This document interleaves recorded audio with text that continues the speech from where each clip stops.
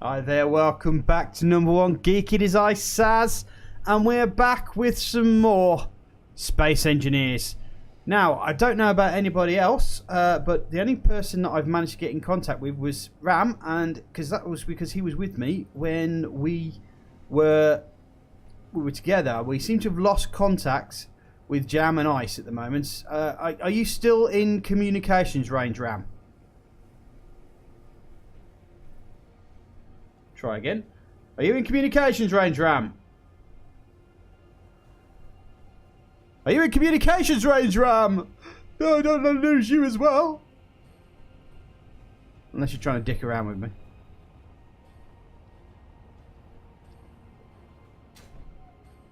I seem to have lost communications with the Ram. Hold on a second. Just let me just check to see. Oh! You have, yeah. There you go. We've got some bad communications at the moment. We don't know what's going on. We've lost control of Jam. And Ram's having a little bit of issues with his microphone as well. Don't know if it's a solar eclipse or what, or some sort of technological thing from the Junkers or the Space Pirates. But we can't be asked to go back. Yeah, it's us. There's a very high likelihood that it is operator error. Yeah, probably. I bet those two are basically just sniggering at the other side of their thing and just not listening to us. So, yeah, we're down 2 engineers. We've got no communications with them, but we're busy at the moment dealing with the junking of the ship, which Saz's sail barge has already started taking apart. But we've got to finish off the job, effectively.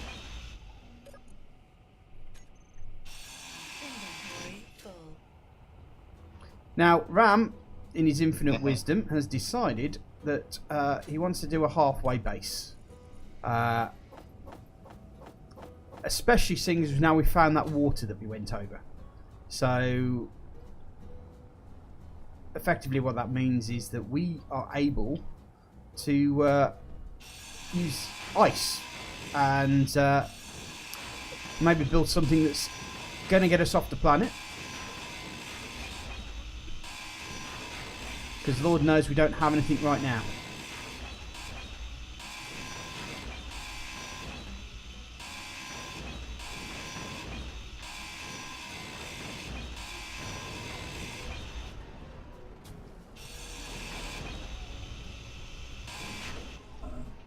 Oh, poo. Poo? Poo fell through the hole. So you're looking forward to Stranger Things tomorrow, Ram? On the vid slots? Stranger Things? Stranger Things. Have you not seen Stranger Things? Oh, you're talking about the television series. The old television series that has finally got itself way out to here. I haven't seen the season 3. Neither have I. It's finally coming out on the airwaves over into space. So I'm told. I need to add that to my list of things to watch.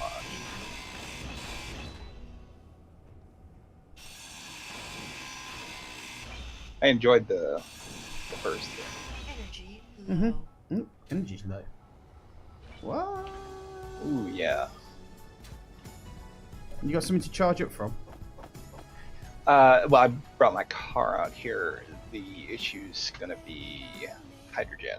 I don't know if I brought the parts I needed to repair my vehicle, but I'm not sure if I have enough left over to build an oxygen generator to fill my jetpack.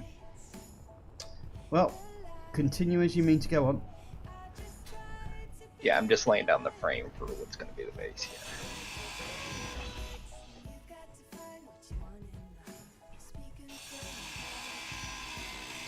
Right, I think what I'm going to do is I'm going to start taking these doors out so we've got a little bit more room to manoeuvre around. Generally because... Oh, I can now build a sliding door. Do you own it? No.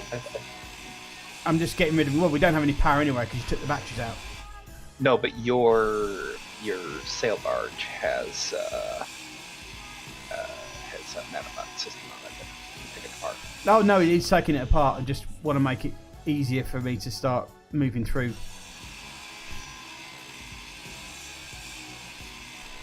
And there is a distance issue as well. We're not as close as Bob would like.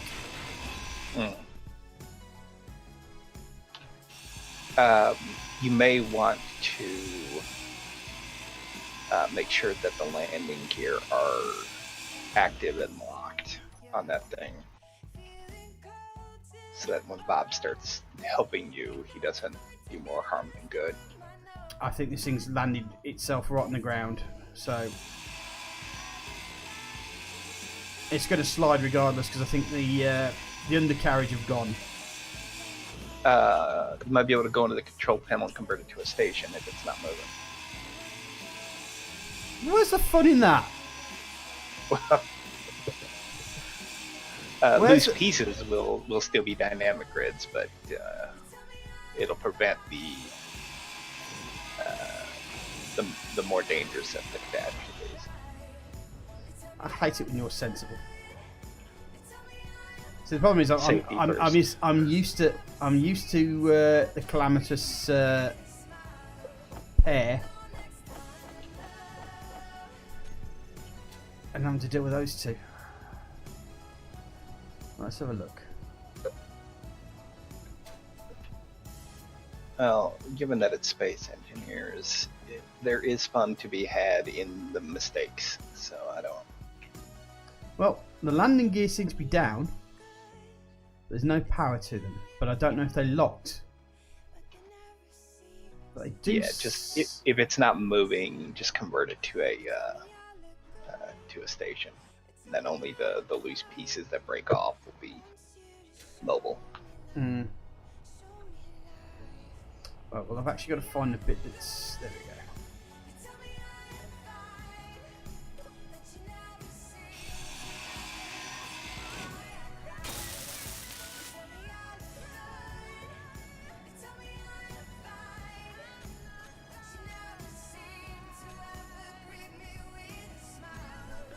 Right, converted to a station.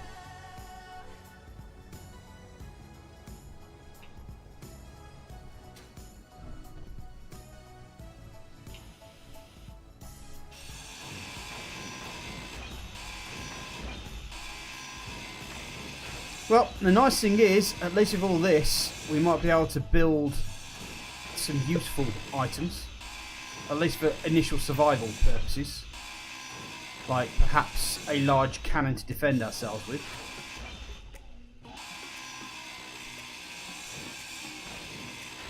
Yeah, a small group of GATs is not going to defend us against more of those. Oh, no. We need something to knock it straight out of the sky. Now, before you joined us, I built a lovely little tank. And it was lush. It took things down from 6 to 8 kilometers away.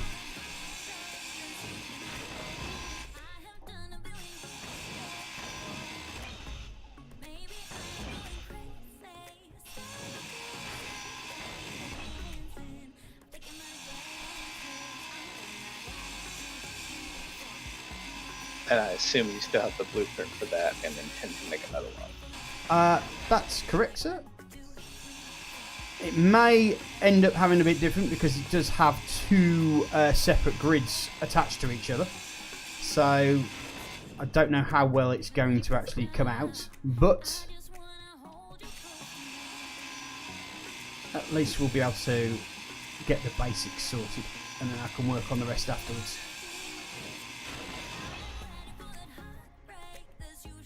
Oops.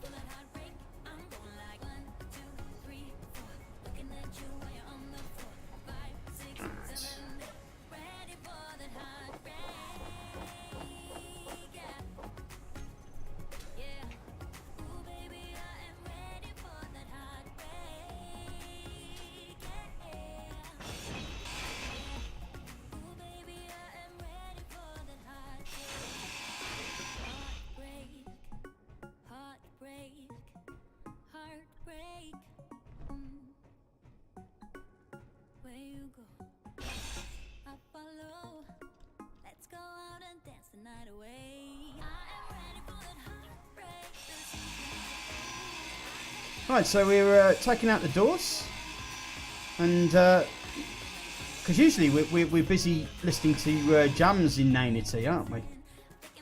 Or paying attention to his chat because he's not. Yeah.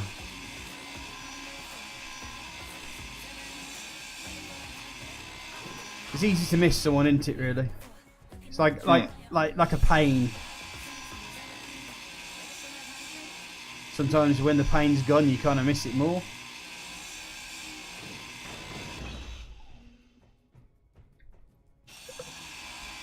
Like a phantom limb, you know. Yeah, that sort of thing. Yeah, phantom dick. And amputees still get an itch. Yeah. Phantom dick.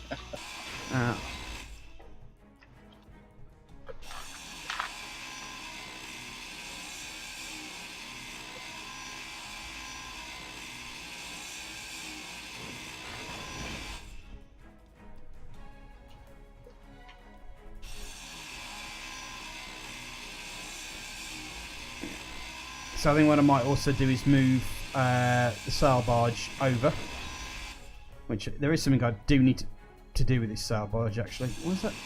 Oh, I think I know why, because we put those there to stop things from being rebuilt, didn't we? Energy low. Oh, energy's Yeah, low. I was in panic mode the whole time I was on that thing, so I don't remember all. No, I know that I put in a few yellow blocks in there to stop it from rebuilding something. Yeah, I just got rid of it, then put a block in there so that the blueprint couldn't build it effectively. Yeah, that was... Whoever designed that thing was Evil a genius. dick move. All the projectors. Evil genius. Yeah, I'm absolutely... Well, it was not fun to deal with. I'm absolutely in awe of that person at this point. Well, to be honest, I think most people would have probably designed it. I think what's more of the awe thing is most people tend to build all their decent ideas for themselves, whereas this person's obviously taken all those decent ideas and used them in the context of making it a challenge for other people. And that takes a certain amount of, I wouldn't say balls, but a certain amount of sacrifice, really. Because mostly you like to keep all your best ideas for yourself. But they've obviously, well, either that or they've got better ideas and won't be tied anybody who goes up against that person. Right, let me move the barge over.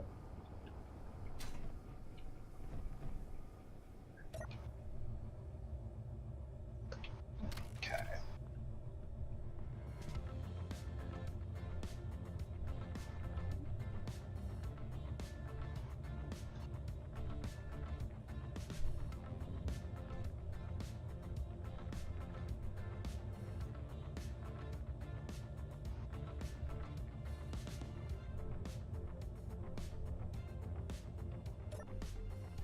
Okay, so that should bring more of the range in.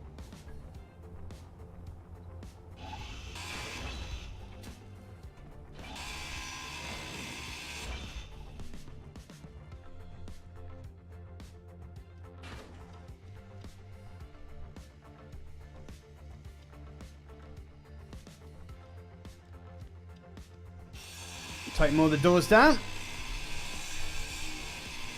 Just to make sure that we've got fresh access through. If and when Ram comes back from his halfway house building exercise.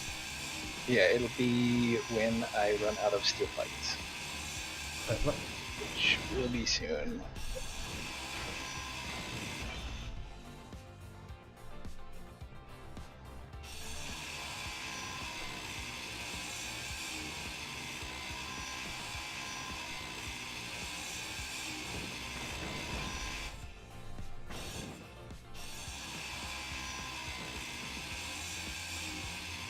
So have you got any keen whinges to have today, Ram? I know you have a love affair with Mark. I don't like the guy's attitude, but I do have to remind myself that there is a language barrier that probably makes me misunderstand a lot of what he says. So you know, you're never gonna like everybody, and not everybody's gonna like you. So I try to be mature about it, but in the moment I get irritated with it. As for Keen, the only problem I've got with them this week is that there's 2 scenarios that came shipped with the release version of the game. Okay. One of them's the fly out to a base and defend it against endless drone waves. Right. That one's a lot of fun. I enjoy it. But the learn to survive scenario it's incredibly frustrating. In what way? The beacons are far enough apart that you can't see them. So if you go toward one, you're actually getting so far out that you can't see where the one behind you is. And they don't direct you as like, okay, this is step 1, this is step 2. There's just a bunch of beacons out there that you got to fly to each one. All right. So it's what you're saying is it's suffering bad level design. Well, yeah, it's it's the same problem that a lot of my Keen problems are. It's like I love the game they're making, but it feels sometimes like it's being made by people who've never played a video game before. Well, that's a very strong statement to say, but at the same point, it's your statement, and you can own it.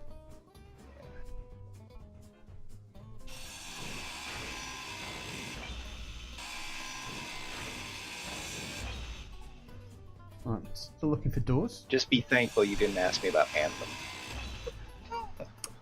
I don't need to ask you about Anthem. I've completely lost any and all interest in Anthem.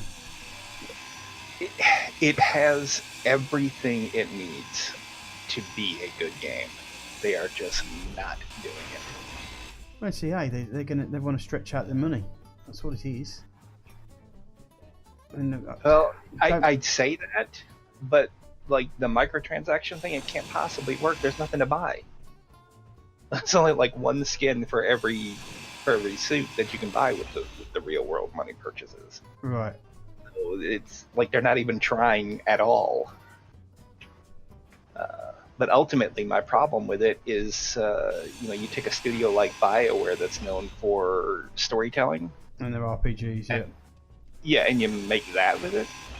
So that didn't sit right with me. Well, that's just generally. Sometimes I think AI just puts people out of their wheelhouse and on purpose, so they just got an excuse to just rip them apart. Yeah. This is where I would cough and say Maxis.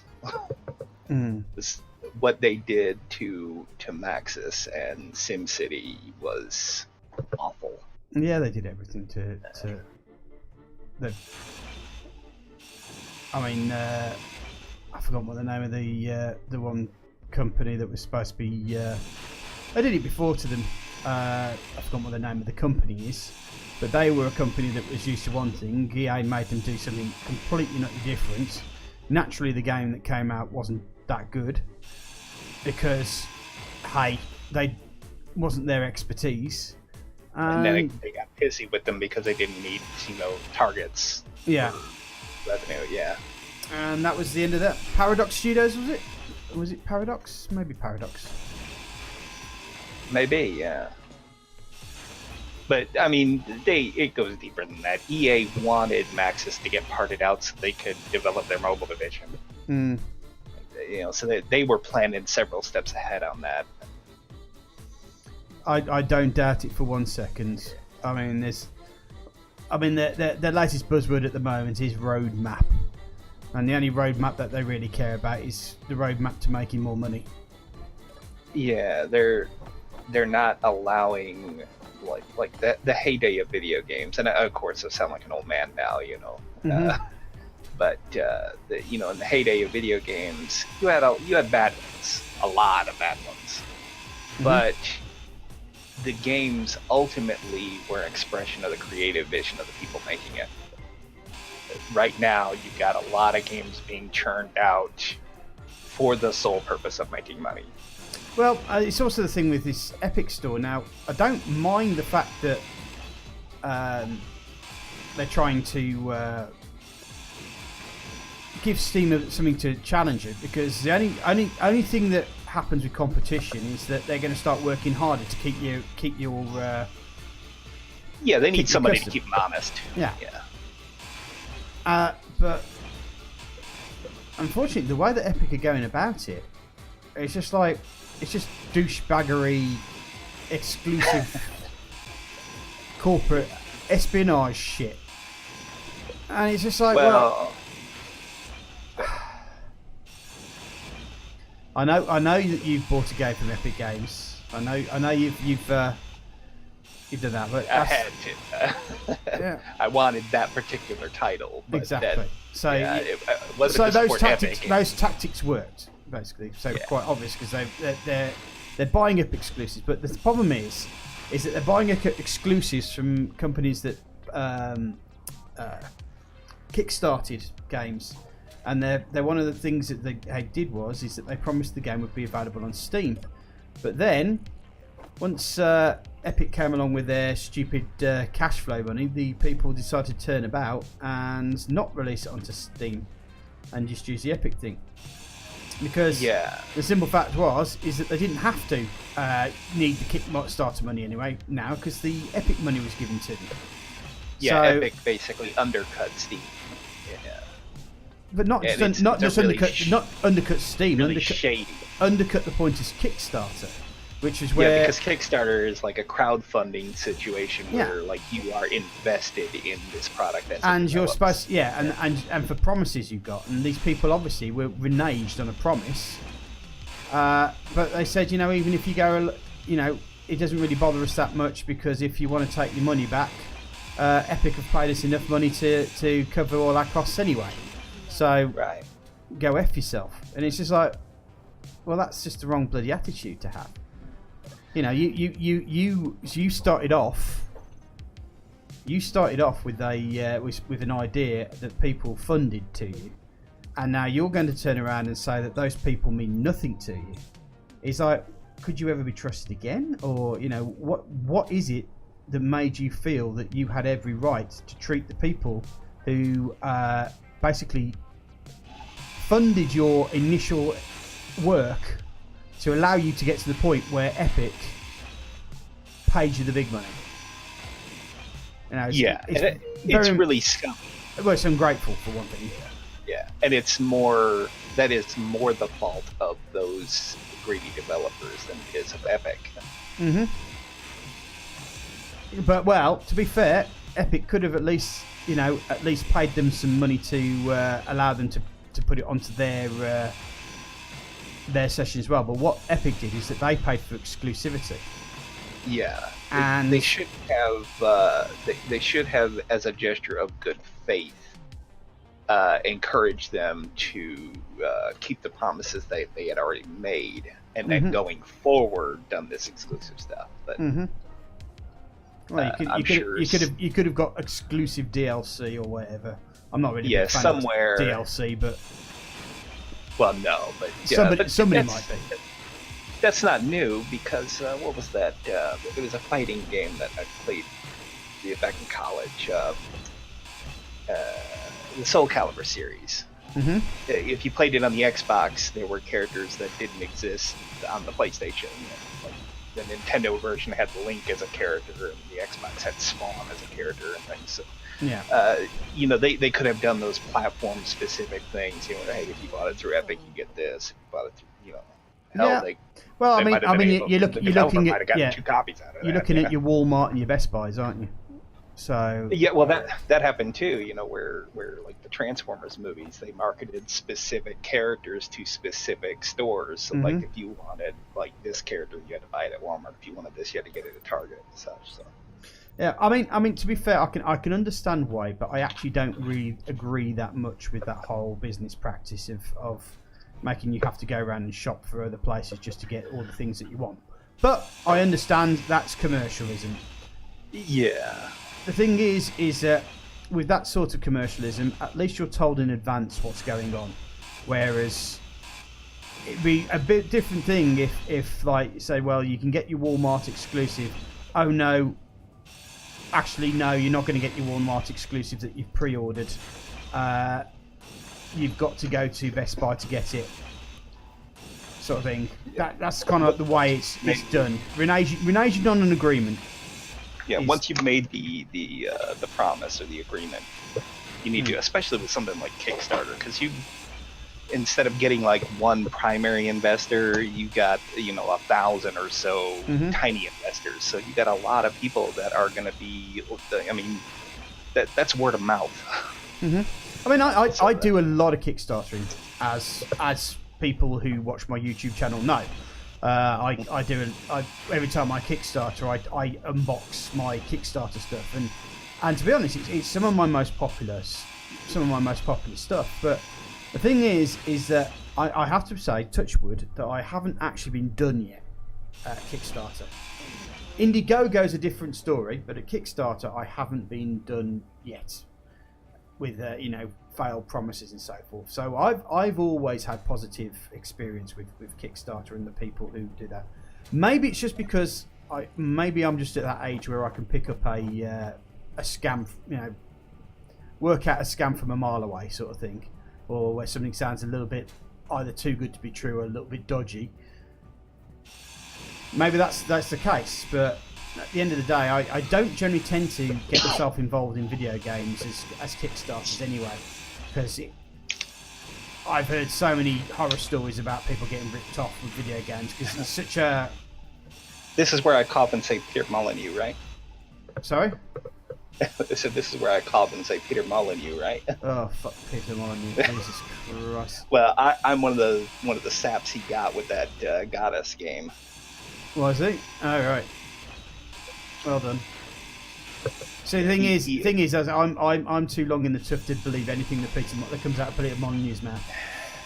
Yeah, he's another one of those. Like, he was a genre starter. The first thing he does in one of those projects, like Fable, the first game was like, it was a revolutionary idea that was really cool. Black and White was the same way. So, you figure he's going to do something. Created some of the greatest games that have ever come out on platforms. But at the end of the day, is that if he says nothing, then the games are great. But as soon as he opens his mouth, he oversells his promise. Yeah, that has come to be my experience as well.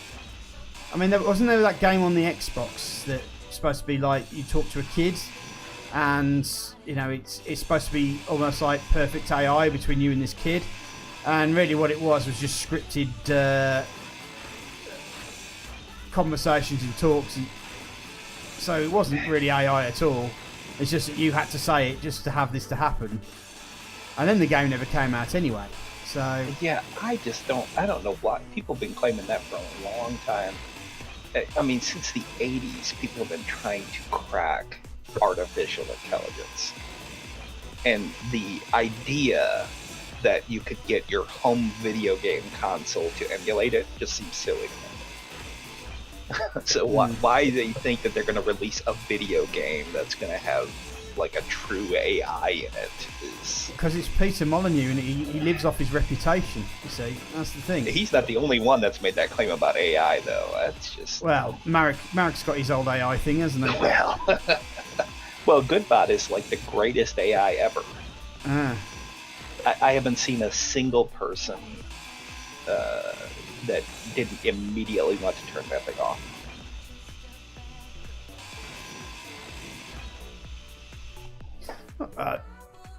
I just have no comments about Goodbot, to be honest. Why? Because you haven't spent any time with him. You turned him off immediately. Well, there is that, but... We need nickel. Do we? Well, there's 900. There's 900 metal grids, or actually, there's even more than that in the system. So, why don't you just grab some nickel out from the metal plates? Let's see. Well, before I go taking apart grids, how much of this is heavy? Doesn't look like much. I mean, the thing You is, have these. I made a comment on someone's thing the other day because I think they were complaining something about all the business practices of so and so, And I said the problem is I mean, I stopped buying EA games the moment they decided that it would be a good idea to force people to go on the internet to play a single player game with SimCity. After that point, I just thought, never again. Never going to buy an EA game again. And I never have. Even some of the good ones, such as The Sims and stuff like that, I've never bought an EA game. And I've lived by that principle. But the problem isn't people like me. The problem is 10-year-old kids who bully their parents into making them buy the latest thing just to stay in vogue with the playground. Yeah, I started to notice that with I got some nephews that they're like that, and it hit me hardest when I went to their house and they were playing one of the Call of Duty, Battlefield, whatever, shooter type games, and I couldn't tell the difference between them. Like I didn't know which one they were playing because it was so much like the one they were playing before. Mm-hmm. And it's like, it's really, I mean, I only barely understand why you need a new Madden every year.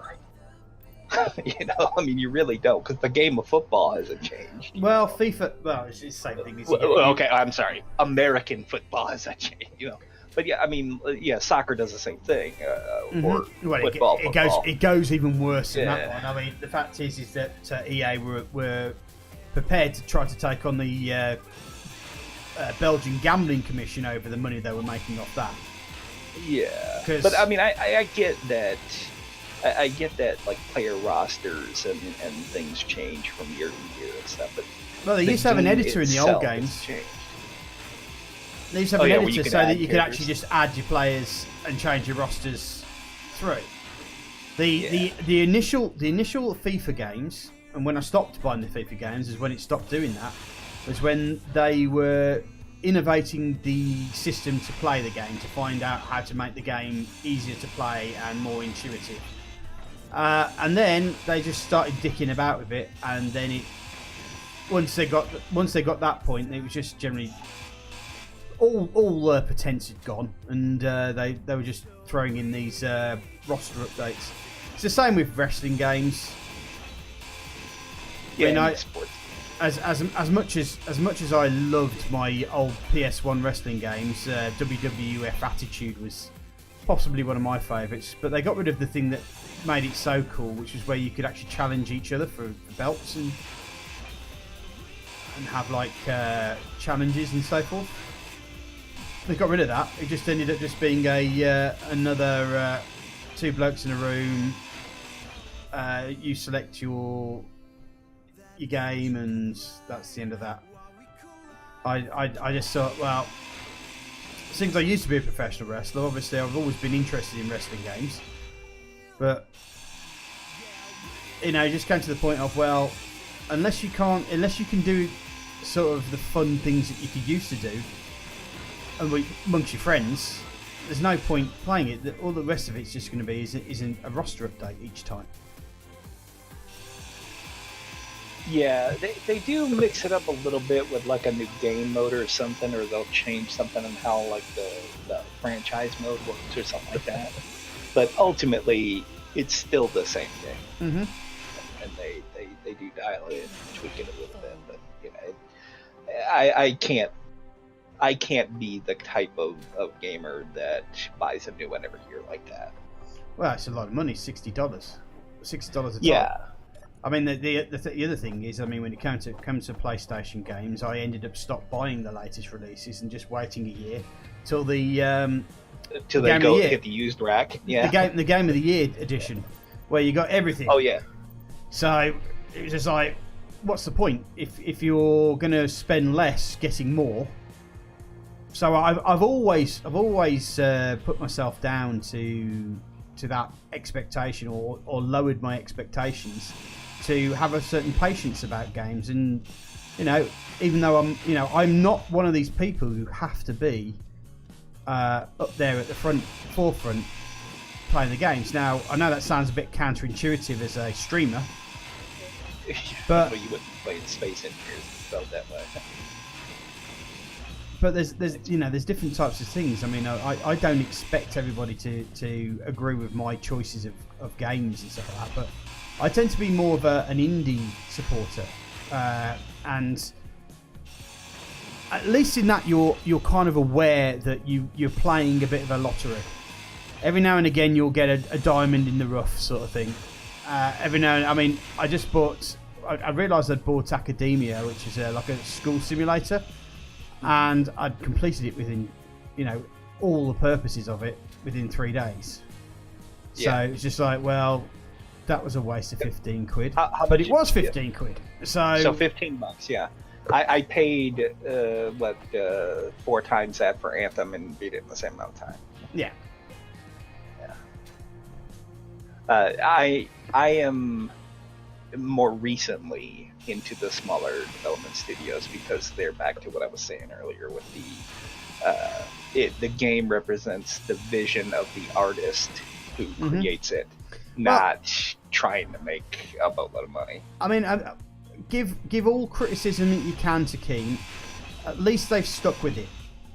They could have abandoned this at any time, but they still had a measure of pride in themselves to at least get this to a level where people are going, well, yeah, okay, it works. Hi, Ice. This game is. Oh yeah, there he is. Okay, buddy, we'll see you in half an hour. Sorry, mate. You said. This game is far closer to complete than most of the games that I bought in the last couple of years. But then you get absolute diamonds like RimWorld, for instance, and some people may disagree with me, but I consider Project Zomboid one of those games that has. I had Project Zomboid when it first came out, and it is leagues different to what it is nowadays. It's actually it's a very well put together game. May not be the best in graphics, but then again, neither is RimWorld. But as both you and I have already agreed, is that graphics aren't the be all and end all of a good game. No. It's engagement. That's what it is. It's engagement. It's giving you a certain amount of satisfaction. And I mean, the thing is with Space Engineers, there's a certain thing about it which brings us coming back to it every week. And it also, there's people who watch people play Space Engineers on streams, so that there's a charm to the game. There's an artistic charm to it, which is the same with RimWorld.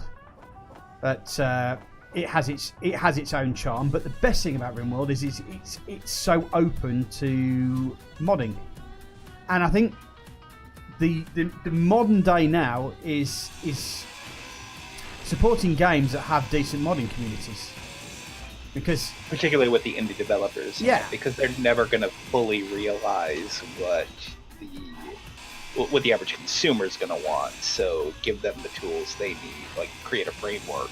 Yeah, and let them do what they want. Like we've Keen have done, is if someone's come up with a really good idea, bring it into the game. Yeah, thinking more of like how Space Engineers works. Mod is like short for modification, but it's more like module. Mm-hmm. You insert this change into the game, and it adds new dynamics and such. Well, yeah, it changes the game around. So I do. You see, I think this is where a lot of the big AAA companies have kind of got it a bit wrong. Is that what they're looking for is to get those changes but charge a premium for it, whereas I think really what they're doing is they're just making it more difficult for people to take ownership of the game, because those who mod tend to care about the game a lot more, because that's the reason why they've modded, and which is why Skyrim has always been a good game. That's a AAA game that has allowed people to mod up to a certain point, obviously, because they've got their own. With Fallout, they've now got their own kind of like premium mods, haven't they, or something along those lines? Well, I think they've completely abandoned that now. Have they? yeah, they abandoned paid mods to the point where independent developers that's what's going on with Skyrim Together right now, is that a portion of it is being paid for, and they were using code from the script extender it absolutely has to be free, with Bethesda's license agreement. Right. But yeah, the modding of games like Skyrim are definitely why we're still talking about Skyrim right now. Oh yeah, definitely, absolutely. We've long forgotten about that game. Bring. It's brought up the longevity of a game. Yeah. But the only problem is that longevity is money that's not going into people's pockets, or into shareholders' wages. Yeah, and to reach to be able to make something with the production quality of Skyrim, you're in that double-edged sword situation, because you have to be able to have those shareholders and investors, and you have to make those people happy. So you can't deliver everything, and you have to leave some of that to the modders, but you can't always, you can't leave a product unfinished, so you're kind of like walking that. Oh, you can. There's Anthem. Well, yeah. That's the whole thing. Is that nowadays AAA companies aren't actually selling a game anymore. They're selling a promise. Yeah. Is that we'll complete this. We'll complete this. If you buy enough stuff. Yeah. I mean, and then like EA and its wonderful Battlefront franchise, where we'll put out a raw base game, and then we'll charge you an extra 50 quid just so that we can put in the stuff that we're supposed to be missing later. Oh, we let you down, we're really sorry, but we're going to do it again.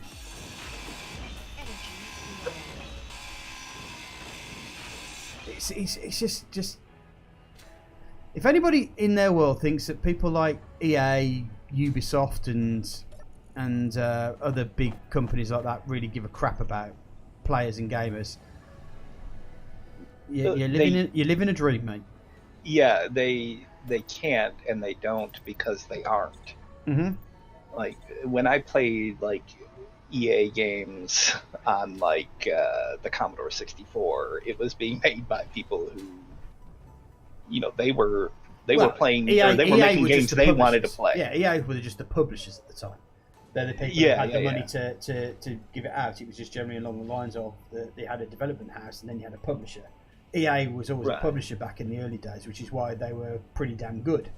Because they were making games that people wanted to play, because they were being made by people that wanted to play the games they were making. Yeah. And then they suddenly got the idea of, hold on a second, we can make more money if we take out the middleman. Hooray! Well, it wasn't a middleman more than it was just, what can we do to make more money? Right? What can we do to increase our profits? And then you get, people that from outside, people who are businessmen by nature, and all they see is money in, money out, and they don't understand the nuances of this isn't a video games are an art form. They're being made by artists, not by not by practical production in out type people. I equate it to the Russians in the Cold War era. When the United States would develop something that they didn't have a military technology to counter, they would go to their scientists and tell them, you have 6 weeks to deliver us this.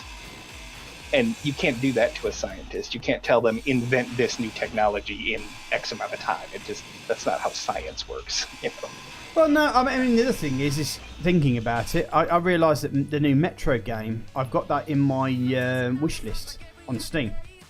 And it's still waiting to come out, because good old Epic Games paid the people money to make it exclusive to Epic, which is the developer's choice. But I think it comes back to that Eastern Bloc sort of attitude, because effectively when they were criticised, the developer basically just gave this great big whole FU to the public. So I'm wondering if if there's like a cultural attitude with Eastern Bloc developers compared to, you know, the attitude is we're doing you the favour. You know. Yeah, I don't know. There could be something to that. I had never even like thought to examine it in that light. Mm. And so, you know, Marek has the same sort of attitude, and so did the people who made Metro, and you know, he kind of put up to the back of, you know, maybe this. It's just a different way that people react to this attitude, and I suppose without being too rude to your nation, sir, you generally tend to assume that everybody should live by American standards. I do not. Well, America does. Yeah, I mean, and so that's why they cause outrage when they make these comments. Yeah, because they live in a different culture where, you know, it's expected to be a bit more grateful to the people who bring you stuff.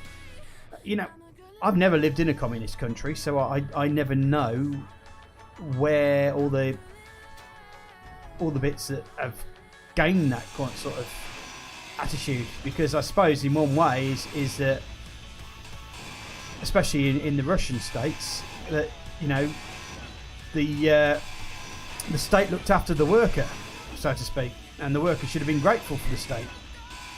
So maybe that's something to do with it. The way I come to understand it, and again, I never lived in Russia during that time, the way I came to understand it, Russia was not exactly the paragon of like communist ideal that it claimed to be.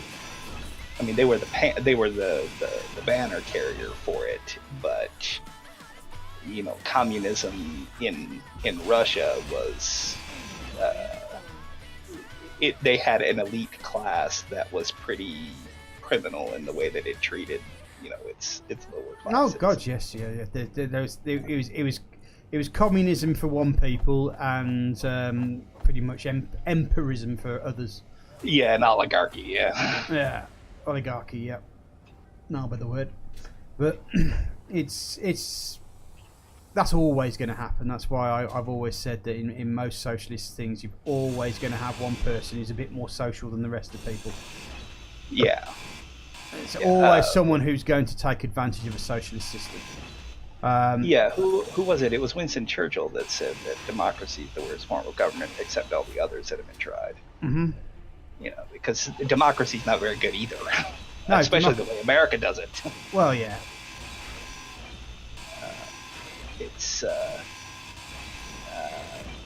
It's in my opinion, it's just important to try.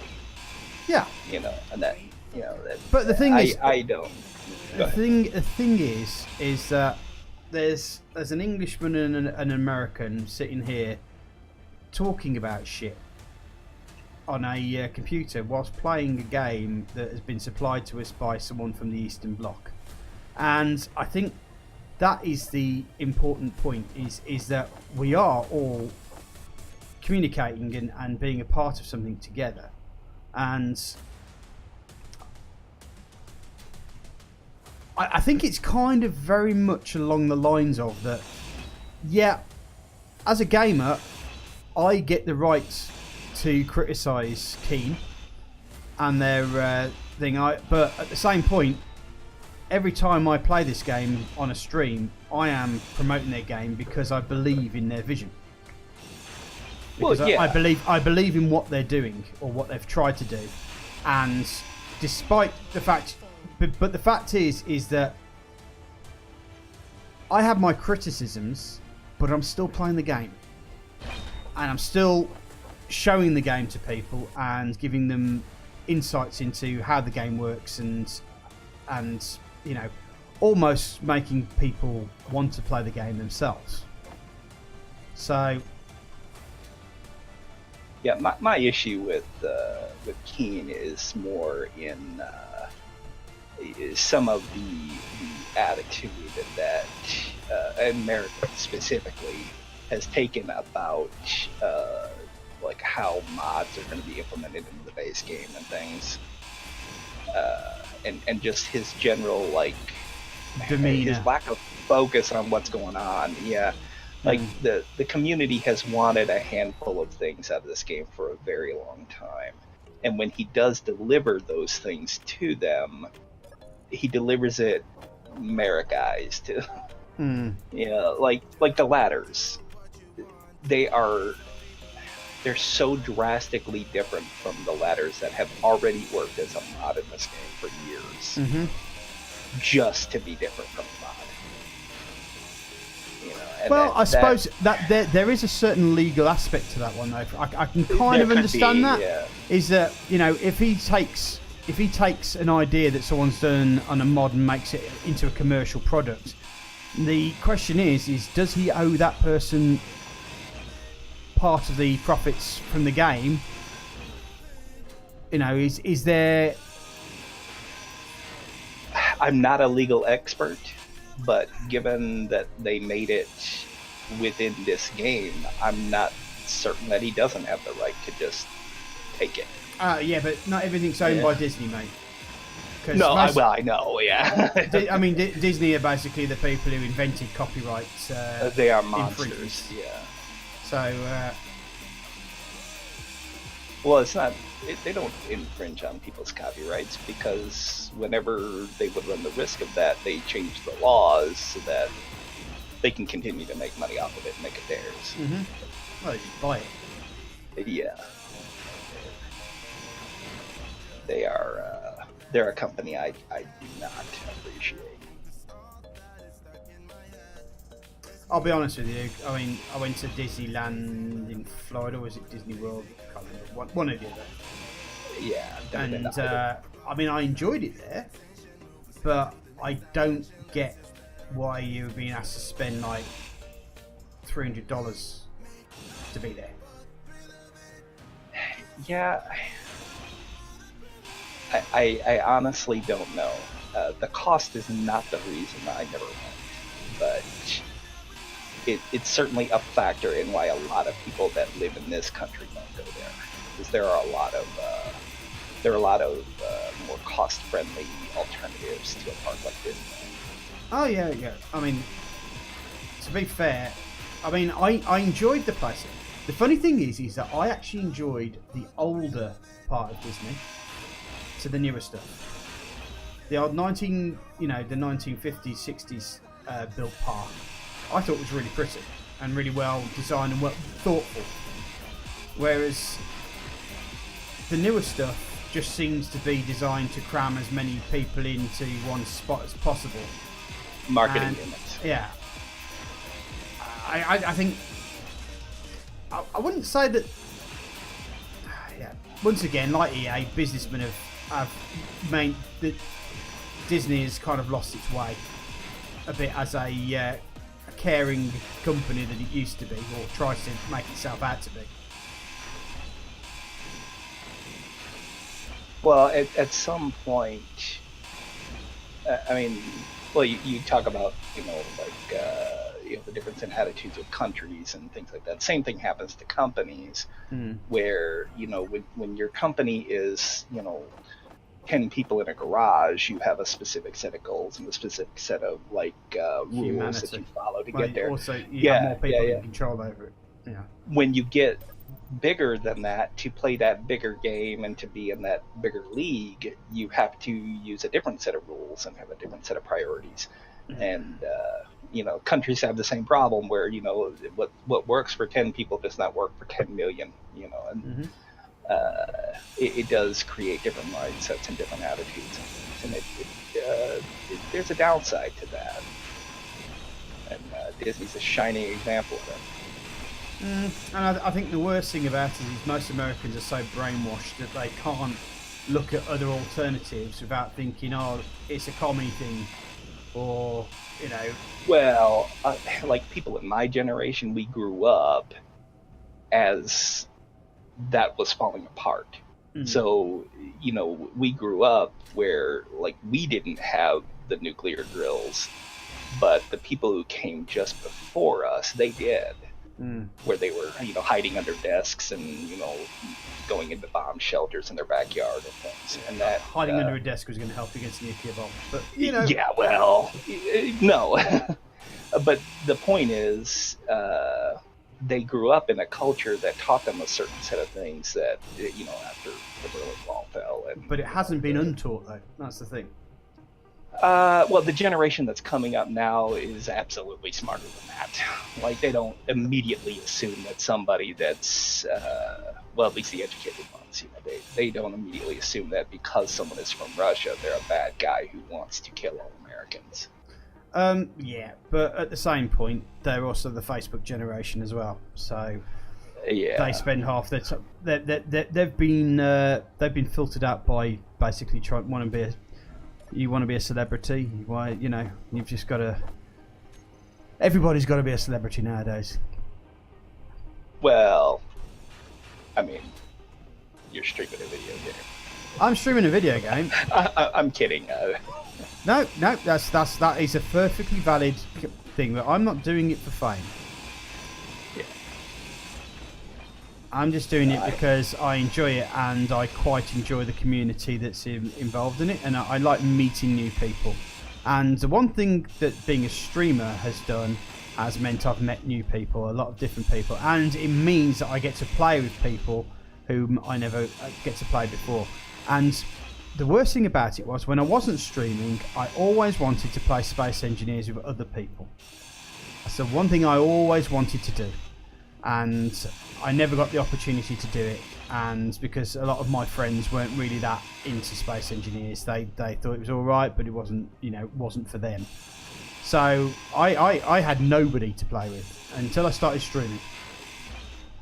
And then people started falling over themselves to try and play with me. So it's for me personally, streaming has opened up a bigger community of online players and people that I can make friends with. So, the that's fact a good is positive. Yeah, I mean, the internet has its positives, and going back to what you were saying about the Facebook generation, I think the negative aspect of that bigger community thing is that these kids, they don't learn that. The primary thing they haven't learned is that there is a difference between I disagree with you and you are stupid. Mm-hmm. Like, they don't get that. Like, if you don't see things their way, it must be because you're an idiot. Or and that's you've not got true. something against them. Yeah. Yeah, I mean, we can disagree about whether or not Well, there used to be a saying. Right? There used to be a saying over here, which was like, I may disagree with your opinion, but I will defend to the death your right to say it. Yeah. And that has gone lost now. It's now, I disagree with your opinion, and if you don't agree with mine, you are my enemy, and therefore I hate you. Yeah. It's counterintuitive to a free society, I guess. But that's how basically turning people against each other is what stops people from asking the real questions. Yeah. And the people who ask the real questions sometimes are called extremists. But then again, you have people who are also extremists for things that really shouldn't matter in this world. I won't go into that one because then people will stop. That polarizes people. Yeah, it polarizes people. Yeah, that's right. And I don't want to polarize people, or just allow those people the platform to start spouting off their shit, basically. Yeah, I don't. I don't like extremes. Like, I haven't been on Facebook since Trump was running for president because I just didn't like what I saw out of people that. Like, it was hard for me to continue to respect people in my family and my circle of friends after seeing the kinds of things that they were saying to other people just because no one could stop them. Yeah. There's a thing, there's freedom of speech, but the assumption with freedom of speech is that you're not going to abuse it. Well, the thing I've always said... people a platform to do yeah, the things I've always said to mercs when I have to deal with them, because obviously when I have to deal with people who overstretch their authority or say something that they shouldn't, is that there's a freedom of speech, but there isn't a freedom of consequence. Yeah. Which effectively means that you can say what you like, but if you say something that's illegal, you're going to get arrested, mate. Mm. So it's just generally a thing that you have to be mindful of what you say to people, because yeah, and Americans have gotten so entitled that they don't see it that way. yeah, Particularly when it comes to treating other countries, like they treat everything else in the world like it's a quaint nation that if they were just more like us, they'd be happier with it. And that they just need a bit more freedom. yeah, well, but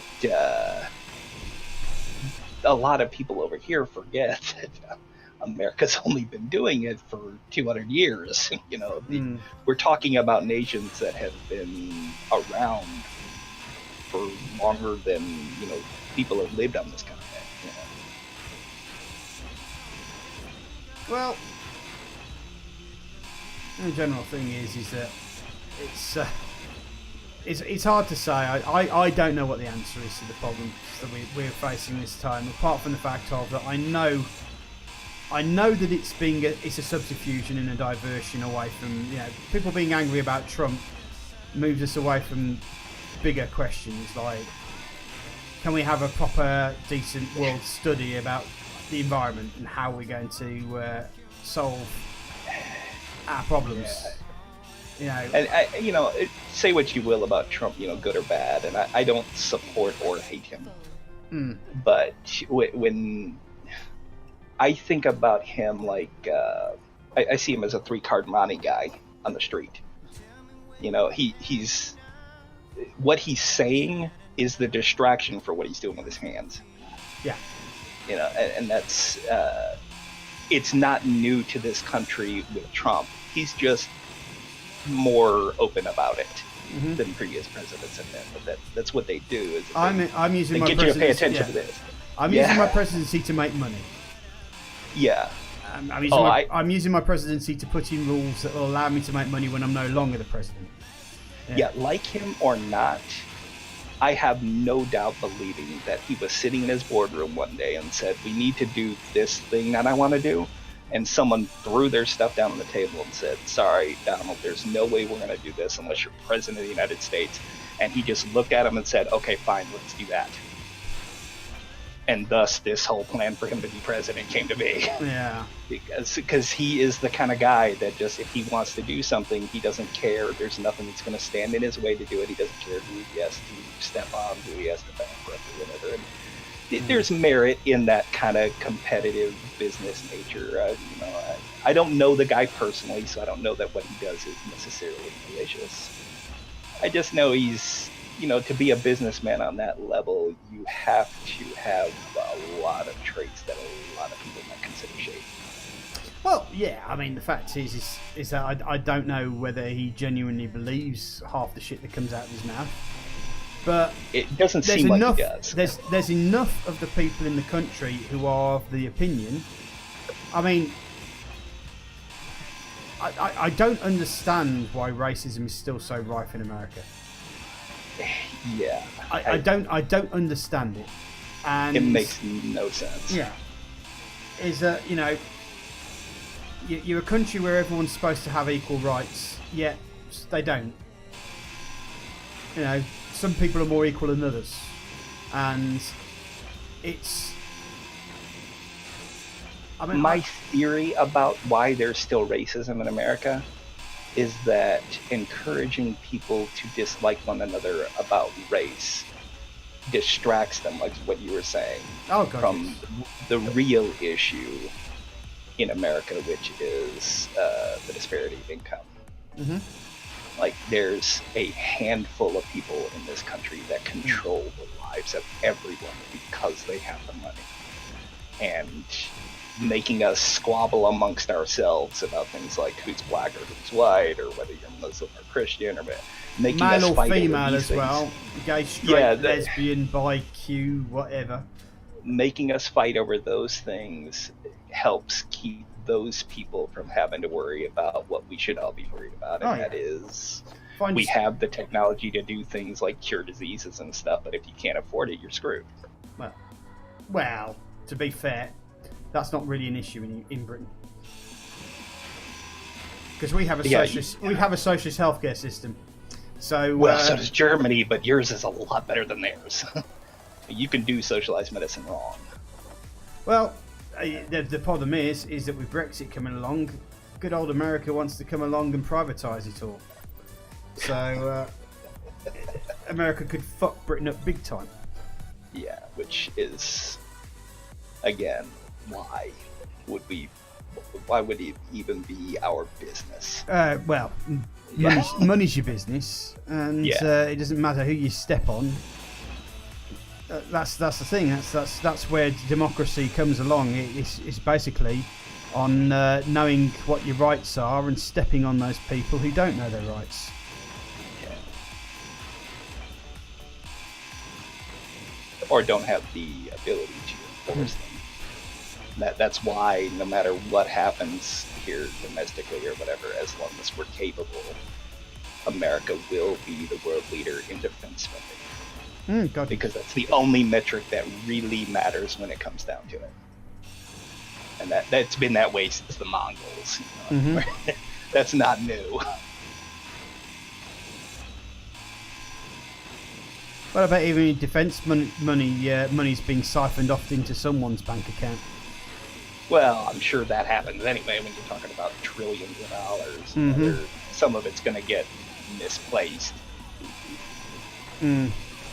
Into somebody else's tax saving. Yeah. Taxes. These guys actually pay taxes. So. That would surprise the crap out of me. He got very political all of a sudden. Especially I know. Especially, it's one of those conversations that you shouldn't be having. Well, let's talk about religion next. No, but you gotta figure. I mean, like, people like to rag on people like Trump or whatever. You know, even about Obama. But the truth is, nobody spends tens of millions of dollars to get a job that pays, what is it, like $400,000 a year the president makes. That's asinine. So there are benefits to being the leader of the free world, in air quotes. You know, that for some of them it's financial, for some of them it's a power trip, for some of them it's, you know. Well, I mean, the fact is Tony Blair was one of those prime ministers. He was a socialist Labour prime minister, but he kind of changed things around, and he now makes a good mint of money being an ex-prime minister. Oh yeah, Bill Clinton makes a good bit of money being an ex-president. So. Yeah. That happens over here too. So it could just be that there's a bit of an incentive to be a president, because the retirement package is damn good. Because don't you get armed guards for the rest of your life? Yeah, the Secret Service protects all presidents until they die.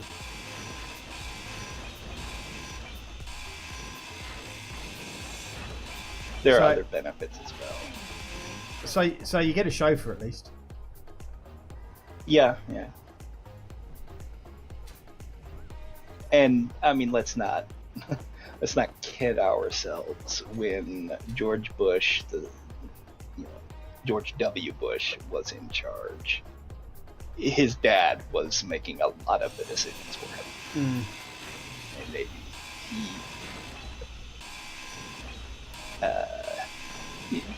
he was not smart enough to have ran the country without a lot of help. And that's fine, because the presidency, like any democratic election, is ultimately a personality contest anyway, or a popularity contest. I mean, the funny thing is, this is what gets me is that Trump, you know, with all his thing, actually makes President Bush look intelligent. Yeah, you know, I thought to myself, I could never get a dumber president than George W. Bush. It's like, Trump is a lot of things. He's probably a crook, although I don't have any, proof. You allege the fact that yeah. He may be a bigot. If not, he's at least encouraging hate mongering. Yeah. But to call him an idiot is it's playing into his hand. I think he likes that perception that he gets from people that don't like him because he's always doing something and it's benefiting him. It doesn't make him stupid, it just makes him an asshole because he doesn't care that what he's saying or doing isn't benefiting the American people. It benefits him. Calling him an idiot is a stretch, but a public idiot then I think is probably the best. Yes, yeah. He definitely likes being a Twitter twat, and it wouldn't surprise me to find out that he's got a guy or a lady or somebody is releasing those tweets. Again, like the 3-card money thing, he's distracting from what he's actually doing. You'll see on the news something that he tweeted today, but you might not see what bill he signed, or Yeah, I mean, the other thing is how do I? You don't have to sugarcoat it. I am not there's no flag waving outside my door. I like living in America, and I don't, but I'm not going to defend America against people with legitimate beefs with it. So yeah, you don't have to sugarcoat it for me. No, I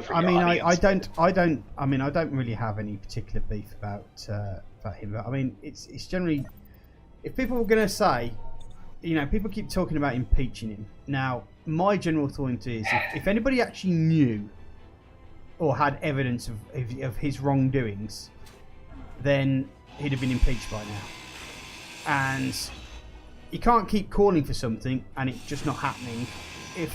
So it kind of points out to me that a lot of people on the opposite side are just as bad. Definitely. I mean, the fact is that there is I hate to say it in this way, but a leftist agenda to force people to follow their doctrine. Yeah, and there was a rightist agenda, if you want to use the same term. Yeah. When Obama was elected, they weren't trying to push their agenda; they were just doing everything they could to defeat his. And that doesn't get anything done for the American people. That just keeps the status quo, this tug of war.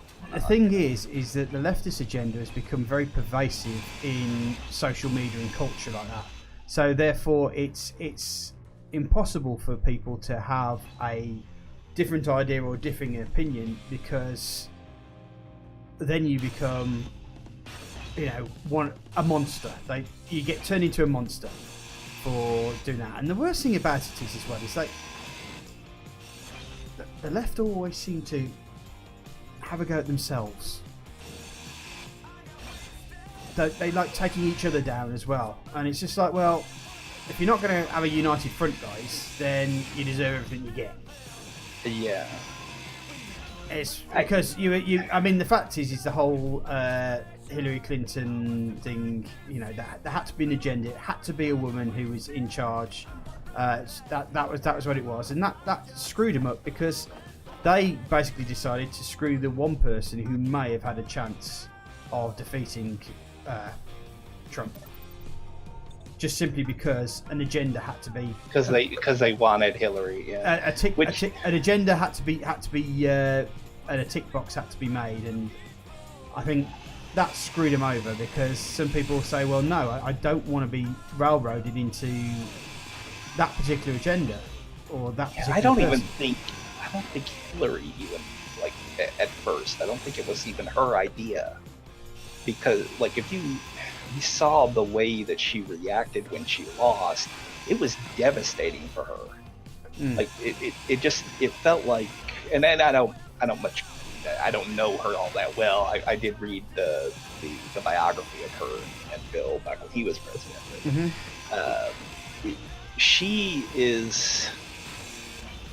doesn't seem like the type that would just take it upon herself. You know what? I'm going to be president. She was probably pushed by the party to do that, to be the first woman president. She was probably convinced that it was a done deal, especially with Trump being the person she was going against. Mm-hmm. And she probably had to do some things that she wasn't proud of, and then to not win on top of all that. I just, yeah, like you're saying, like they have a go at each other, you know, and they don't have a united front because there's somebody pulling even their strings, even within their own party. Yeah, I think the other thing is that it's like the current media as well. I mean, I've lived in a country that has pretty good gender equality issues. There's been their problems. I won't lie. But in the UK, the whole gender pay gap thing is a complete and utter myth. Mm-hmm. And, you know, people who use that in our country, there's a character called Jonathan Pye, who is like he's a comedian stroke political commentator who effectively makes comedic jokes about politics and the way it works, and he was generally going along the lines from the typical media thing of, oh yeah, but there's a massive gender pay gap, and there's a woman there who's actually explaining to the fact that there isn't a gender pay gap, and all different facts and stuff like that from where it goes. I digress because I don't know. I can't remember the full information from the end of it. My thing with the gender equality thing, especially when it comes to pay, like being on the other side of that, where I was in business meetings with my boss talking about, like, hey, we need this many people to do this job, and we have this much money to pay for labor and things. A pair of tits did not factor into any of those discussions. No. We needed a body to fill this role and perform this function. Why would being a female even factor in? And it just does still in this country. It's so annoying. So I've met people, like some of the best players of Space Engineers that I've played with are women. But there's this idea that video games are for boys. And it's like, you know, like when girls start to play, then they get upset about it. You know, it's like, so it's so pervasive in our society, the whole, you know, this is for girls and this is for guys. And it's silly. Yeah, but I think that the worst thing about it is that sort of attitude generates a culture. Now, the thing is, now this is the interesting part, is that as a British person, I kind of get a little bit miffed when there's shouty women getting all women's lib, but until I actually went to America, I didn't quite see just how pervasive American sexism is. And well, because it's okay to be a feminist, but it's not okay to be a racist. Yeah. To me, it shouldn't be okay to be an ist. Well. Yeah, like, you know, I mean, we're all humans here. You know, when we start seeing things that way, then we can have real growth. But so, I'll be honest. I kind of understand from an American female's point of view, where there are certain disparities. Absolutely. But at the end of the day, the way that feminists go about trying to gain the thing is from downright combative to combative to generally dismissive, insulting. Really, is that it they become the extreme that creates the disparity. Well, they just become the same thing that men are. It's petty. It becomes petty squabbling. Yeah, it's just as ugly when a feminist is that aggressive as it is when a misogynist. Yeah, well, because it's from. They should know better. Yeah, they should know how it feels. How to, you know, that, and I mean the fact is the suffrage. I did women's studies at university because I had a free slot and I thought, why not? I'll do it.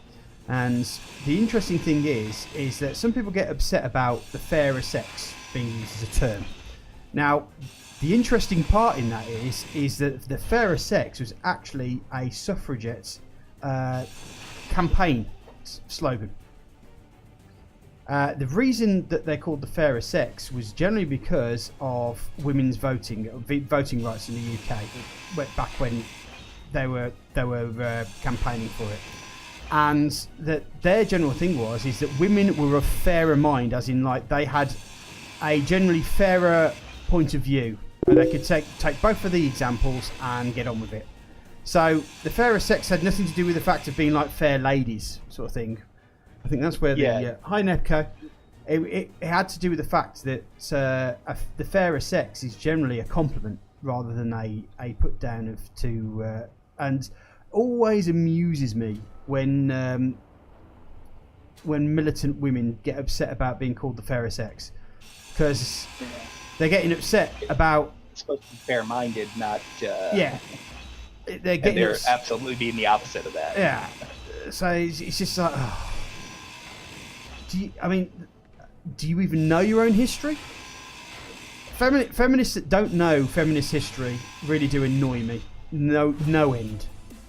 It's like, get on, understand what's happened in the past and the struggles and the terminology and stuff like that.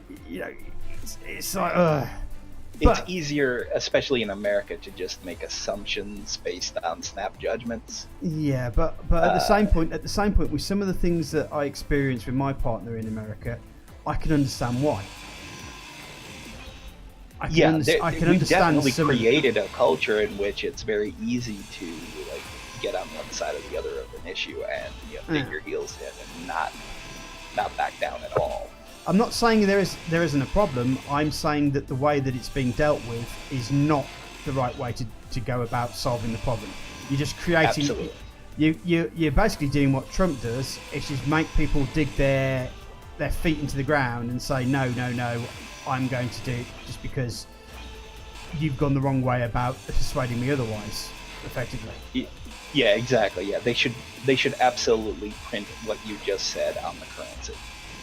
Because that is the state of being an American now. Is that it's just like being in the me in particular. I'm a middle road kind of person. Like I don't want to take people's guns away in the gun control issue. I want to have the discussion right now while we're talking about guns instead of when we're talking about some of the sci-fi stuff like fusion cannons, so things that vaporize people and can clear rooms. If we have that discussion while we're talking about a handgun or a rifle, that's so much better. Well, but the fact is they don't want to talk about it. Yeah. They just want to have they just want to have their opinion and make sure everybody knows it. Yeah, it's the same thing with that end. Is that some people think that people shouldn't have guns, some people think that people do have guns, and to me, that is just a valid discussion. Yet, at the end of the day, people polarize each other just for having a different opinion nowadays, and it's just like, well, that's fine. As I said before, I don't agree with your opinion, but you have every right to say it. Yeah, a lot of that probably comes from how just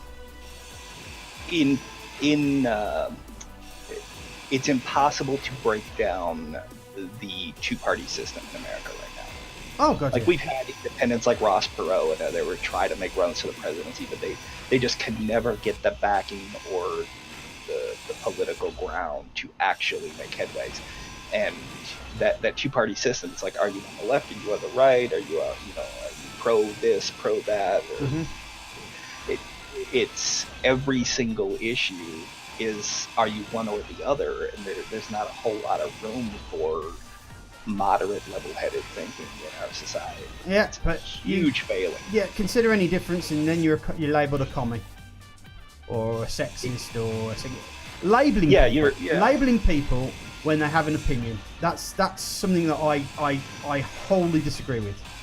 Yeah, when I was in college, there was a guy that he was an incredibly flamboyant gay person, and I did not like this person because I find the fairy personality archetype irritating. Oh, it that's had fine. nothing to do with the fact. I know gay people who find camp annoying. Yeah. but I was labeled as a person who was homophobic because I did not like this person, and the two had nothing to do with each other. But the way people react in this country is just, you got to be one or the other. I don't like that kind of thinking. Yeah, nuance is a lost art, I'm afraid. It's black or white. Pin your flag up, put it on your sleeve, or you're nobody. This coming from the guy who made a note on my character sheet when I told him that I'd rather see a Dutch or a Spanish Navy than a British one.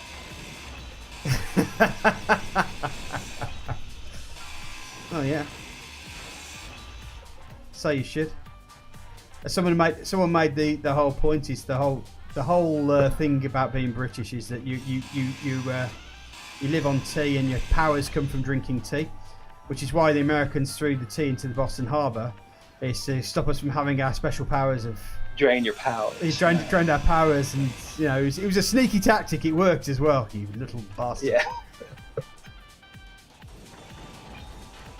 Yeah, I get onto that all the time.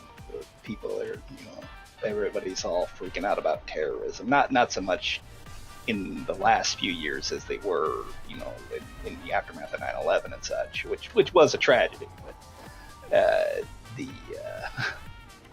they don't like it when you point out, it's like, yeah, from the British perspective, America was terrorists when we broke off from them. Mm-hmm. I mean, we destroyed their stuff. We fought against the legal governors of America. We weren't born with the right to be independent of Britain. We were born as their colony. So people don't like it when you point that out to them. Netco, you missed the conversation about race. So, but yeah. No. We have alienated all of the women. We've alienated all the Trump supporters. The people we haven't. Obama. This is the thing. We haven't alienated all the women because not every woman is a feminist.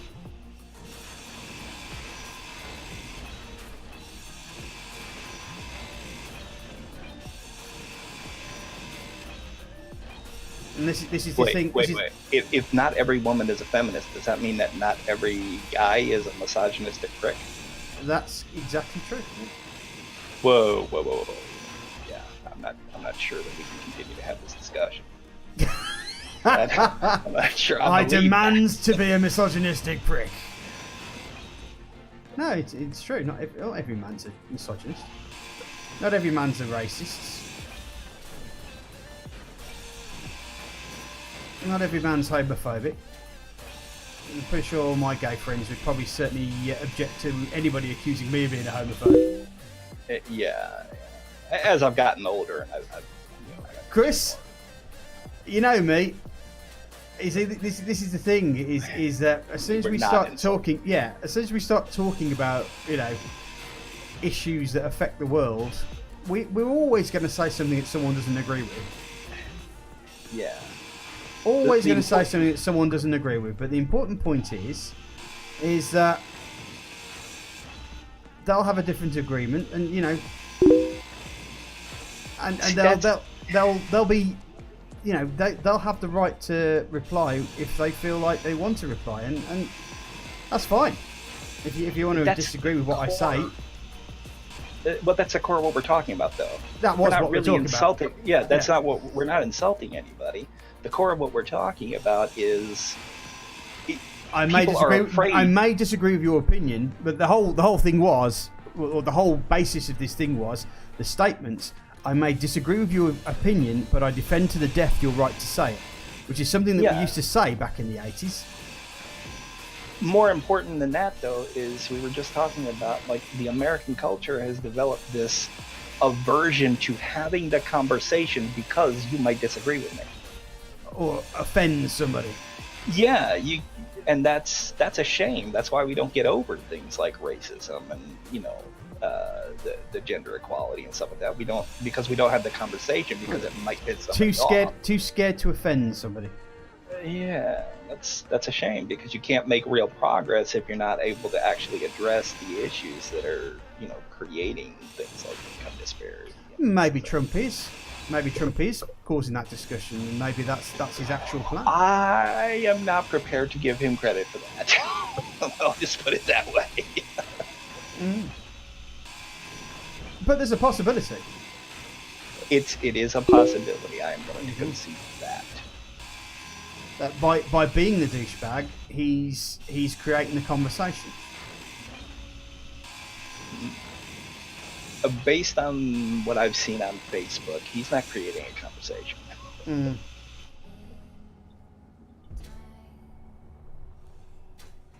But this happens to a lot of nations, that the stagnation that occurred in China before like proper communism came to them and such.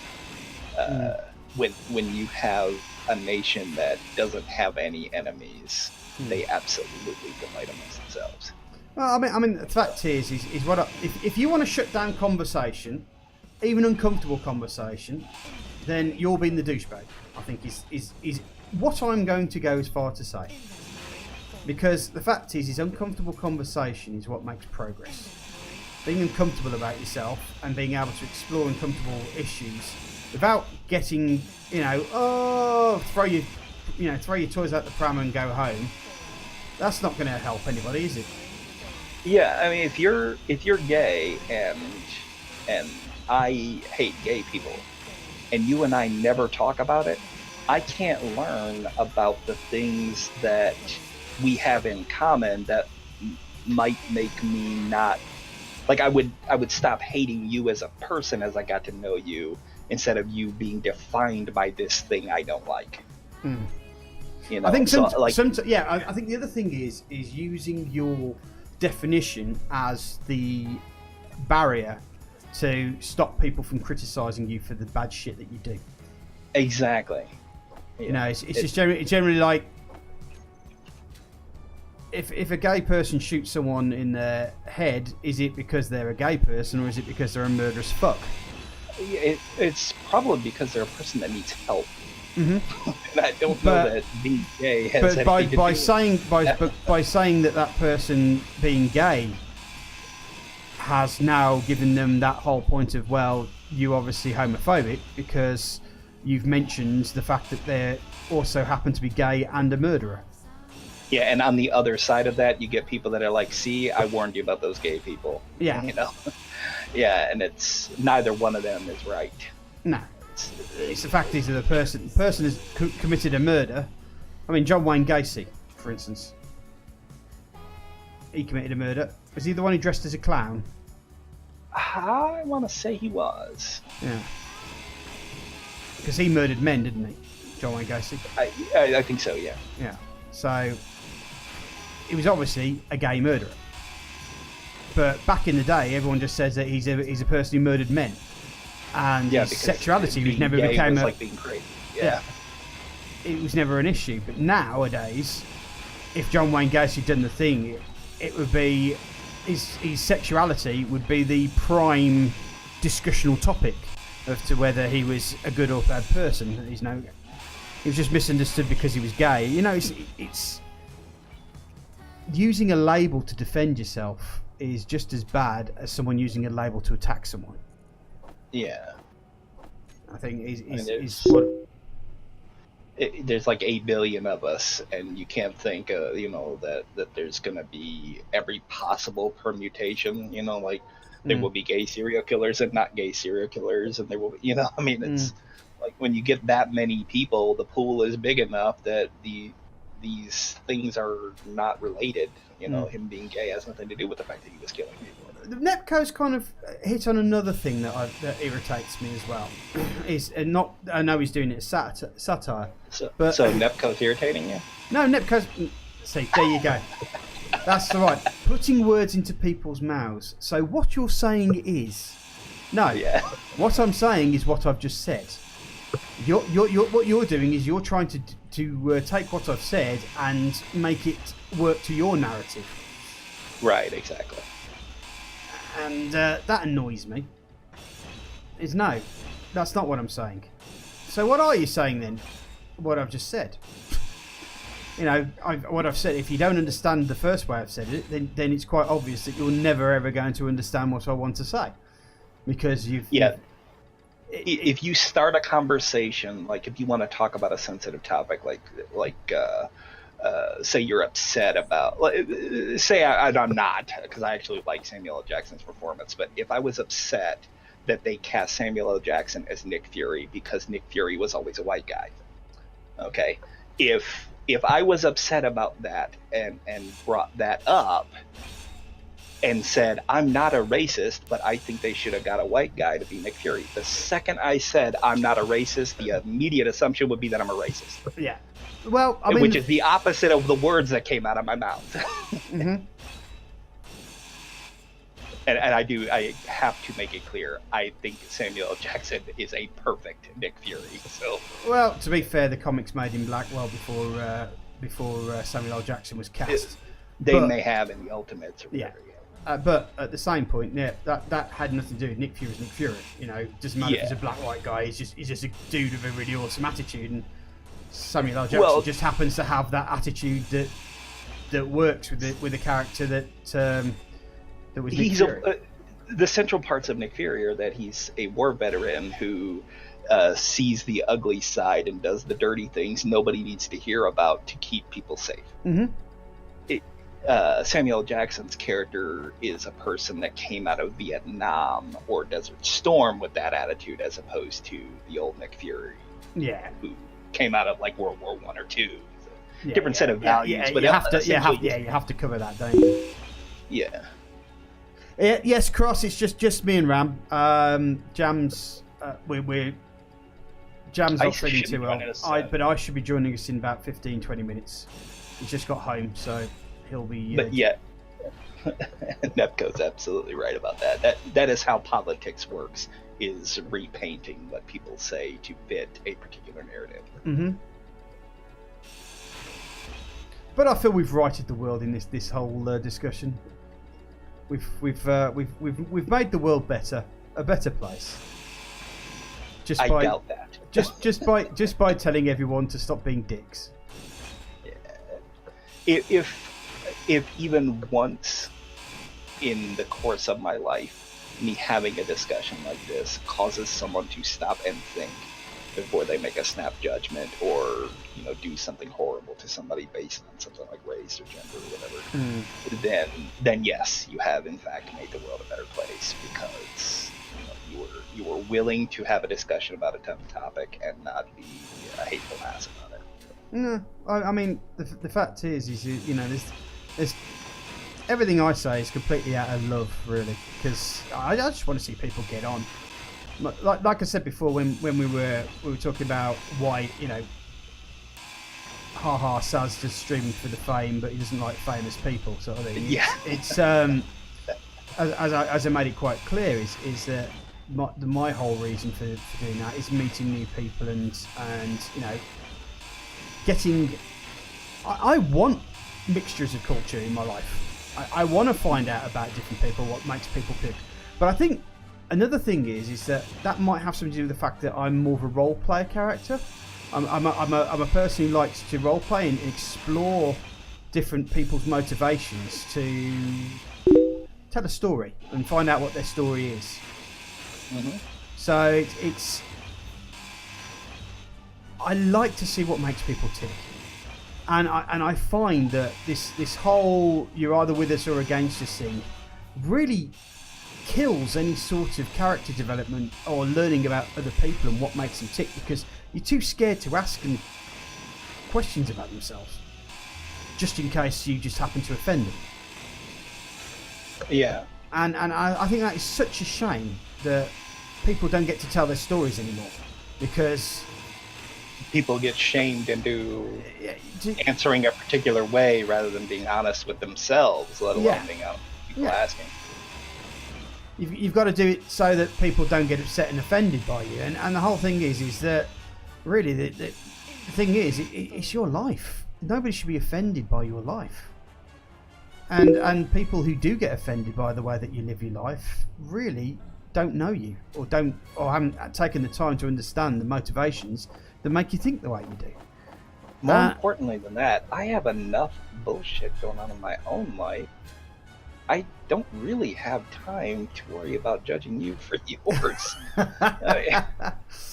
If people are being honest with themselves, it's probably true for most people.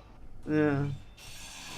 Basically, if you have enough time to get offended, then you're not busy enough, is what you're saying. Yeah. I can't imagine having the kind of free time it takes to spend most of my day. The amount of effort it does to hate somebody. Yeah. It's too hard. I mean, I don't like humanity as an entity, but individual humans are not the problem. Well, the interesting thing is, and I suppose this may have a lot to do with why I'm the way I am, but I mean, I have agoraphobia, and I don't like going out in public, and I don't like pretty much most things that involve me being outwardly social. So it's quite interesting that I do have this terrible fascination with people and their motivations and their why they do things. I mean, it was the same thing. One of the reasons why I learned women, when I did women's studies was simply because I was interested in seeing how it all works or what was going on there. Because as a man who's full of testosterone, I don't get to see that side of the coin. And I wanted to understand it. Not saying that I've ever was successful, mind you, but at least I went a little bit further to understand some of the edges towards, how did women get the vote in the UK? And there was a lot of people. I mean, there were different types of suffragettes. I mean, you had your Emily Pankhursts. But there are other ones who were a little bit more militant than she was. I still struggle to understand why that was even an issue over there. I mean, you guys have had queens. That's a different class, though. Well, I get that, but what I'm saying is, like, women in power and women, like, having the same rights as men, it was nowhere near as big a deal over there, because you guys, like I said, you guys have had queens. I mean, literally had females running your country. Well, you see, the thing is, you may have had females running the country, but that was just in a fealty, where basically the Queen owned everything, and then she gave things out to people to run the countries for them. There was still that general thing of that a son was always preferred, but if a daughter came along, she was still the Queen, sort of thing. The only time that gender became a real problem was when Cromwell got involved and started creating things like Parliament, where Parliament started becoming where the Lords had a bit more power over the royalty. So, effectively, suffrage was generally allowing women to have a certain measure of ability to take I guess that explains the law portion of that. I was thinking more along like the mindset of the people that lived there. Like, I have to believe the average person that lived in Britain didn't necessarily have as extreme a reaction to the idea of women being able to vote and stuff. I don't think. You see, the thing is, this is. I wasn't alive at the time, so I couldn't tell you from exact tales, but generally,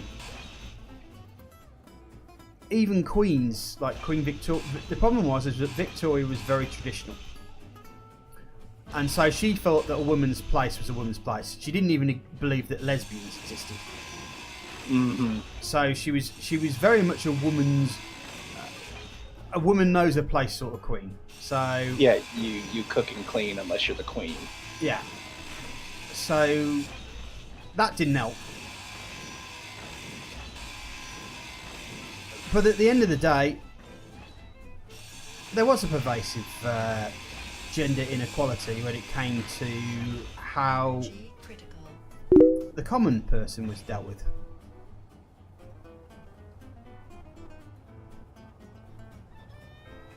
I don't think he's putting him in, Chris. Me? Yeah.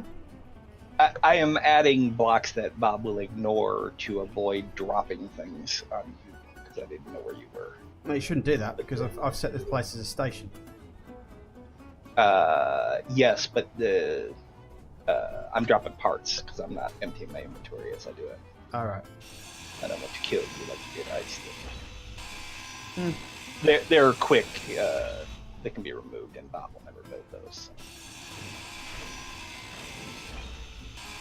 It was also helping me in like the thing he just saw me building. There were glass blocks there that I couldn't see. It was helping me to identify where they were. So yeah, I like exploring characters, and I mean I was being at the time where being a geek was mostly a male thing, but then something strange happened during the late 90s, early 2000s, is that women started getting interested in it. Now, don't get me wrong, before anybody starts to go do a "but you're so you're saying" sort of thing on me, and we've already discussed how terrible doing that is. I mean, there used to be girls were girl geeks, but they generally tend to be as much social outcasts as the guys were.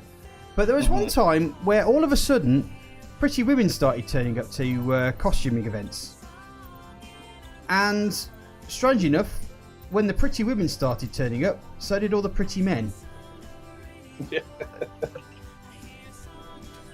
And you noticed them more, right? The pretty men. Oh god, yes. No.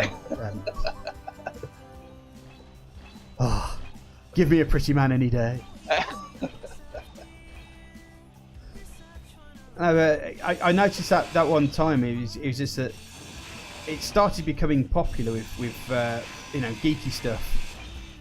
It started becoming attractive to the attractive culture, I suppose is the best way of saying it. Whereas traditionally, the attractive culture in geekery, you couldn't really interact with attractive people because they just weren't into the same things that you were into. But then suddenly they started doing that, and I know there was a rather tepid period. Nebco says, "Oh, a second. The reason try to be ambiguous. I can be anything I want and let people form their own opinions based on what I do or say, and not whether I'm a man or woman or a race. Wish they made hygiene required for public stuff." But, well, that's true. Yeah. Yeah.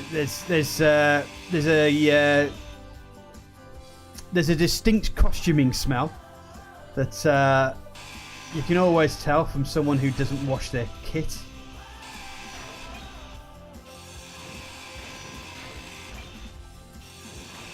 That dry, tepid sweat smell. Yeah, so I remember that smell quite well. But no, I mean, the thing is when attractive people started turning up, I kind of put it as a positive, really. Because it meant that people who were traditionally chastised for enjoying things like your Star Wars and your manga and so forth, it was now being shared by more conventionally accepted people. Yeah, and while Star Wars might be an exception to this, when the community stops being about a particular group or a particular type of person, generally the creative elements expand and are improved by it.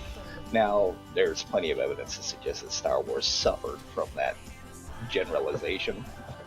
As later installments were never quite as good as the originals. You know? Like pretty much most of the movies at the moment, they're playing to a political agenda rather than playing just to entertain people. Yeah, and that's an entirely different discussion. But my point is that for most things, like D&D in particular, the game itself has evolved a great deal more now that it's not for 13-year-old kids, all boys, that play in their basement or whatever, I disagree with that with Star Wars, because Princess Leia was probably the strongest female character for a very long time. She was a very strong I mean, okay, she was usually the only character in there that had a lead role. That I understand. But there was nothing wrong with Princess Leia as a character. And so to add any sort of... There has to be... I mean, the whole thing about Mary Sue's, I think I'm going to avoid that conversation because that does get people upset. And... but it also comes around to the whole thing we were talking about with players in role-playing.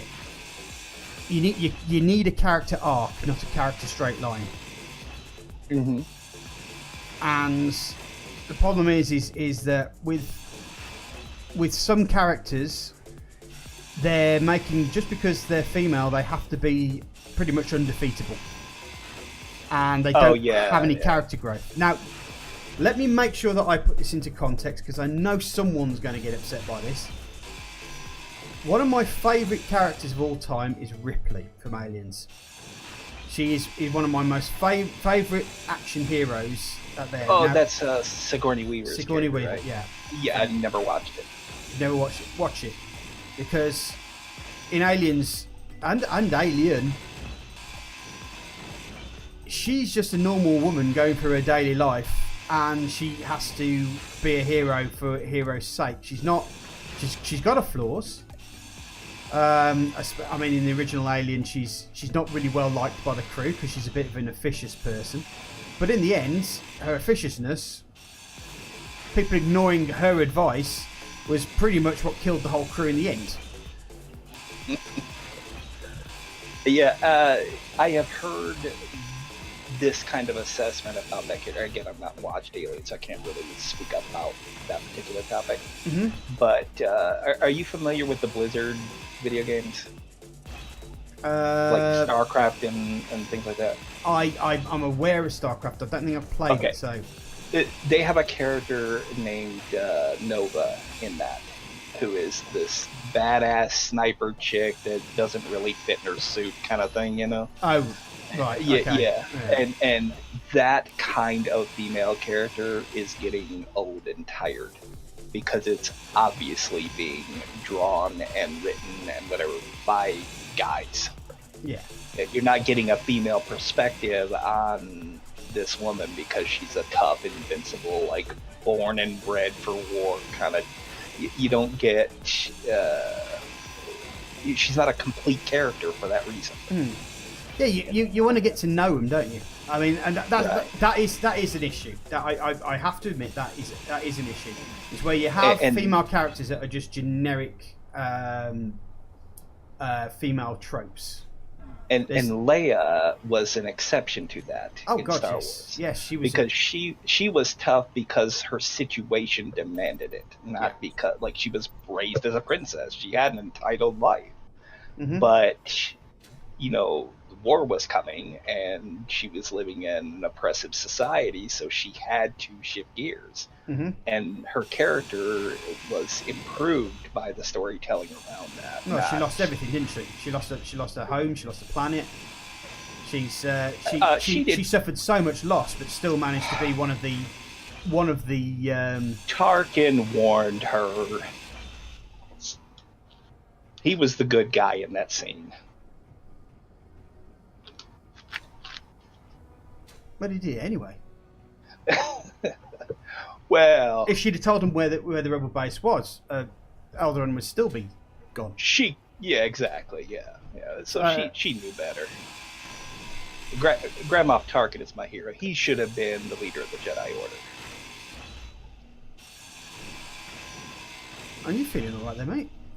I'm being silly. I hope you were. Yeah, I'm not being serious. I actually really like that actor, and I really like. It's cushy. Yeah. I remember reading stories about him, and he was, of course, most of the actors in that era, they came from stage acting. Mm-hmm. And he was one of the first ones to educate people about how, okay, we're not on stage. You don't need to do things like project your voice and overdo physical animation and things like that, for an audience that's, too far away from you. You're doing this on screen where everyone's going to see you clearly and things. So yeah, add a bit of salt. Yeah, he was instrumental in like educating actors in that era, to improve their craft. Do you know, I find it quite interesting that a lot of American actors back in the early days of film all had British accents, because that was the way they were stage trained. Yeah, and it's not real British. I call it the fantasy British. Yeah. But no, but hardly. I mean, I find it really hard to define the point in American cinema at the point where they stopped using that British kind of accent that they had, and just went to just allowing people to use, or whether it was allowing or whether it was just the fact that Bostonian British, Ms. Kana says. Thank you very much.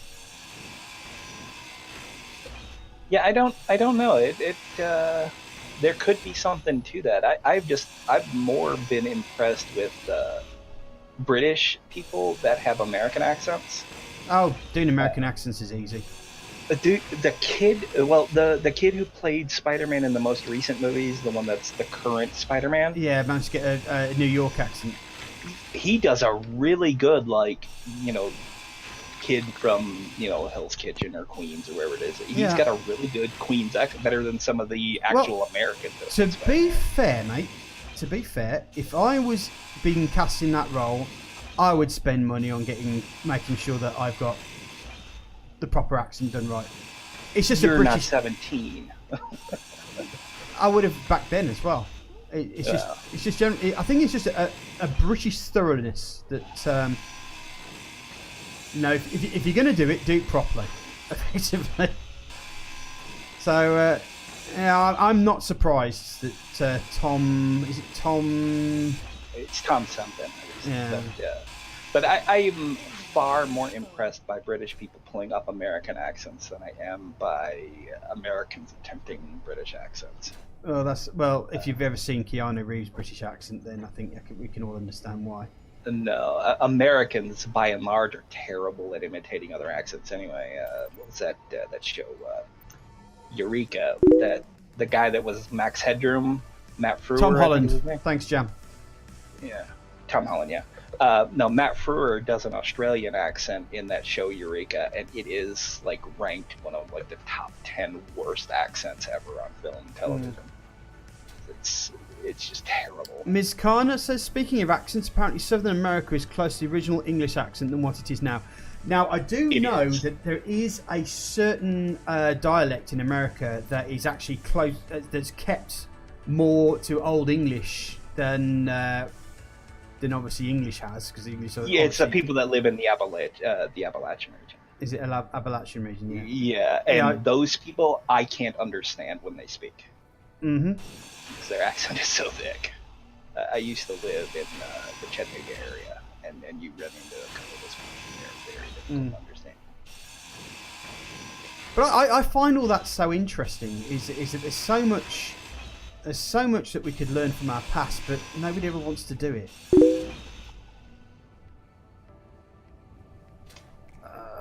Jam's watching us on his phone. Good. That means we can insult him. Oh, yeah. If he's gonna view, then we can shift topics from politics and Star Wars to how much we hate Jam. Yeah, that works for me. God, that Jam doggy. He's the reason why I have done nothing but grind blocks this whole episode. Well, exactly. This is one of the reasons why we're probably talking topical stuff, because we are literally spending half our time grinding down. Yeah, and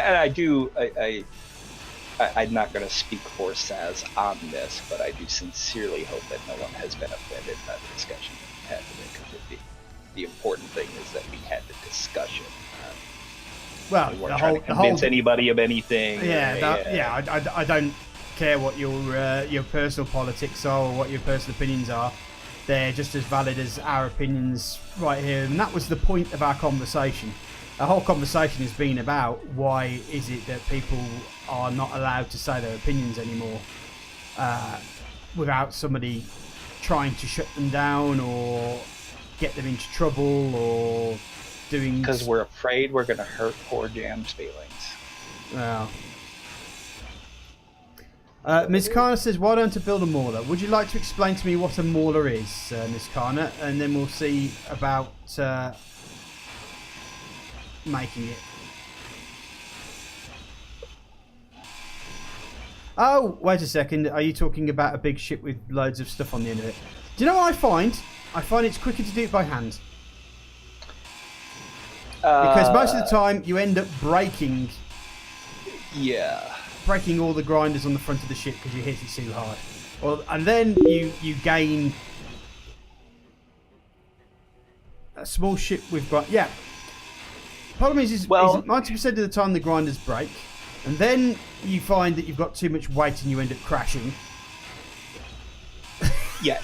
In space, I would absolutely prefer a vehicle to take this apart. In a planetary gravity situation, taking it apart piece by piece, especially all the functional components, I prefer to take this apart by hand, only because it leaves you less likely to create breakages. Yeah, we do have a Bob helping us though, so it's taking it apart. Which reminds me, do you want to move the skimmer over a little bit? Yeah, I did move it over, but obviously most of the front end's been taken off now, so yeah, I'll move her over. Do I need to move my car? I'll move it anyway. That sounds like you've parked on my drive. I just want to get out of the way. So here's another question for you: Why in America do you park on a driveway and you drive in a parkway? I have no idea. It's asinine. The same reason we drive on the right side of the road. French influence. Yes, for that and the Statue Bobby's taking her apart because we've got it set to enemy blocks. He's taking apart enemy blocks. So she's taken her down. And whoever said that I'm going to crash, poo to you. Poo to you. And the little dog you rode in on.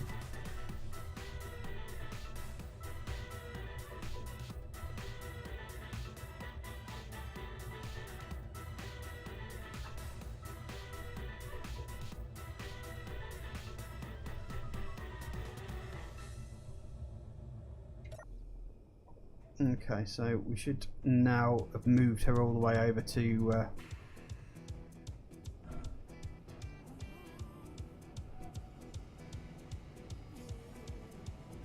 Crap, my internet must be having a heart attack. Did this while I was watching Netco's stream yesterday too.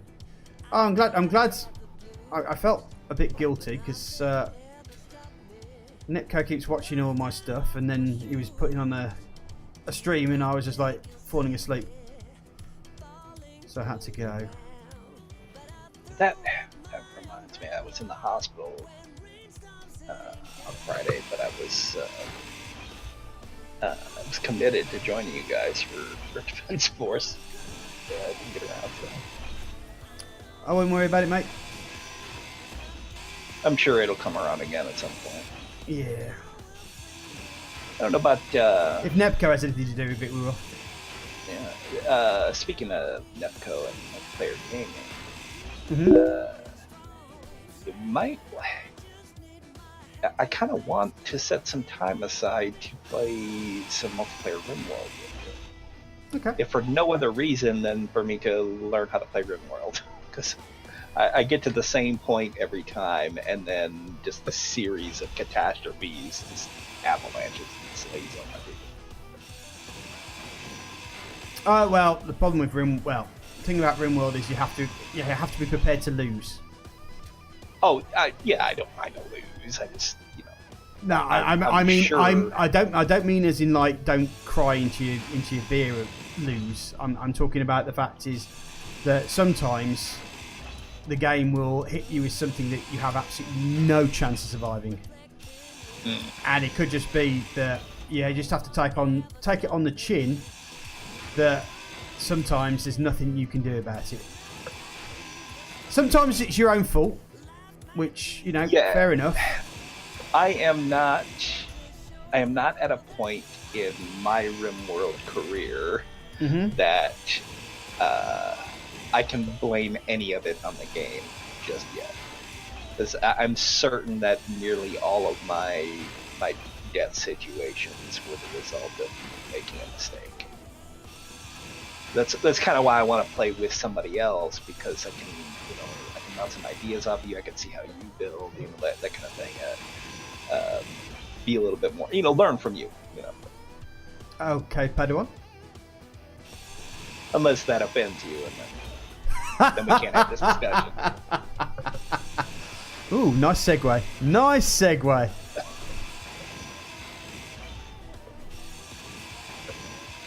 I know there's a reason why I kept you around.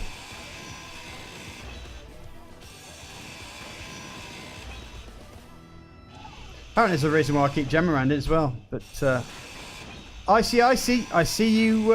You've joined our chatty chat. Are you having problems coming on, mate?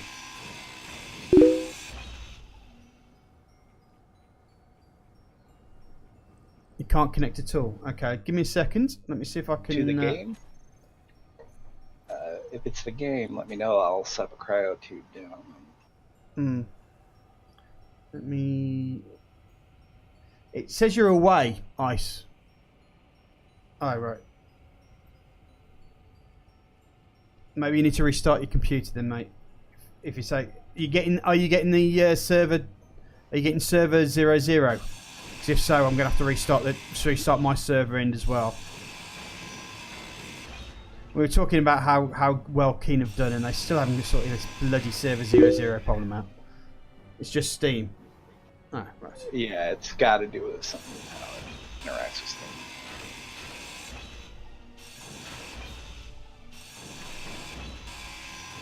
Well, the thing I constantly have to remind myself of is Keen is a relatively small development studio, and they're also, I don't want to. I mean, I'm talking to a Brit, so I guess it's okay. Not to sound elitist about it, but they are in an area that is not geographically known for its technological aptitude. So, not to say that automatically makes anybody that works for Keen less talented than they would be if they lived in, say, Britain or Germany or whatever. Just it's less likely that they have that top tier talent working for them. I'm sure these people work really hard and they are doing their very best to deliver a product that we will all love. Oh, these people. Yeah. I see. These people, eh? But my point is that when stuff like that happens, they may not have a solution that is feasible for them given the time, resources. Well, the thing is that the other problem that they have is they haven't employed professionals, especially with their forum habits. They employ people who are all eager to clamp down. Back to hating on Merrick. They employ people Merrick likes, not people that do a good job. Yeah.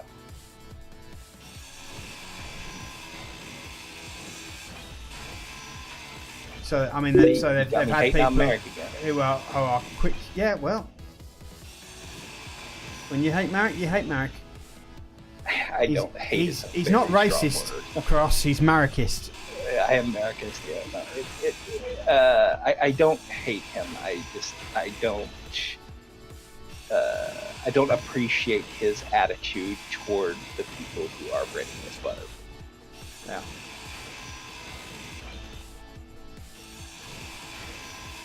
But at the same time, sometimes I find that we have to curb our enthusiasm a little bit. Yeah, we have to have realistic expectations for space engineers, and often we don't. Especially when a modder comes up with a solution that bridges the gap a little bit. Then we get pissy with them. Why didn't you do this? Why didn't you do that? Well, for them it might not be feasible, and it might you know, they might look at it and say, hey, there's already a mod doing this. Do we really want to spend our resources and our development time on this?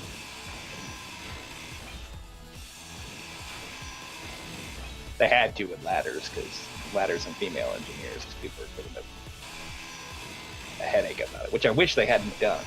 They should have known better after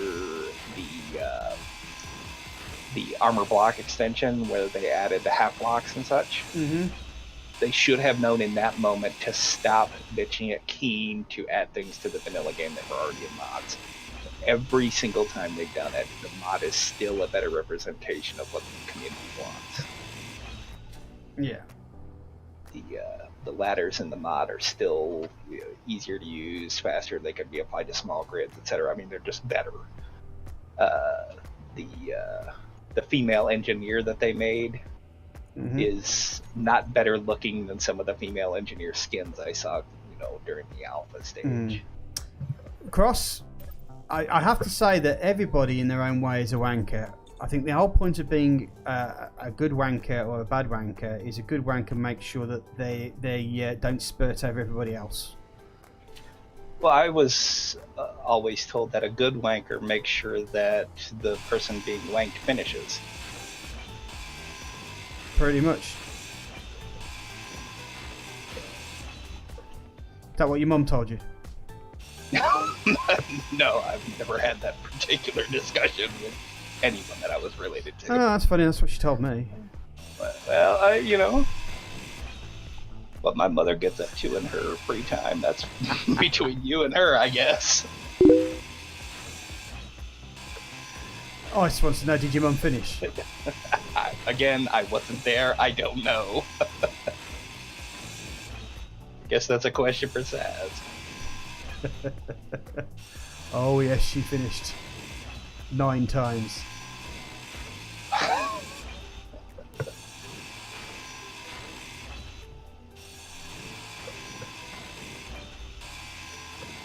Okay, I am going to take what I've got thus far. I'm getting quite a bit of lag. Oh, hello! You also seem a bit quiet there, mate. You alright? Yeah, I'm fine.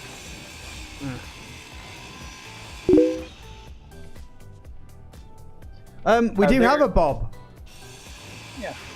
And actually, you know what we might do? We've probably built enough to build another Bob. So We've got plenty of resources to build more. I just wasn't. I mean, I can turn this barge into a vacuum cleaner that disintegrates ships. I just wasn't. I didn't think that was the direction we wanted to go with our use of Bob. But if you want me to do that, I'm more than happy to set more up. I think we should set more up, to be honest, and then we can just change. We can just change Bobs around and switch them off as needed. But I think that means that I might have to go on to doing the original thing that we were talking about beforehand.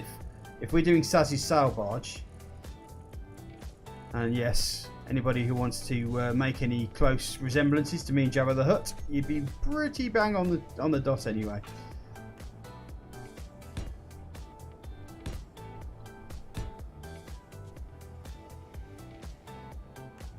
Okay.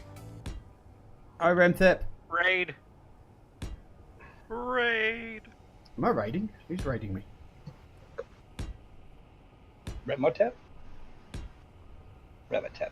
Yeah. Ah. Something Egyptian-y. He waves and says, "Good evening, sir." I said, good evening, Mr. Renethep. Or Miss Renethep. Or they, whatever. Oh, yeah, it's, apparently, suit energy is required to L blocks. I've only been playing for close to 4,000 hours now, and still forget that from time to time, apparently.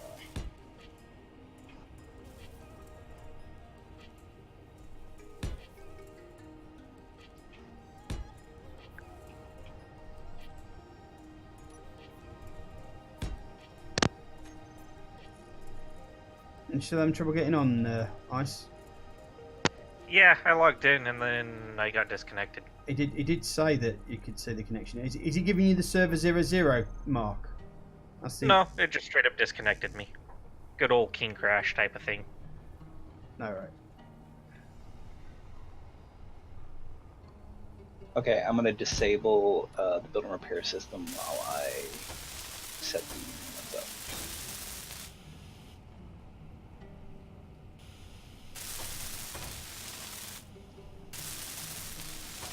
I think the build and repair system has been set to grind first, so far. Yeah, because we're taking something apart. Yeah. So.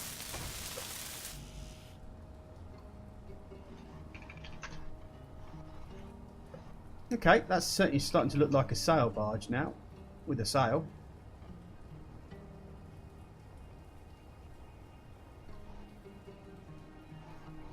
That's Ryan Reynolds.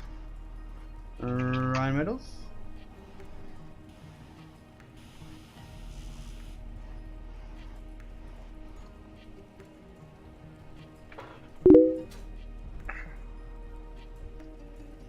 Apparently we need to recreate Treasure Planet. You know, that's one film I haven't seen.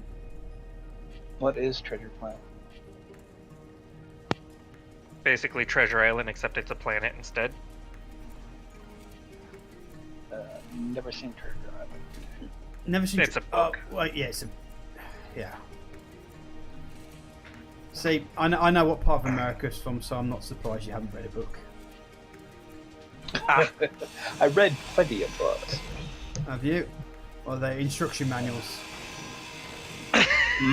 Yeah, most of what This I is how have you read. read a book. Yeah, no, most of what I have read is not fictional literature. It's not.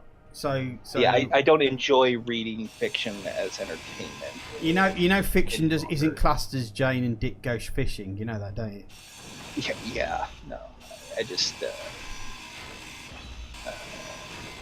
somewhere around high school, I just stopped reading for fun. I don't know what happened, but it just happened. I usually give a book 2 chapters. If it doesn't grab me, I don't read the book. It's probably a very strict way of doing it, but my general thing is, and I'm pretty sure Cross will probably agree with me. Apparently Cross is trying to get old teacher on us, and told us that we've got to go watch Treasure Planet. The question is which Treasure Planet are we gonna watch?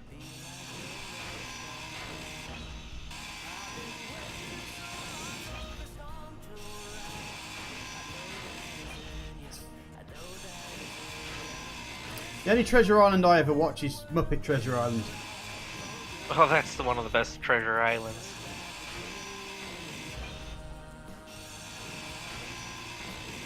Another individual I never found entertaining, Jim Henson. Oh, I think he's a god. Very talented. I will never deny his. Right. Okay. Sorry. what he I'm did, just. but I'm, I just don't. I'll be I back don't in a have an second. appreciation for it.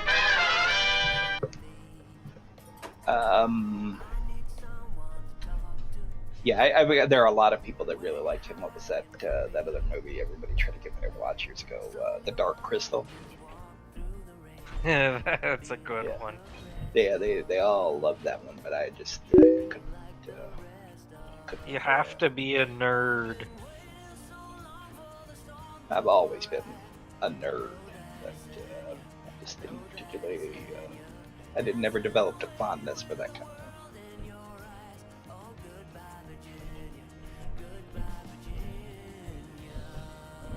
thing. Okay, so what is our friend Bob doing? He is trying to build solar cells that he can't.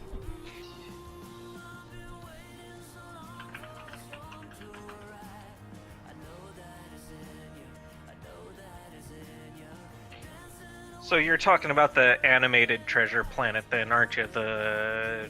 What was it with, I want to say Milo? No, that's the Atlantis one, isn't it? Yeah. So, what's the robot?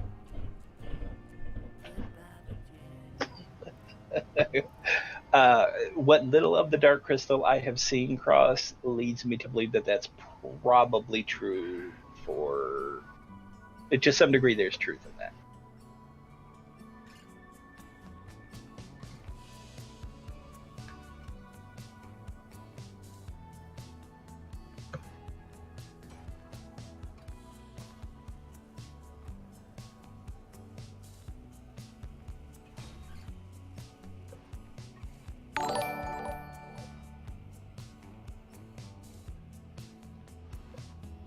Is Random Blaze spitting out self-censored profanities there, or? I have no idea.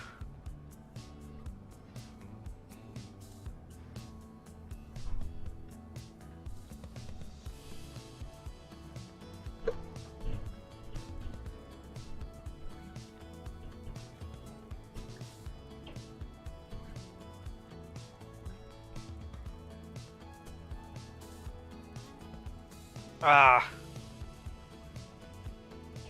Oh, it's Yeah. something bigger cut, yeah. The I have no idea why I can't act like I can connect, but then Space Engineers just straight up crashes. It says no, so I probably need to restart my computer. Yeah, probably.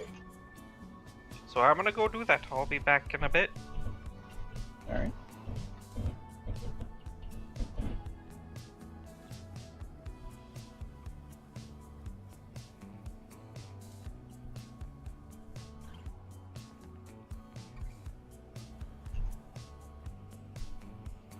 Well, now we have dead air because our host has decided to disappear on us. She's renting Treasure Planet and we're all watching it. Don't you get in all kinds of trouble when you stream watching a movie?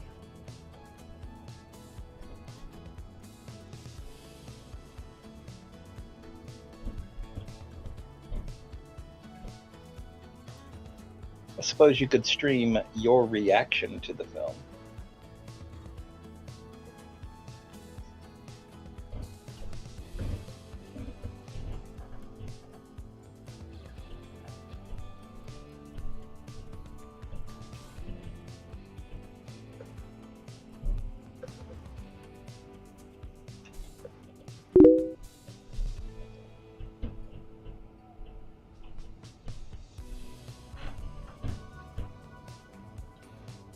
Saz, we got more dead air.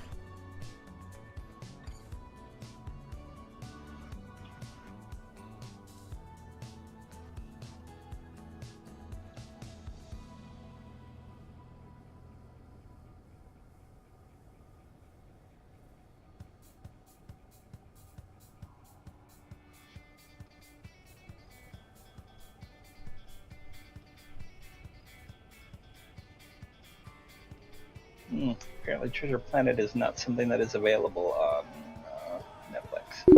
Well, not in my region at least.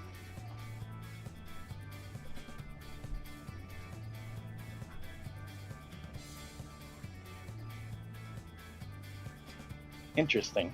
So we're all invited to go watch movies with Cross tomorrow.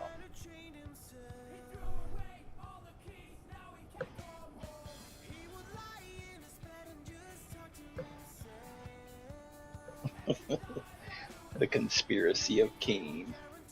How can we screw our players every time we update the game? Especially Ice and Random Blaze.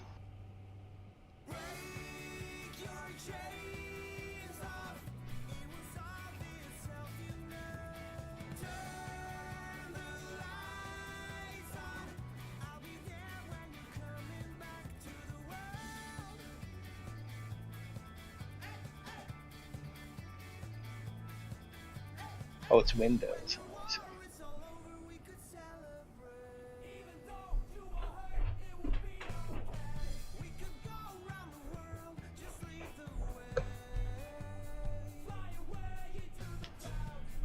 There are more places to watch it, says Blaze, but there's only one place to watch it with Cross.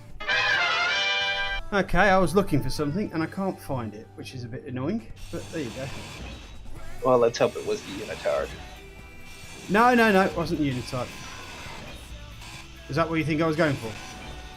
No. No, but it's clear that I do not have a future in streaming, as I only barely covered most of the dead air while you were here.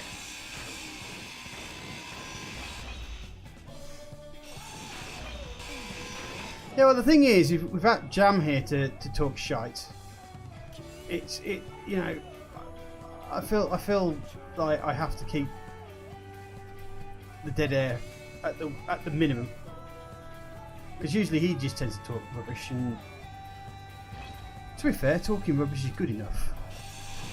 Mm. In fact, I could just go blah blah blah blah blah blah blah blah blah blah blah blah blah blah blah blah blah blah blah. And which is basically what we have been doing for the past 2 hours. Well, we have, yes, yeah.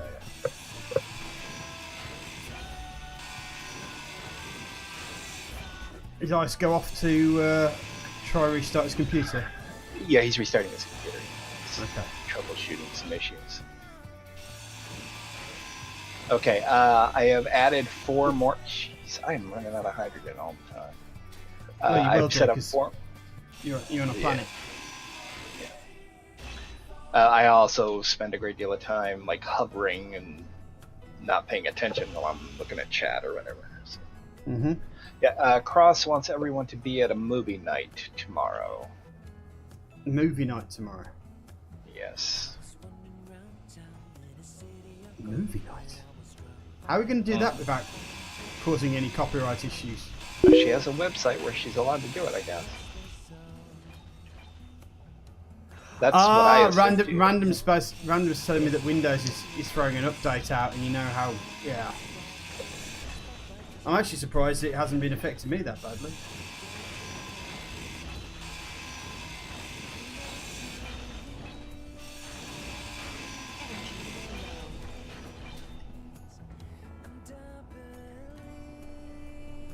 I hear something truly awful after all we were running our mouths about EA and other game companies. I've actually been impressed with some of the changes they've been making to Fallout 76. Mm-hmm. It's been a rough road. Like, the game had so many technical issues, and let's be fair. It's still a Bethesda game, so expect spontaneous crashes and other, same kind of bugs people had in Skyrim and Fallout, whatever. Mm-hmm. But some of the changes, they do have their finger on the pulse of the community, and they're trying to deliver a game that people are actually going to want to play for a while. Yeah, but the point is if they're going to ask it for money off you for a certain project, and it's not that they don't have the money to be able to support the development costs, they should make it at least workable from release. It's another one of these games where it's half done. Been roadmapped, and I'm sorry, but if you're going to expect it to be paid $60 for a game, you expect a certain amount of completionism. Yeah, I pre-ordered Tropico 6 when it first came out. I've played every Tropico game, since they first started coming out. Mm-hmm. And I played the beta some, and they had some features disabled in the beta, like even up to like the week before release, and I was starting to get antsy about these things. I'm like, okay, they patched this beta several times, in the weeks coming to release, and there are still like entire sections of the game locked out. So I was starting to get worried about it, and lo and behold, when the game released, you can't save games in multiplayer, you can't customize your palace, you can't customize your, the El Presidente or anything. I mean, there are huge features that are integral to the game that are still not done at release, and that frustrates me buying a game that's half-baked. Yeah, well, feel sorry for poor Random here. $60, I wish I only spent that much. I got the Power Armor Helmet Edition. I didn't say that. Yeah, did you hear about that? About the vinyl bags? I knew that they had one. I didn't look into it. Yeah, well, apparently they got into a little bit of trouble because not only did they offer like nylon, not nylon bags, but proper cotton bags or whatever, and then they brought out a nylon bag, saying that they couldn't afford to do it. Yet at the same time, they gave away loads of free cotton bags to people whom they deemed as marketers that they could use to give positive reviews. So they gave them away for free, but they couldn't give it away to the people who'd spent hundreds of dollars on this Fire Armor thing. Yeah. So yeah, canvas bags. That's it. Thanks, Mr. Connor. Right back to what we were talking about before, about how the people in charge of marketing and financing games are not the people responsible for making the game. Yeah, I mean the thing is I mean I deal with marketing a lot in my role with the Mercs, and you know there is a lot of rub our back, will rub you sort of thing in there, and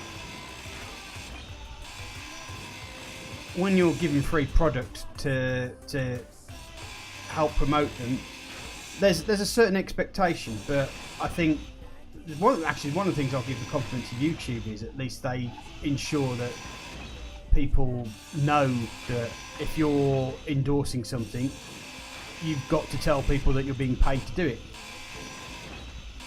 so that people are informed that this isn't just a free endorsement, this is a paid endorsement. And right. You know, I've always been, I'm perfectly fine to endorse people, but what I will do is I will say that, you know, if someone gives me product for free to review it, I will tell people straight away that, you know, I have been given this product for free. And if I ever did that, I would probably, if I like the game, I'd probably keep it. But if it's something I'm not so keen on, I'd give it away for free as a competition sort of thing. So well, there's a responsibility both. In that particular instance, there's a responsibility both on the part of the vendor to be honest that yes, we're giving this away, and we want to hear your honest opinion, and then you also have to be honest about I want to continue to get free games, but I have to be honest to my viewers. Hey, this game is good or bad or whatever, I've had about 2 people who've basically given me Steam keys to review their games, and I've said to them, thank you for the Steam key, but I will give you my honest opinion of this. I'm not going to pull any punches. And a lot of the people, I've said, I don't have to have the Steam key off you if you want me. I do keep my principles. And for the smaller, I found the smaller game people, they go, no, I'd like you to do it, because I just want to get it out there, get my name out there, sort of thing. So I think it all depends on what your marketing goal is, really. Sometimes it all depends on what scripture you go under. I think there's too much of a focus in some marketing aspects to make sure that everybody thinks you're the best server, whereas there's a lot of other people who I think a bit more wisely go to the fact of any news is good news. Even if people are talking bad about you, you're still being named. That's why Lucasfilm always never seemed to stop people in the old days before they got taken over by Disney, is because as long as Star Wars was being talked about, that's the important thing. It didn't matter if someone was talking about the bad parts of Star Wars or the good parts of Star Wars. As long as Star Wars was being talked about, it was still being kept fresh in the mind. It was still relevant. Yeah, still relevant. So that's the different kind of marketing. But I think the problem is that marketing has taken a turn for the worse, generally because once again, people who wanting to make money off things are demanding results from the marketing rather than growing a culture. That's why everything nowadays is fly by night. It's not about the product; it's about the money you make from the product. And it's not. I mean, Star Wars is Star Wars because Star Wars built the culture around itself and allowed the culture to grow. That's one of the things that I think that George Lucas was very, very, very clever about, was allowing the culture itself to self grow. Yeah, I go back and forth on my opinions on George Lucas in particular. He definitely seems like he's somewhere on the Asperger's spectrum. You know, he's on sometimes, but on other things it's like, what the fuck are you talking about, George? You know, he's a little weird. Like, he was adamant that Jar Jar Binks was like going to be one of the defining characters in what was going to make Star Wars a big hit with kids, and no one liked that character at all, you know, and he kept pushing it, like, to the point where he found excuses to put him in the subsequent films and stuff. It's stuff like that makes me wonder, you know, how much of it you really want to attribute to George Lucas personally. George Lucas, well, to be fair, I think it was Marsha Lucas, his wife at the time, who was the editor, pretty much saved Star Wars. She kept him in check. Yeah. And so, because George is an idea guy. Yeah, he's got some really creative ideas, but someone has to be around to tell him, "Whoa, that won't work," or "That's ridiculous," you know. And when he doesn't have that, and most creative geniuses like that, you know, that are out there need that. They need somebody to stop them and say, "Hey, you know what? Let's get somewhere closer to reality, meet in the middle, and then we'll have something great." Yeah, I'm going to go grind before weld on this one because it seems to pick up on there and get rid of the ignore colour. Just go for enemy blocks, and the build and repair should start working quite well on that. Possibly. The problem, I mean, it's taken apart the functional blocks and everything because it took apart the airtight doors and such. I took apart the airtight doors. No, I mean, I was watching him do it. The ones inside the hangar here. But the problem you may run into is this vehicle here does not 100% belong to you. Some of these armor blocks were like this thing right here. It's a fully built block that the creator went into the toolkit and made it display specially. I think, if I remember correctly, I actually went into the admin thing and took over the ship completely. Okay.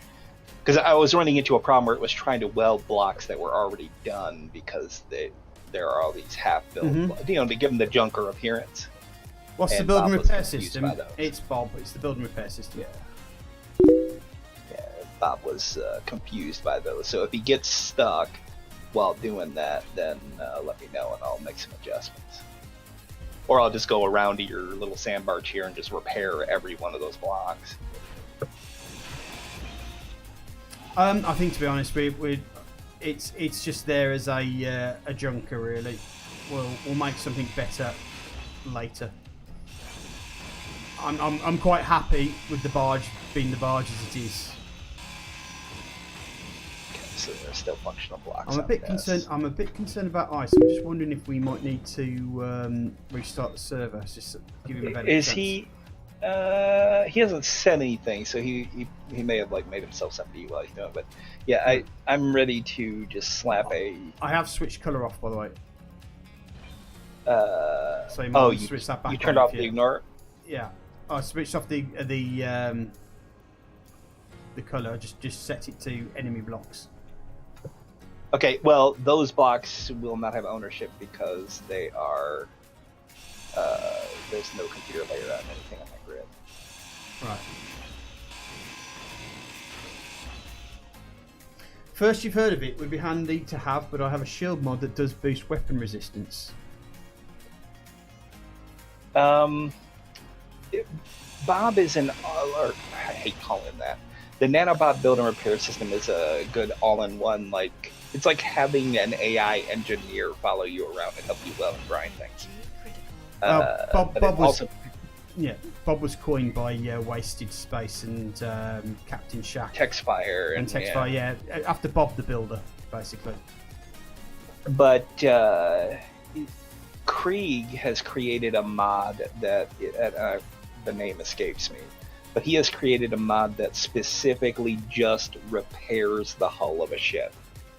So if you're looking for something that's less overpowering, Ultimately, Space Engineers is a game you play the way that is most fun for you. Yeah, the reason that we have yeah. the build and repair system and the nanite system that we had before that is just that whilst I've been spending most of our time grinding down here, you don't want to end up spending most of your session doing that whilst you're trying to entertain people with the game. But a sparkling conversation and oh, hello. Yeah, trying to talk Jam out of his racism is definitely more entertaining than just watching his grind. Insulting Jam's usually good entertainment, but he's not around because he's not feeling very well. Wait, I thought he was watching. He probably is watching, but he can't respond really, can he? Because he's watching on his phone. Oh, I thought he was in chat. I'm sorry. Oh, he might be watching. You might be watching in chat, but oh, I think I see an ice over there. Didn't want to be picking at him while he was not available to defend himself. Yeah, I think ice is in because I can see his user tag. Yeah, his stream hasn't started back up yet, though.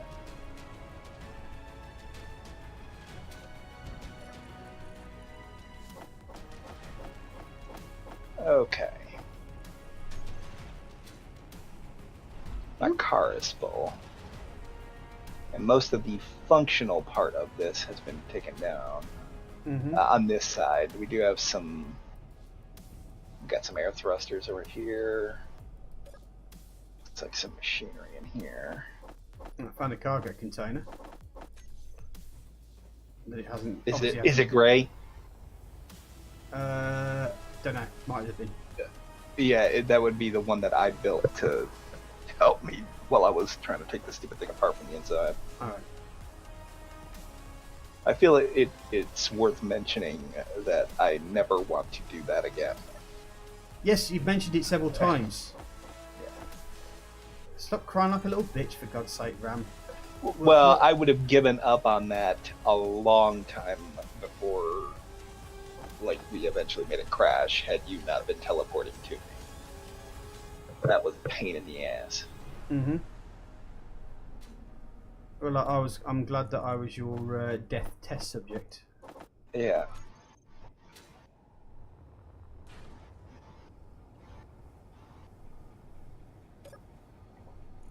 Okay.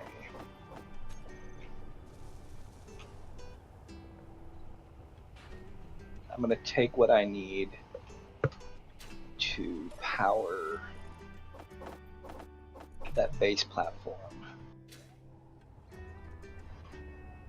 and take what's in the car now over there to Okay. construction. Are we kind of saying that we're probably just going to leave the rest of the hull here? I mean, we could use all the steel plates that we could get, and there may still be grids and things like those. Well, there's definitely motors in the air thrusters, but in those hydro thrusters, there may still be things like grids and stuff. So, I mean, you're the captain. Ultimately, the decision's yours, but I'm fine with making that thing disappear completely. Just because I'm the captain doesn't mean that I don't listen to my crew.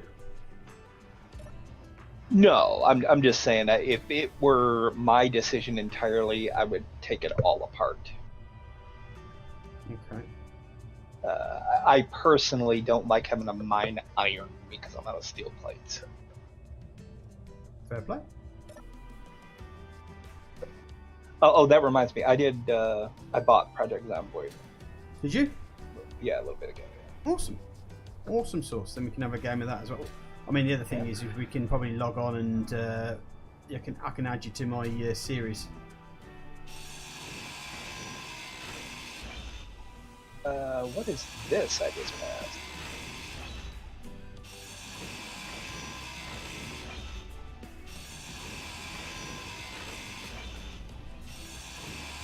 Looks like one of these junkers that crashed.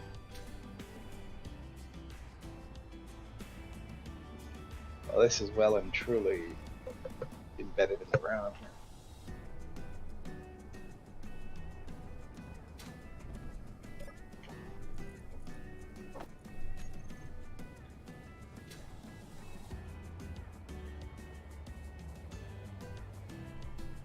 You, yeah, out of character for a minute. Mm-hmm. There are some small grid parts and things like jiggling in and out of voxels here. You may want to take some time when we close out for the day to do a planet cleanup and clear up some of these grids. Okay.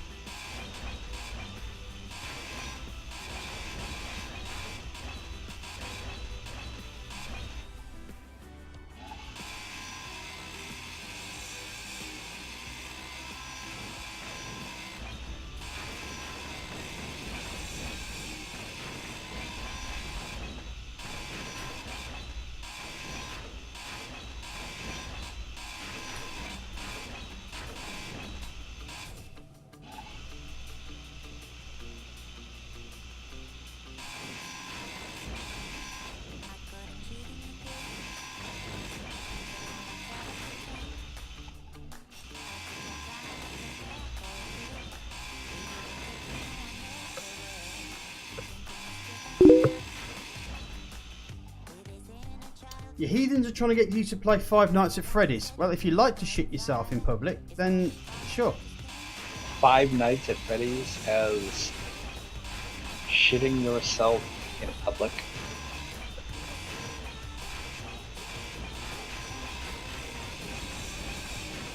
Well, it ain't one of those. What the hell is that over there? Over by where I'm at, it looks like another ship, like your sand barge. This one is mostly small tubes in the cargo. I think I may have found something from 2001 Space Odyssey. Yeah, this is where I totally lose any geek cred, but I've never watched it either.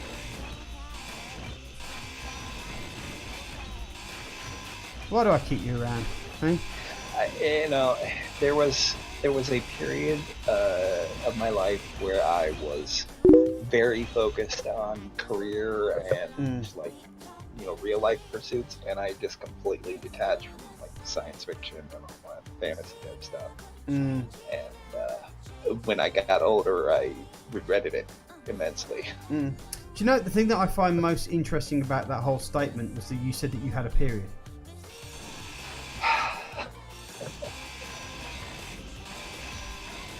I kind of guessed you might, because you have come on to Space Engineers with a bit of a grumpy attitude, but I didn't So are realise you it was that bad. saying that I need to stroke your hair and give you a nice hot towel every now and again? Yeah. So yeah. So the fact that I'm female makes me unfit to be a part of your stream. That's what you're suggesting? Now, what did we say about someone saying "so you're saying"?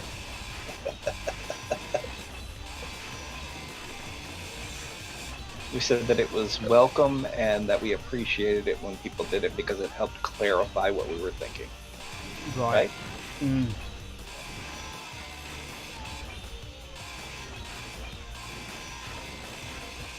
That's the way I remember it, at least.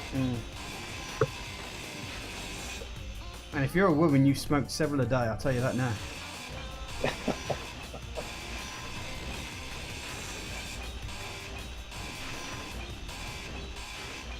And she says,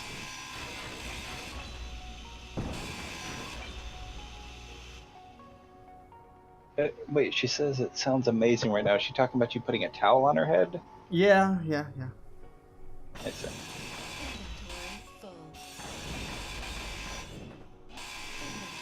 Uh-oh. I hit the ice. We're not stopping.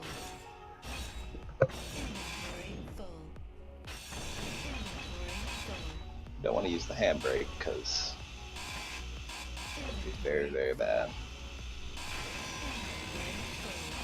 Yeah, I think I have lost friction. Have you? Yeah. There we go.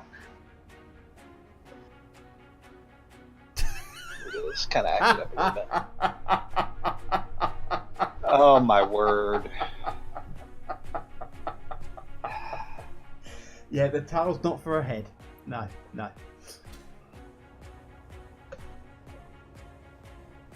We just cannot keep it PG around here, can we? It's got to take everything to the darkest place possible.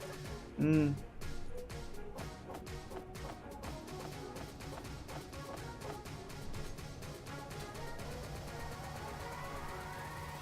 Where was I? I was probably over here, maybe?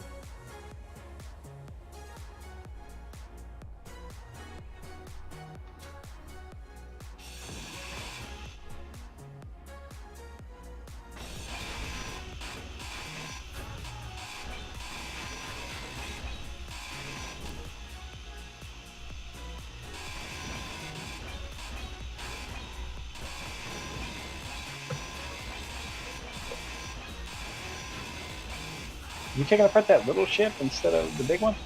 I'm talking about the little ship, yeah.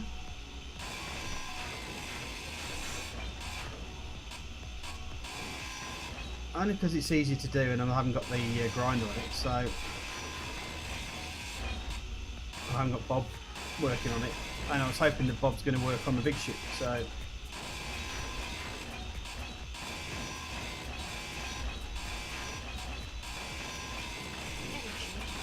And you said you wanted iron or plate.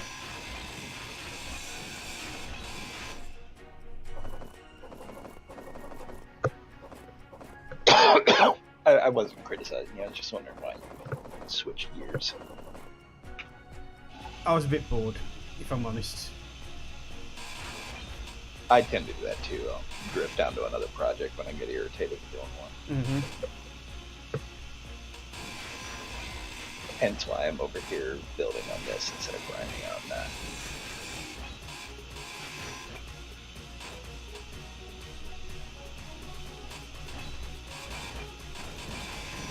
It's alright for you subordinates. Ice, you gonna join us in chat, mate? Or you... Is he still here? I don't know. His stream isn't live, so... He Unless is. Khadgar's frozen again.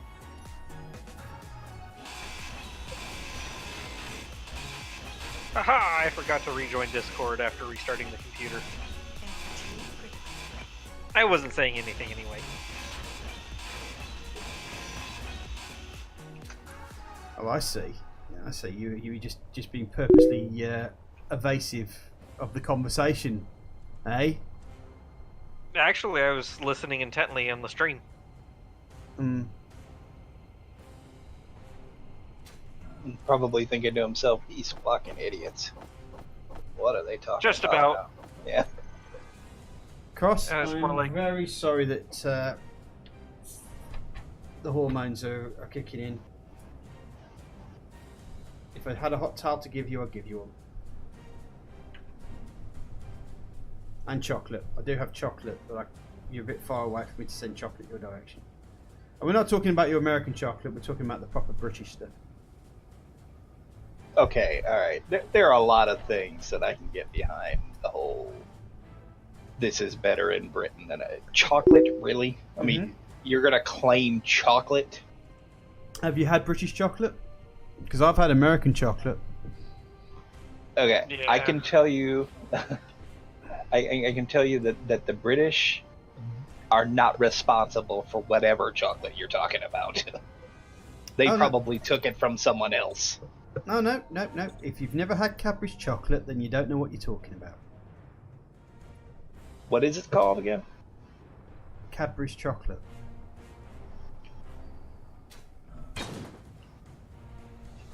Cadbury. Cadbury's, Yep. yes. Yeah, like the eggs. Yes, I have had them. No, not talking about the American Cadbury's eggs. I'm talking about the British Cadbury's eggs, which is actually made with proper dairy milk chocolate. Okay. You see, the thing is, for a lady who is suffering the hormones, Cadbury's chocolate has so much sugar in it, it just kind of like completely throws you into an ecstasy cycle. I see. And I yeah. I have ordered a bag of small chocolates. By next week,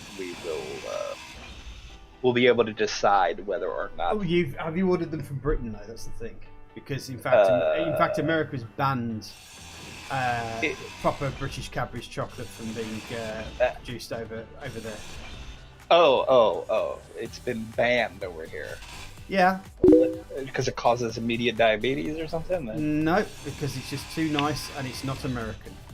I see, because, well, not being American, yeah, we are second only to Canada in the whole, you can't have that here because it's not from us. We're really bad about that. That's right, Jam. It's a different recipe for the one in the US. What's going to have to happen is that I'm going to have to send people bars over. And then, only because I'd be kind. I'll take like a box or 5. See, every time I go over to America, I have to bring over British chocolate because if I don't, I get in trouble. My one from a friend in America is absolutely obsessed with Cadbury's buttons. Ah, yes. Cadbury buttons. I've had those. They're pretty good. See, I prefer dark chocolate, so I don't do milk chocolate. Grab it. I can throw you some Bourneville. Bourneville chocolate. Perfect. See, Bourneville is the name of the place in Birmingham where the Cadbury's chocolate's made. Just down the road from me.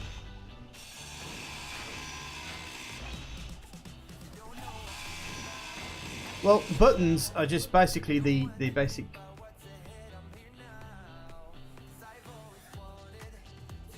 Saz, read it please, because I feel like Cadbury used to be amazing and a shit now, so why are they made with the same chocolate at one point and the recipe changed at one point, or has it been the same? No, basically Cadbury's got taken over by Monsanto.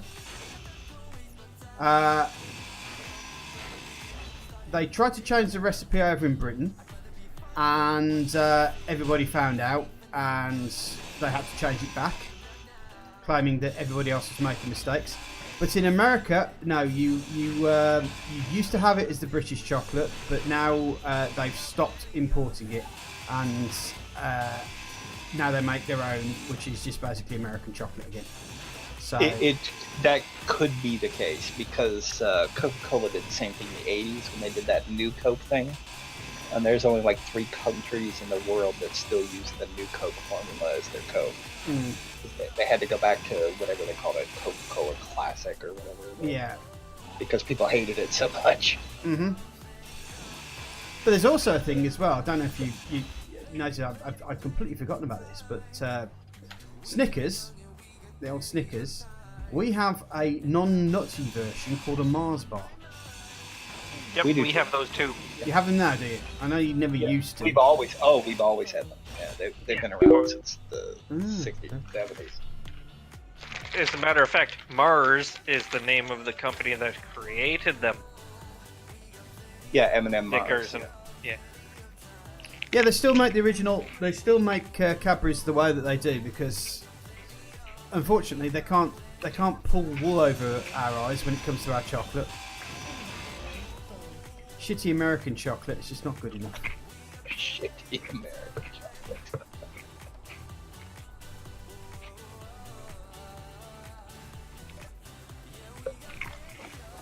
I mean, I tried a bag of Hershey's once, and one of the flavors actually tasted like baby sick.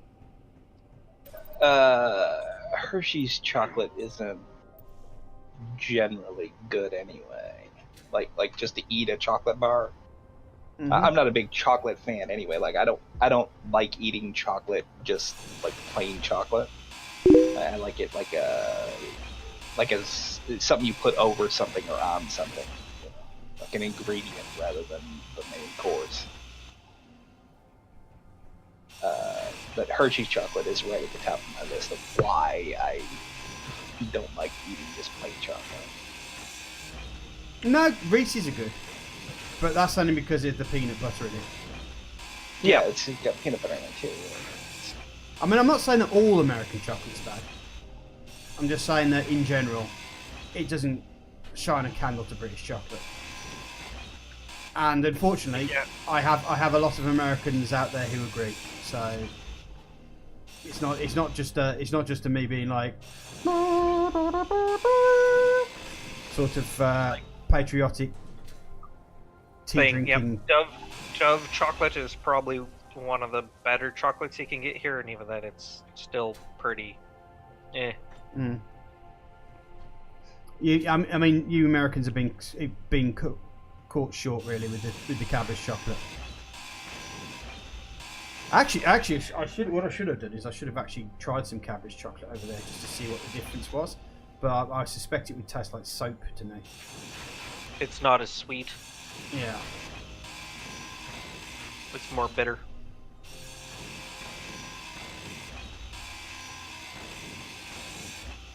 But that's what I was saying is that British chocolate is very good for hormonal people. It could be. I don't have an opinion one way or the other because this is the first I've ever even considered a difference in chocolate between America and it's never come up in my life before. It shouldn't do, Jam, because it's set to grind first.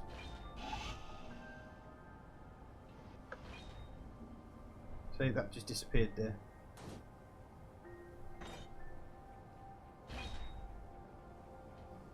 If he's seeing things get welded, go back and make sure that you toggled that ignore color setting with them on, didn't you? Yeah. Sometimes when the grid that it's actively on is updated, it won't save changes that you make to things like the ignore color and such. So make sure that it kept that setting.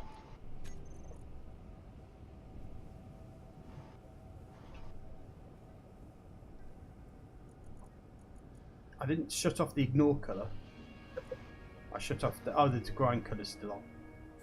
Yeah, just make sure that it's saved that setting, because when you alter Bob's settings while he's on, sometimes the grid update will make it revert. Oh, you are very right there, because all the grind colors have been brought back up again. Ooh.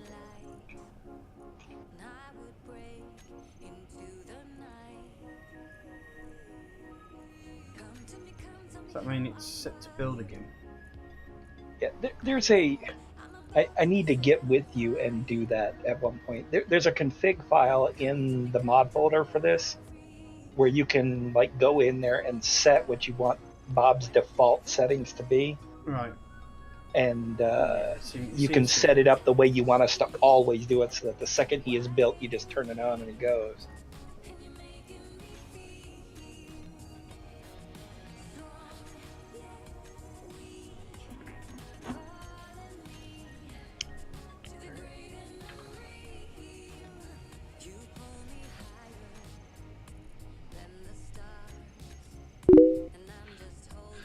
Does anybody have silver near the base? We're nowhere near the base, mate. Yeah, No. Like an item. Oh, you looking for? Let me check. Yeah. Hopefully that's Yeah, I've got some. Take that GPS. Boom. GPS.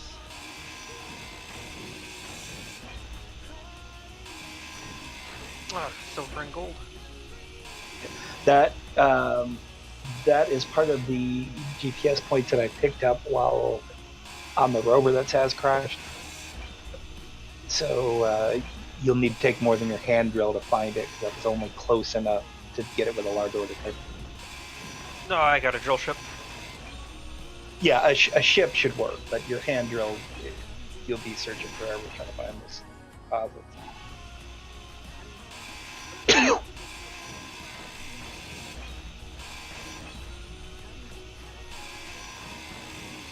Yeah, so I think what I'll do that is I'll buy a couple of cabbage chocolate bars and send them off in little packages for people if they really want to try it.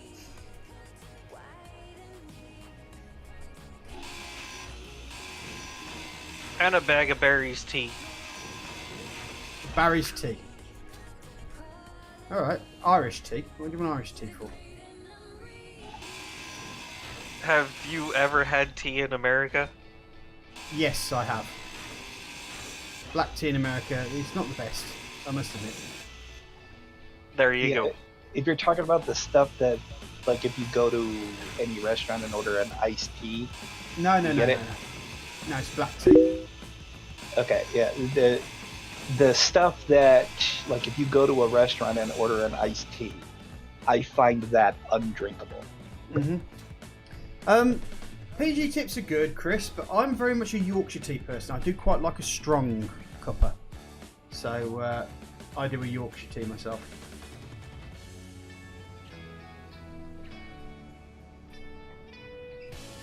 But to be honest, in Britain, one good tea is as good as another.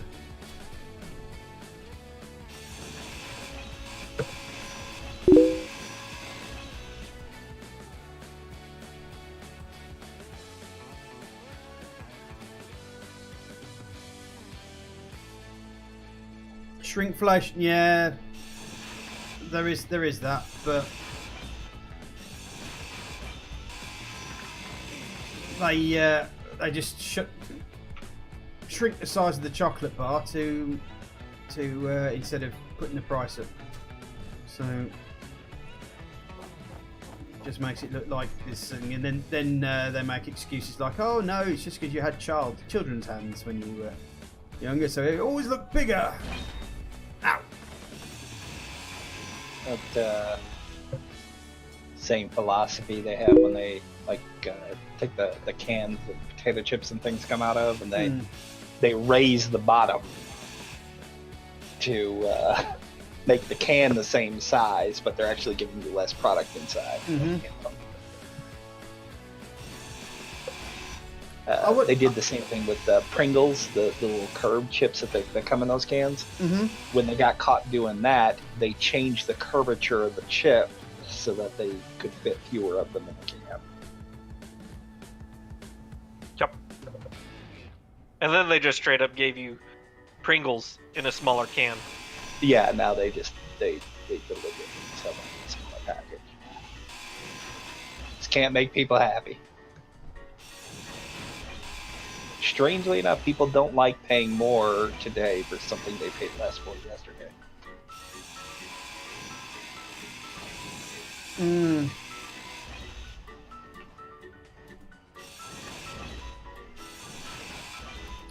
I mean, the general thing is, I wouldn't call Yorkshire tea the best, but it's good enough.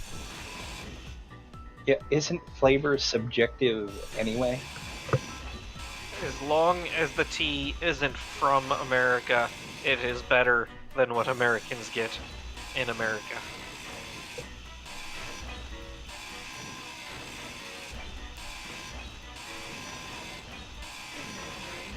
The other thing is, I can't make jokes about tea to restaurateurs because they always take me seriously.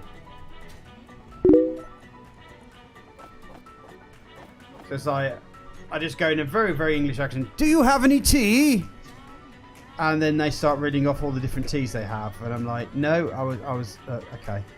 Right, now I feel really guilty because you're actually taking me seriously now, haven't you?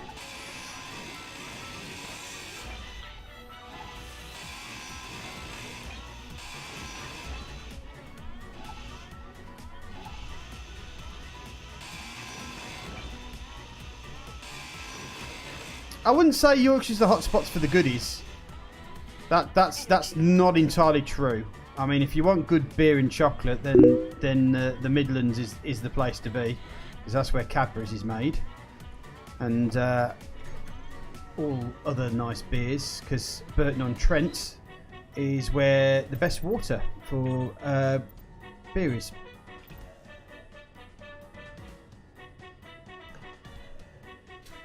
But if you want a nice barn cake and some Yorkshire puddings,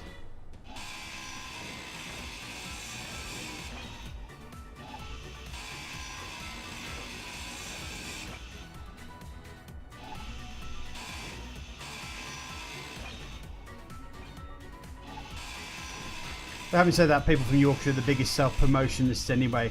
It's not any good if it ain't from Yorkshire. Oh, yeah, and that's what they sound like. You see, I'm from Yorkshire, I am. Yorkshire born and bred.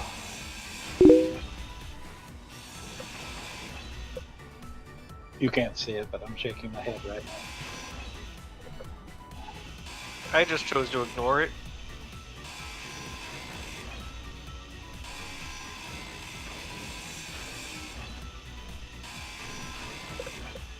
Oh, this could be bad. Tadcaster, yep, that's another good brewery. Good brewery area.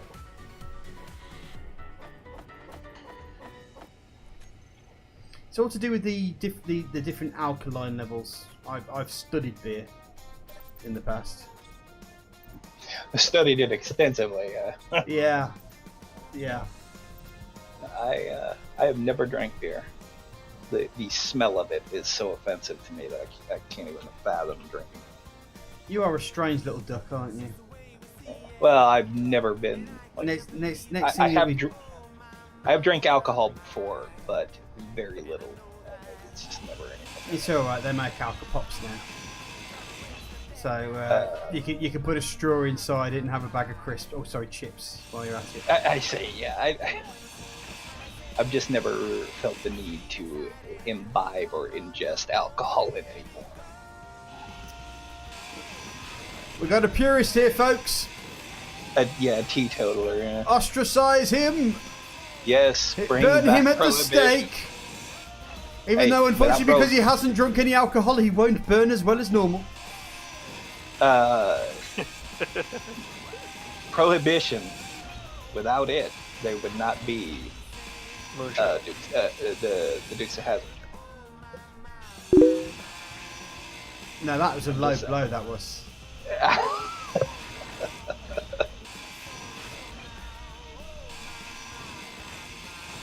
I do like a good cider, especially pear cider, made by Scandinavian countries, because they use nice water in the pear cider rather than some farmers' toilet water.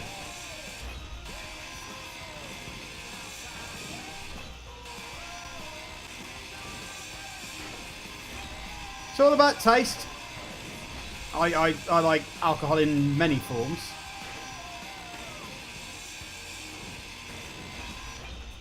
Never used to like whiskey, but now I've kind of gotten into it. Junkie Drone has noticed nearby movement. Yeah, I'm driving by that. And is that red? That's a mulberry. Not. Yeah. There's a mulberry up there. Yeah, 3K out.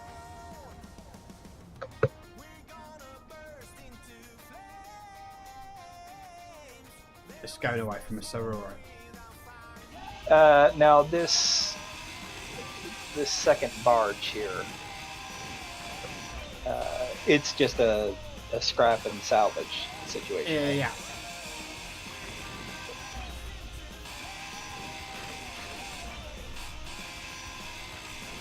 Yeah, I find it quite weird. The thing I like about beers and ales is that it takes me longer to drink than things like ciders, because it's like pop and then you can just drink it like no one's business, whereas ale fills you up a lot more, so you don't drink as much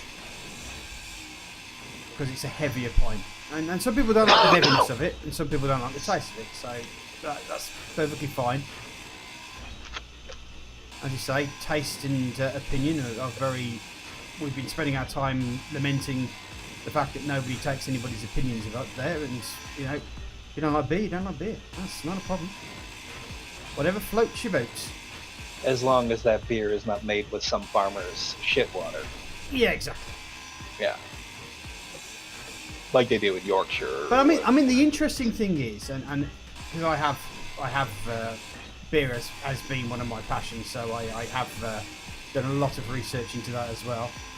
I seem to research my passions a lot. Is that back in the day, back in the medieval times, they used to make beer and use the hops and the grain several times over. So the first grain would be the strongest beer that they'd have, which they would use as like celebratory stuff. But they keep going down in different grades of alcohol content from the sugar that's been made from the grains, because they reuse the grains each time. And sooner or later, you've got this very low alcohol beer that was made, which they used to call session beer.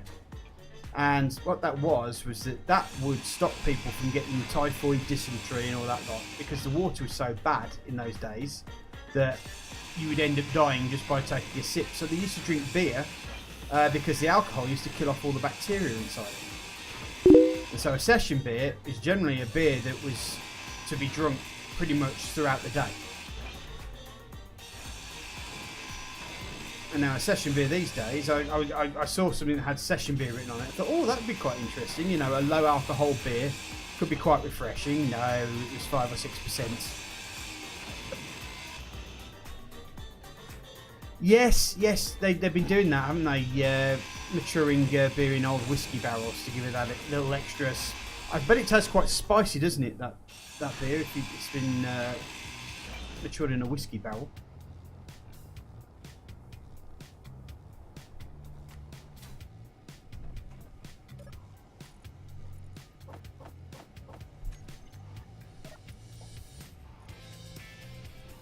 Or earthy, actually. So there's different types of taste of whiskey now, which I didn't realise beforehand.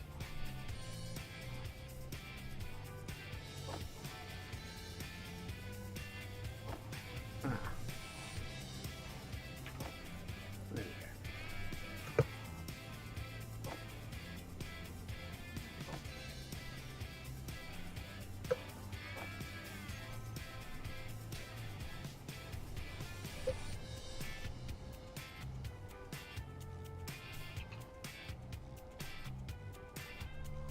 That's fine, Cross. I mean,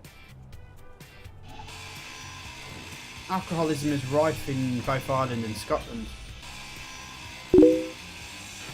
So, I mean, that's how iron brew was invented. It was designed as a replacement for whiskey.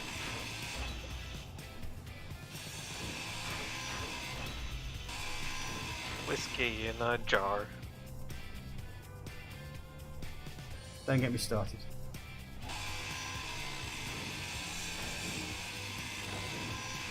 You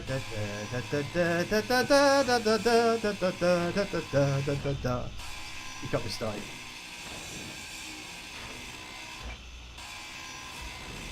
And they call it the Irish Roll.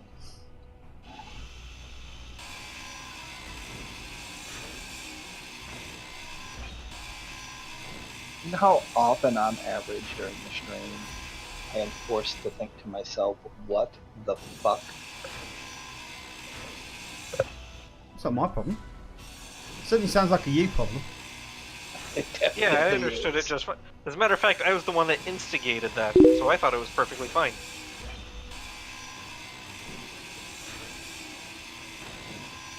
Ooh, peach moonshine. I bet that tasted like death.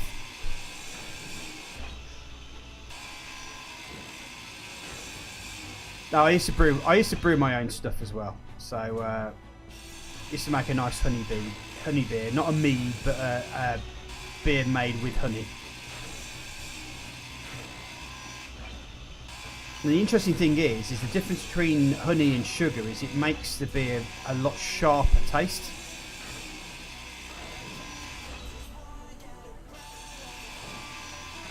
So it kind of comes off with a lagery consistency.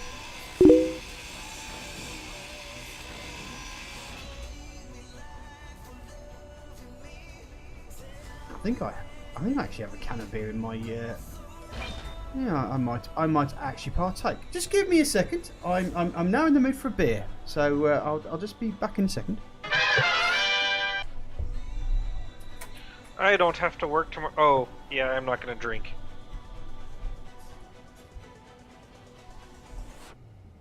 Since we were talking about it, I was gonna go grab a booze too, but I decided that I shouldn't, as I'm going to go fly a plane.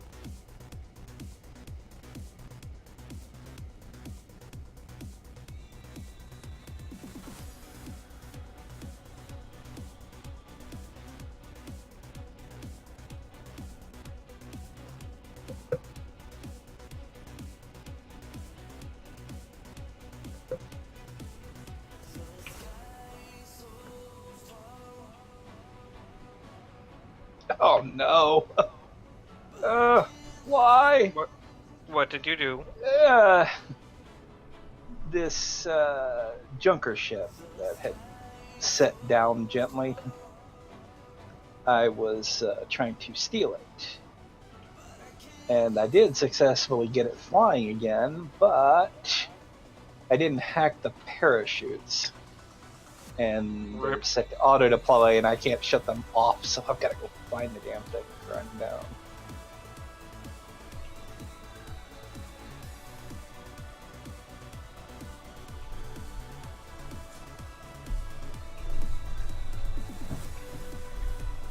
This thing's hydrogen thrust, so... Okay, so Bury St Edmunds is another place. Now, this is I actually was quite amused at this. This is Old Speckled Head, which is made in Suffolk. And it says, this beer takes its name from a bird, not from a bird, but a car. The much-loved paint-spattered MG factory runaround known as the Old Speckledon. Our master brewer used crystal and pale malts and a blend of Challenger, Pilgrim, First Gold and Goldings hops to deliver a beautifully malty ale with subtle notes of toffee and fruit. Especially fine with English roasts, sausages and pies. Nice. Yeah.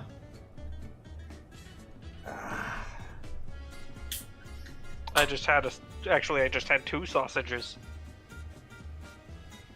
Cross said, I knew someone from a writers group I used to be part of who had a winery where they made their wine with honey instead of sugar. So people who are diabetic love it. It's also in wine they can drink because it doesn't contain in the sugar. Yes, basically, honey is just sugar that's been for a bee's butt. And that makes all the difference.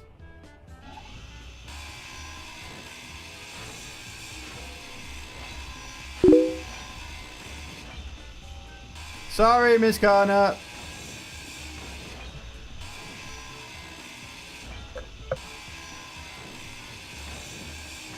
And the other thing as well is that haggis is banned in America as well. Isn't that the Scottish like sheep parts? Yeah. Well, traditionally Like- it probably was, but it's not like that now. You can even get vegetarian haggis. I just had haggis the other day. Did you? How did you manage to Yeah. sneak that into the country? It's not Right. illegal, I guess. Yeah. It might be illegal to make it the traditional way, but I'm sure you can get a version of haggis. Yeah.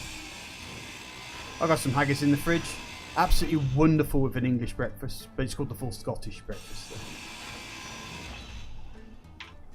Love me some haggis.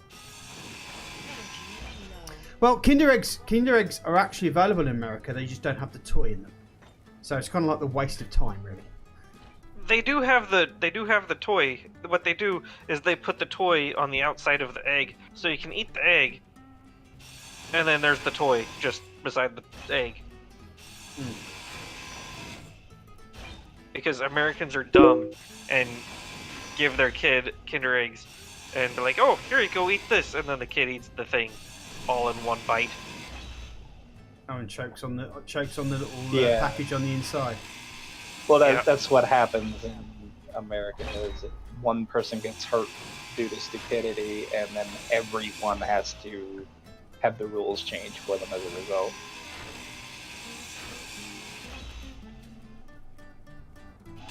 That's another thing I admire about Britain. You guys did away with frivolous lawsuits.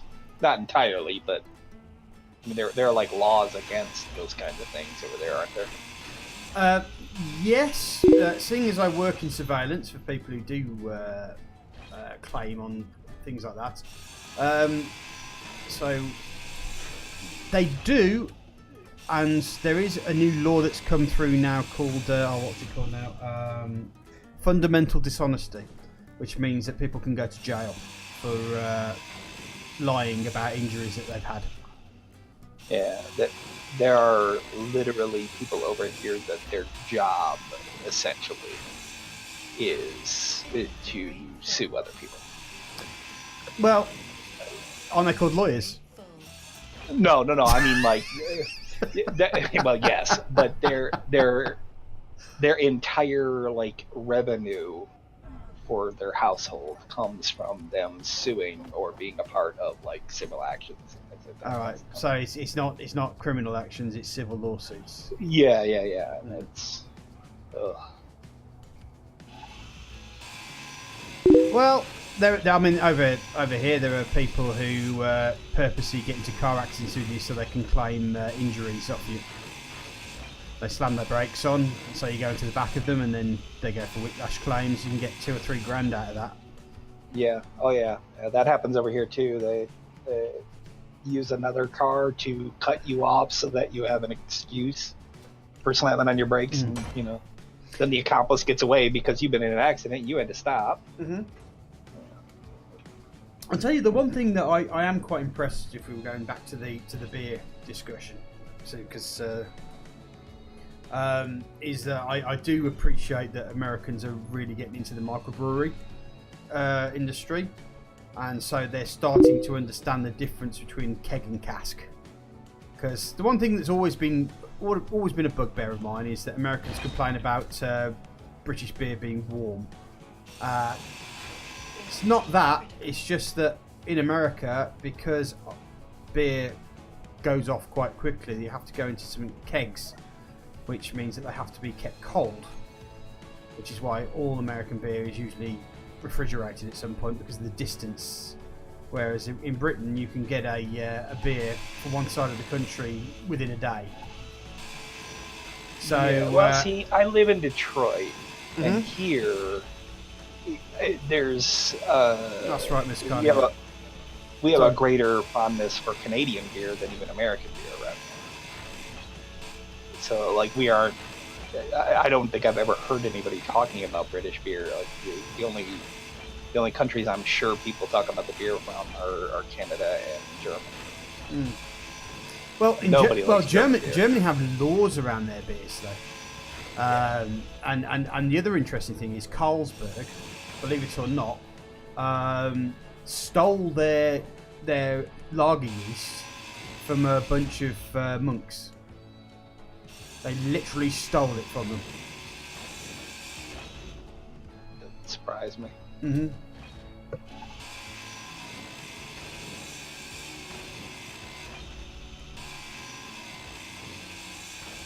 As you say, I have an interest in beer, so I've been researching all the little foibles of beer. Just as far as I understand it, from people around here at least, and again, I don't know anything about beer, but from what I understood,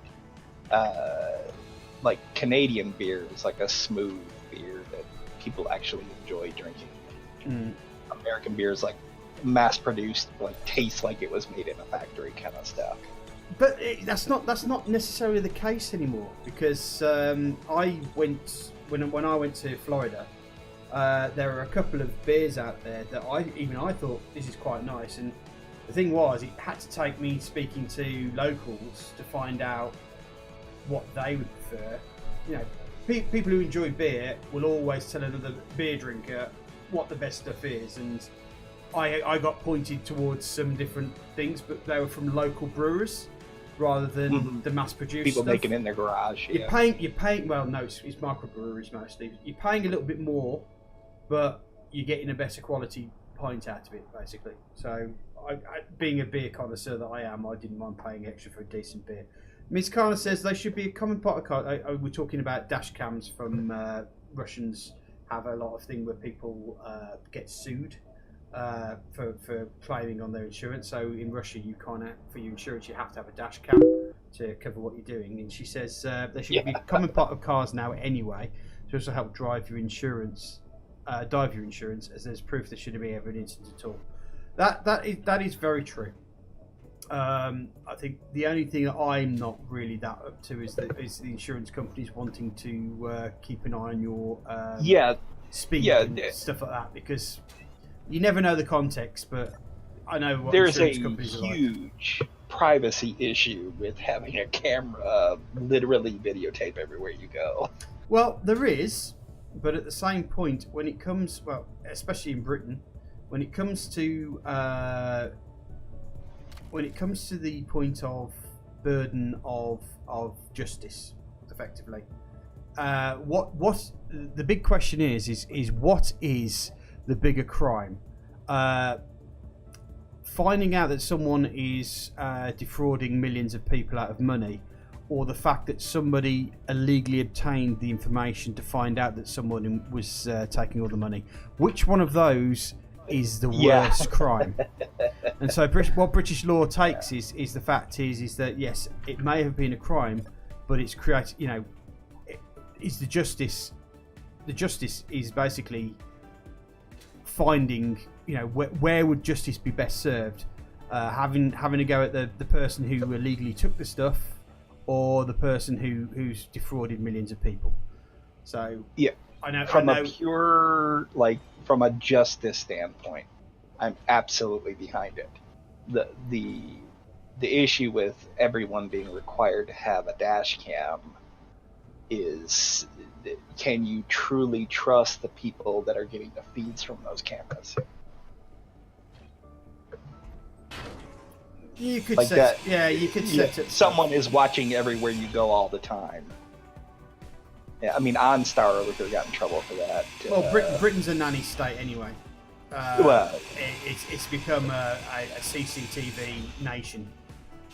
So I think a lot of people are used to have lost that general freedom of public privacy, so to speak.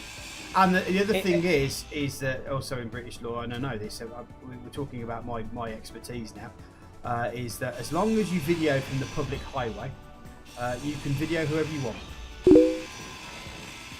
Yeah, anything that goes on outside of your home should be, should be okay. Now, I don't go anywhere that would, I personally wouldn't have a problem with having a dash cam on there because I don't go anywhere that would be an issue, but there are probably people that don't like the idea that some company somewhere knows that I've been going to my girlfriend's house behind my wife's back, every Saturday because I can see it off the Wi-Fi on my dash cam or something like that. That might be why it's not popular over here in America. Miss Connor says she was contemplated getting one as her car's old. She's young and had a few people slam on in hopes I'm not paying attention so they can claim on it. Happened in a works van too, loaded with literally turn it in the back of it. Had no reason to either. There was 2 wagon lengths between them and the next car. The problem is 90% of the time, if you slam into the back of somebody, you're at fault in UK insurance law. Same in America. Yeah. And you have to. The burden of proof is on you to prove that they did it fraudulently. I mean, it's happened to my dad, but I just happened to manage to get a picture of 2 of the people claiming getting into another car. So there was 2 people who tried to claim on my dad's accident to say that they were in the car when I caught them in a different car completely. So, but then again, I have to deal with a lot of insurance fraud, so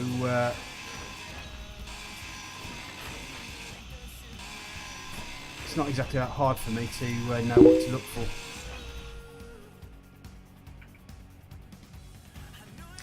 Well, the funny thing is my dad had a Mercedes, and he got hit by a Vauxhall Corsa. Now, Vauxhall Corsa is basically what you would call a micro compact car over there in the US, and it spun the car twice. It hit it that hard.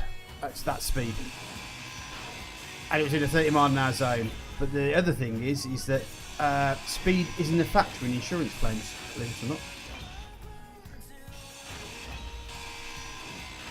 No, but stupidity should.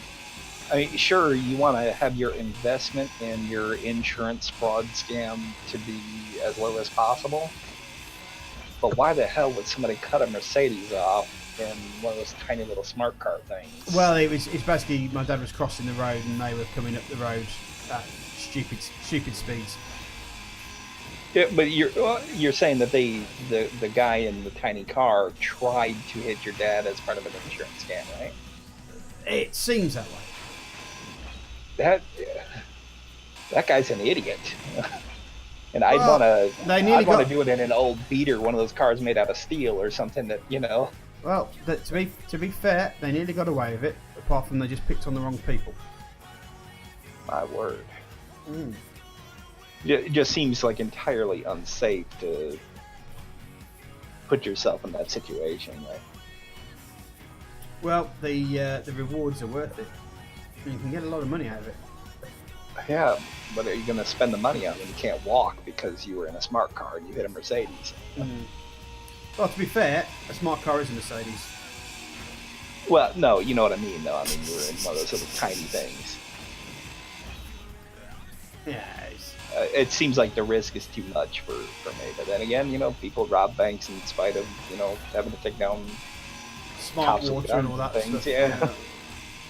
Mm. Seems like if I was going to lead a life of crime, that I would think a little bit about it before I'd go doing crazy shit like that.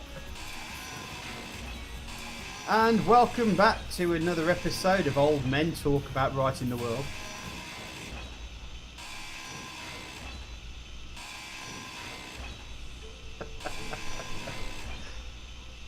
And what was it that I saw it on television somewhere about how they say that youth is wasted on the young? Yeah. But the truth is that wisdom is wasted on the old.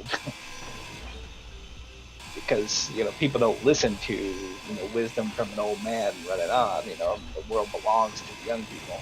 Well, I'm kind of on the point of I've always been of the opinion that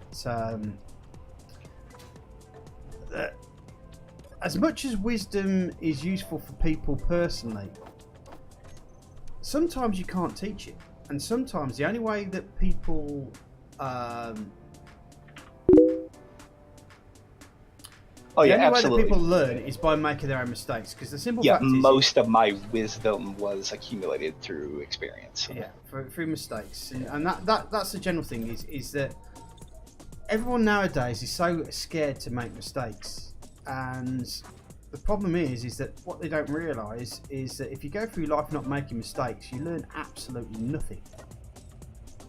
And I think also the whole EA thing that we were talking about as well is that they make mistakes, but other people are made to suffer for those mistakes. Where instead of learning from the lessons, they just effectively just find their scapegoat, and that's the end of that. So, is this you officially on stream accepting responsibility finally for the destruction of the divinity? Well, as the leader, I do have to take some responsibility for the people underneath me. Okay. All right. So it's still ICE's fault. It's still ICE's fault, but I have to take a certain amount of responsibility for allowing ICE to kill people. They weren't people. Orange people. Well, not after you'd finished with them, no. Or before. I have to disagree with you on that one. They were people till your weapon pierced through their torso and frame. No, they were zombies.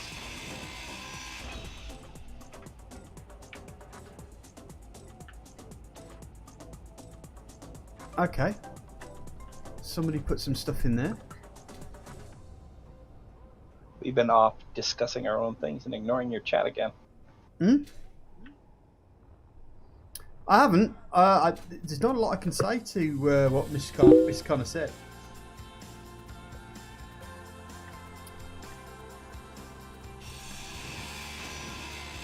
Well, yeah, what Miss Connor said there, cards are heavy. Yeah, yeah. I was in a motor vehicle accident with in a Ford Escort that barrel rolled twice over an 8-lane highway. That was probably the scariest thing that has ever happened to me physically.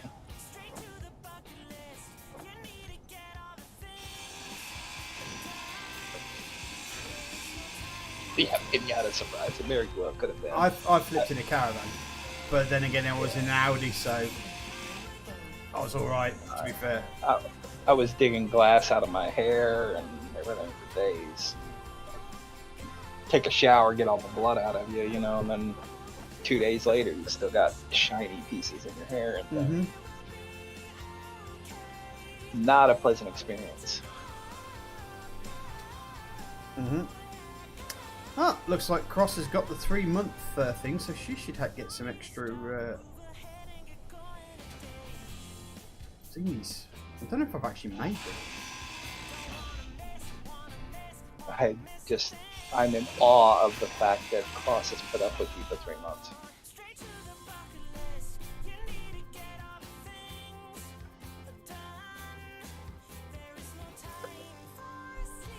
I don't think there's anything I can say to that. Well, with as hateful as you generally are toward your rogue AI. Yeah, unfortunately, my rogue AI died with the Divinity. Mm-hmm. So Ice is responsible for Cross's murder. Yeah, that's one thing that I just cannot. Like sci-fi makes that mistake all the time. Like in sci-fi stories, there's always only one copy of everything. By the time someone makes a functional, like, It does work for your phone, Jam. Thanks for the cheer 100. Sorry, mate. There will be more than one copy. Mm. Oh, look at that. Jam is cheering. Yeah, I kind of missed my rogue AI, to be honest. She needs to join us again soon. How long have we been going? We have been going for 3 hours and 42 minutes. Oh yeah. Let's see. I'm starting to get hungry. Plenty of We're time. close. My eating schedule is interrupted by the stream. Well, you can grab something to eat. I'm not that worried about it. There's no rule against that. I mean, Ice eats his noodles all the time. Mm-hmm. By the way, I just like to define that Ice doesn't eat noodles all the time. We just say that because it's funny. No, I just it's my internal clock. You know? Your man-tum's going off, isn't it? If you stream with Stack or order pizza, well, funny you should say that, Miss Carter, because I ordered pizza. I just can't eat it all in one go.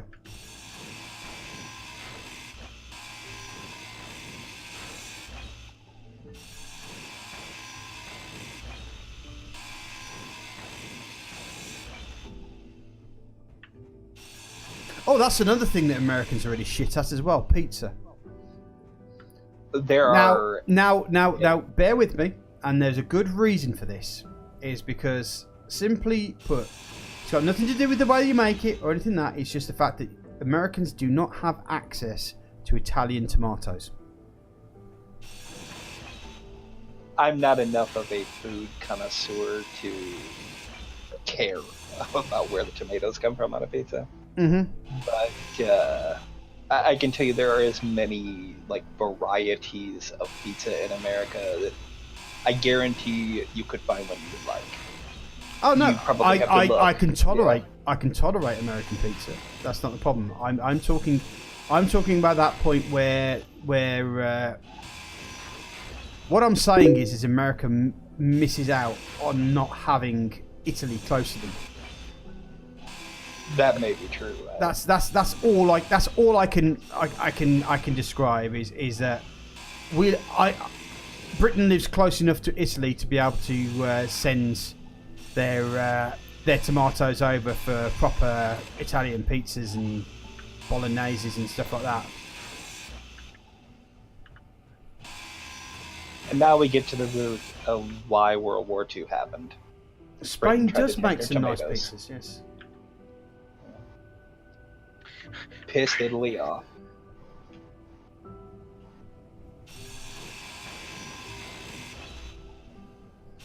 No, I mean, even the Italian store-bought stuff, I don't know how to describe it.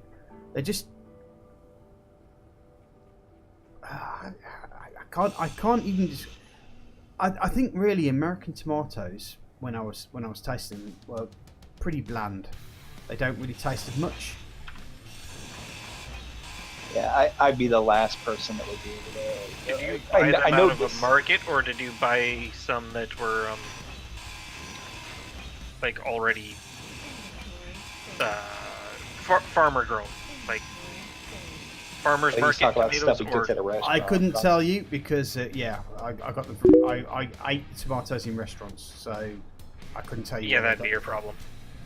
I See, usually I- don't get tomatoes from restaurants. Mm. I know that this is a thing, but like I've lived in various areas in the country, and they'll all tell you, oh yeah, these zucchini here are so much better than the stuff you had in Michigan or whatever, or in California or whatever.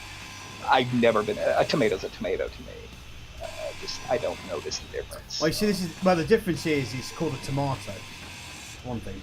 I see. And I see. that's probably where the main difference comes, is that you can't even pronounce it properly, so how can you expect to grow it correctly? Exactly. Yeah. And last weekend I was in the hospital rather than being in hospital, and that's wrong. Yeah, I forget what they're actually what a bolognese is actually called again. In Italy, because a spaghetti bolognese doesn't actually exist in Italy. So I've forgotten what it's called.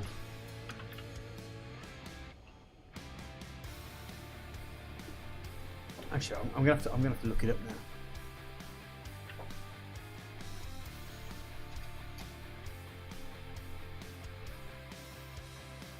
Uh-oh, I'm gonna punch a hole in that floor. Uh-oh, yeah. Whoops.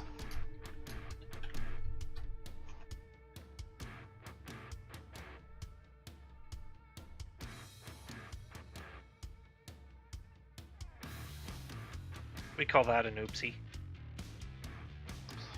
No, I just dropped some parts and they did damage to the blocks underneath them. Nothing worth worrying about. Just something might be better than to do.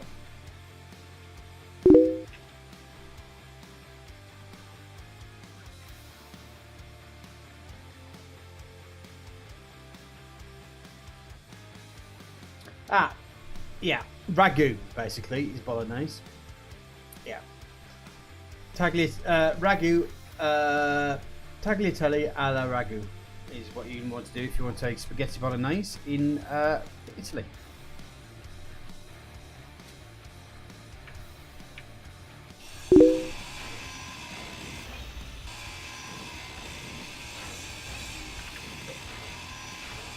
Oh, I'm sorry to hear that, Miss. So,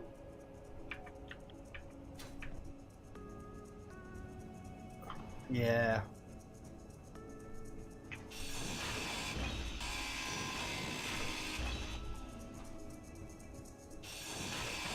Homegrown tomatoes are always fun. I also like making my own Japanese pickles, and I haven't actually tried yet, but I was thinking of seeing if I could do pickled tomato. See what that would be like. If you grow a pickle in Britain, is it not a British pickle? No. What I'm talking about is the Japanese. There's a certain Japanese pickle for. How do I explain this? There's a Japanese style of pickle, I suppose, is the best way of saying it. It's just a smaller. Just well, basically most pickles are basically cucumbers anyway, so it's a Japanese cucumber.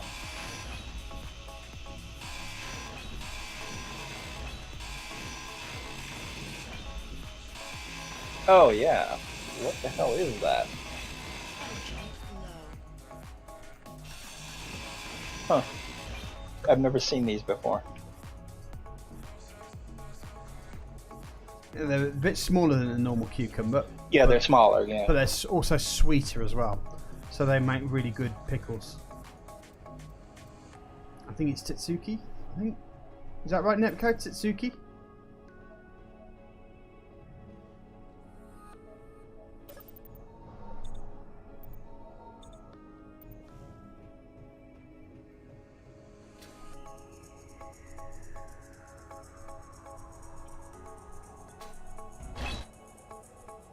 And that's very true.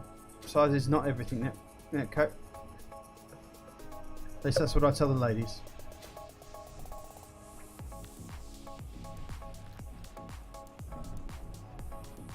That's what you tell the ladies. Mm-hmm.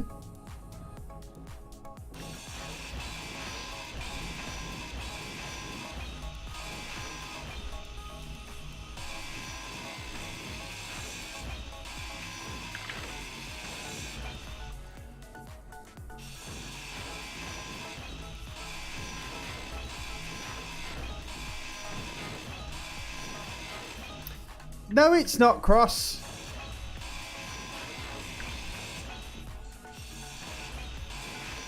I'm a selfish lover. What the hell?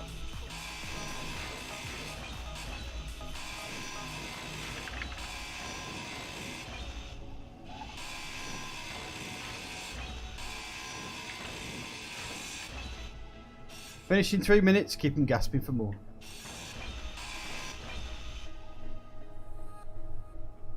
Even I can't even believe I just said that.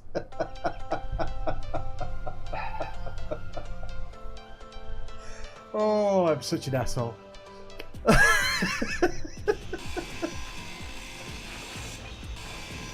You can't see it, but I'm shaking my head again.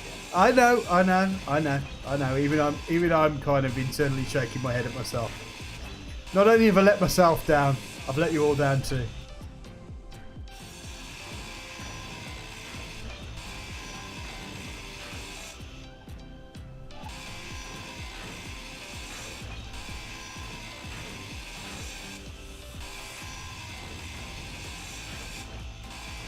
What are you doing, Ice? You're very quiet. I'm experimenting. Cross, you grab your shower. Tomorrow's your Friday. Oh, cool. Well, that means Thursday you can stream till nice and late.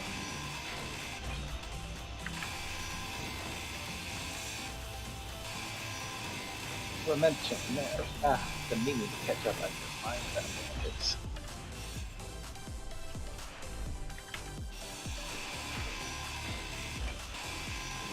Watched a couple of the streams a couple weeks back. Some of the things that people have made in Minecraft are astonishing. The little mini games and stuff like that. Fail fish 100. Oh dear. Have I failed you, Chris? So, what experiments are you doing, Ice? And why should I not be worried about these experiments? More importantly, It's just a drill ship. I thought you'd already made a drill ship. I did. You're making another drill ship. Yep. Why? Actually, what I was learning was how pistons worked. Not very well is the answer to that. Their pistons are great, not great with drills, because the results are inconsistent.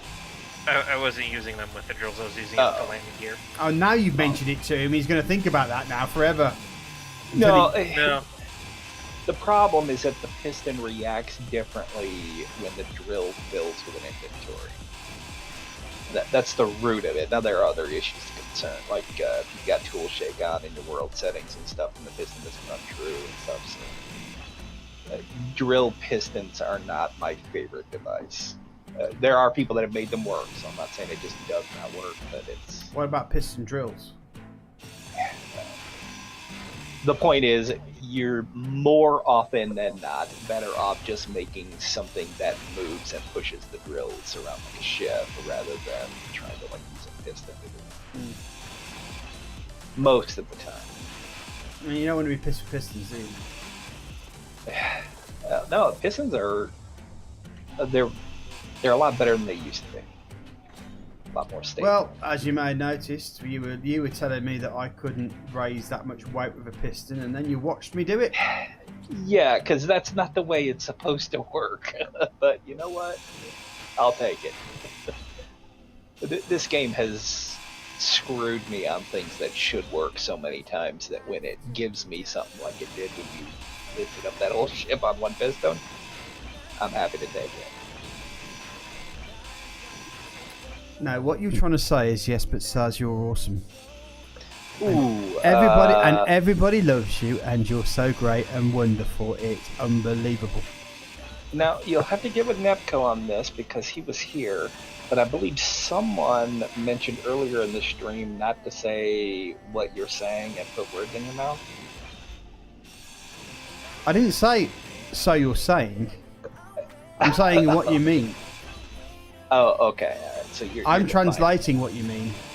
So I'm making a statement based upon your words and making a judgment call.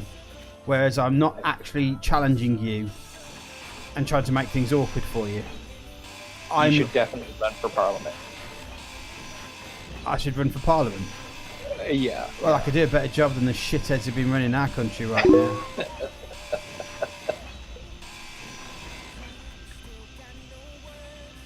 So, is Ram an idiot? I don't know.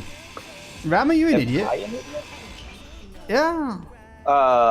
If I actually meant by what I said that Saz is great, wonderful, and awesome, and all the other shite that came out of his mouth a moment ago, then yes, I'm an idiot.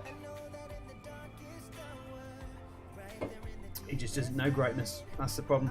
He's not an idiot. He just doesn't know greatness when it's in front of him. And modesty as well. Modesty and greatness.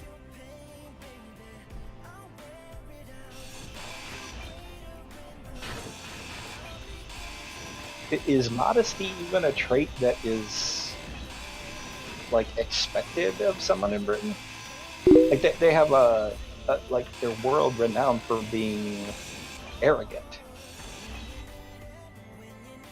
Polite, I think, is what we're world renowned for. In fact, we're polite. We're so polite. We let the Canadians let everyone think that they're the most politest. Because we're too polite to say anything about it. And humble too. Yeah. And humble too, yes. Yeah.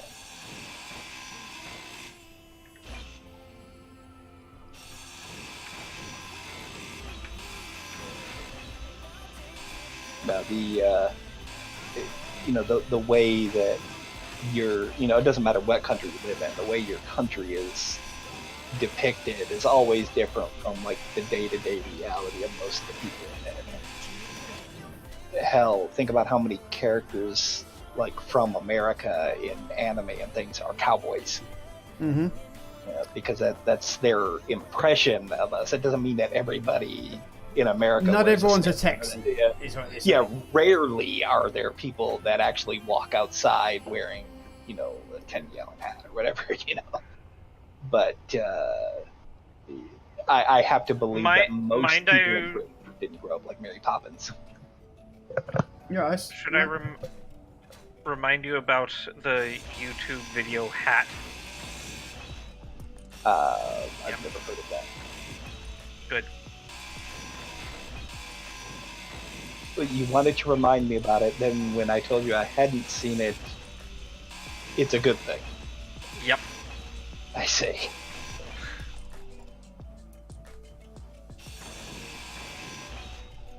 Is it like 2 girls and 1 cup? I No. hope not.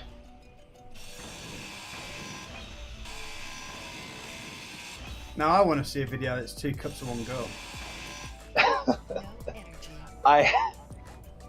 I've never watched it, but I was So that's just told Preston. what it was about. All I know is that when I was first exposed to it, I was in my office, and the lady in the front office at reception was literally puking into her trash can. So I went to check on her, and there were 3 other people in the room laughing their asses off as she was vomiting because they put it on her computer and made her watch the first 15 seconds of it. So yeah, I have never had an urge to watch the 2 girls 1 cup video because that's been the entirety of my exposure to it. Right, I think we need to all pop round Rams and make him watch it, just for giggles. No, absolutely not. I've been told since what it is, and I'm glad I've never watched it. It's a rite of passage though, Ram. I'm happy not to not to walk down that particular passage. He secretly has it downloaded. Yeah. You know, he doth protest too greatly, he thinks. Yes, absolutely. Every time I start Windows, it does it. He doth sarcasm his way out of his guilt too much, methinks.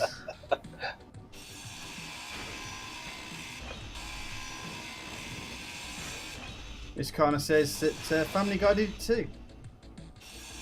They did what? 2 Girls, 1 Cup. I thought. Wait, Family Guy is not on a cable network. How were they capable of making something that blue?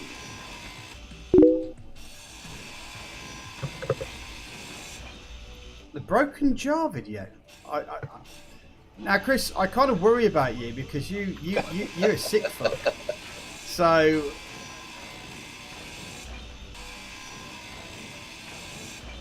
Oh, they did a reaction to it. Oh, right. Yeah, because that was actually a thing on YouTube for a while, wasn't it? People reacting to 2 Girls, 1 Cup. Yeah, I remember that being a thing. That there were more videos of people reacting to it than there were like sources to actually watch it. Oh no. Trust me, all you had to do was type it in and you could find it quite easily. Because that's how people reacted to it. I never went looking for it, so I'll take your word for that. Yeah, let's just put it this way. It's not something that you spend a whole lot of time saying, yeah, I watched 2 Girls, 1 Cup. I'm so proud of myself. Well, based on what I saw, if there was someone with a strong enough constitution to literally watch the entirety of it... It's just 2 girls eating shit. That's what it was. I don't understand why everyone gets so het up about that. It's basically 2 girls who are chugging on brown substance. It's not even real. Yeah. That's why I said brown substance. Oh, so they've confirmed that it was in fact all staged? Oh, they've confirmed. Who confirmed? I don't know who they are. I don't think there's like a porn a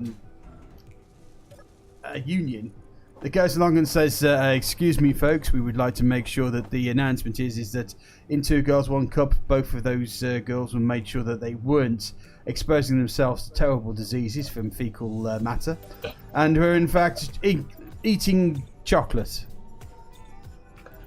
You know, honestly, I don't know that people that are into those kinds of things care about things like diseases and stuff while they're doing them. But I'd like to think that those girls at least had the self-respect to do it for money. You know? They got paid.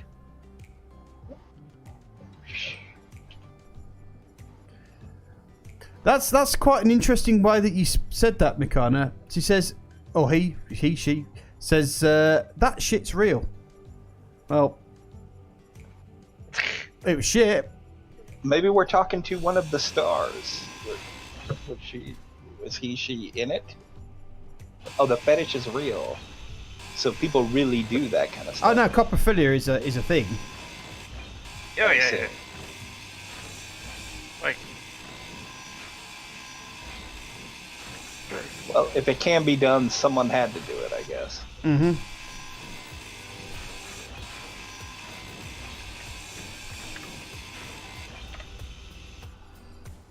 But I know this may sound controversial, but I don't think pretty people are into that sort of thing, because pretty people don't need to be in that sort of thing. Which is why I think it's faked.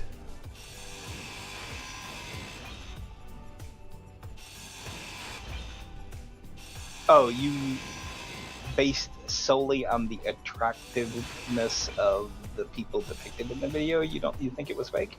Yeah, well, usually people who pick up fetishes pick them up because they have some sort of innate need for the attention or for the sexual sexualized part of it. And most attractive people will generally get positive attention all the time. So, now this is my minor psychological theory, and I am talking bullshit just for entertainment's purpose. But yeah, I mean, there could be something to that. I just don't. I don't know that fetishism is. I mean, historically, it certainly wasn't, because pretty people are only into fetishes as long as the money's good. Not just that. I mean, some of it is like there's like if there's a risk factor, or if it's something that like back in the old days when you cared about what your family thought of you, you do something just because it was dangerous for you if anybody ever found out about it and stuff. And pretty people absolutely did that kind of stuff. So. Pretty people don't live dangerous lives. Pretty people have whatever it is handed onto the plate. They only start living dangerous lives once they stop being pretty.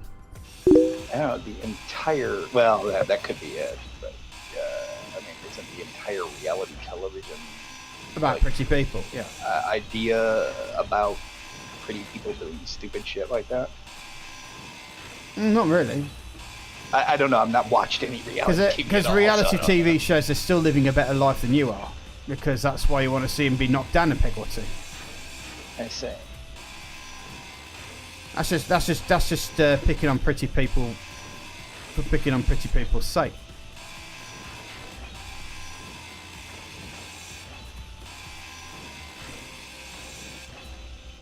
Apparently, Miss Connor says that it's mostly German people that cause these sort of things.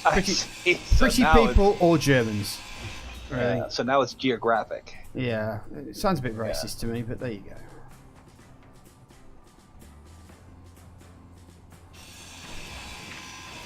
What the? Well, at least xenophobic. Why is my? Oh, that's why. Yeah, Helga, I like it when you shit on my chest. Yeah. Oh my word! See, now you blatantly called someone out for being racist, and then you had to go and make that damn straight awful impression. I'm in a privileged position here, Sunshine, is where I can talk a lot, and I can say what I want. Well, within the rules of Twitch, of course, but as it goes. I have lost 2 viewers just from that, though. You lost 2 viewers from that accent. Yeah. So that's the German contingent gone.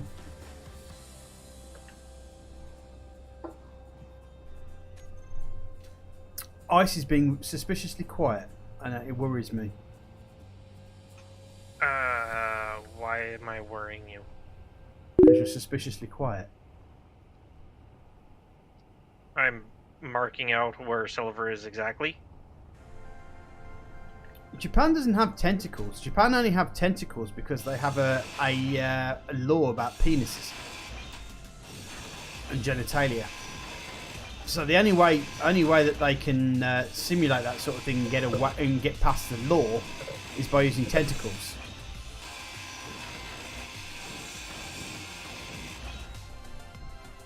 So that's just basically skirting around the rules, really.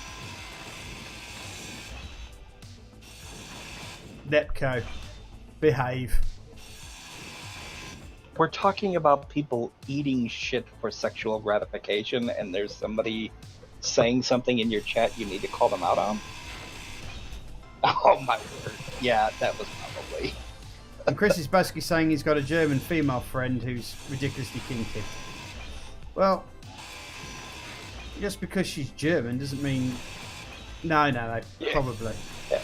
I have a single acquaintance that is a thing, so therefore everyone like this needs to also be that thing. No, I don't think I've met a German girl who's not kinky, to be fair. Oh, every German girl you ever met is kinky. You probably know more than I have. Yeah. Oh yeah, beat me with the spanking paddle. What the fuck? Stick some nails to it, make it harder, yeah.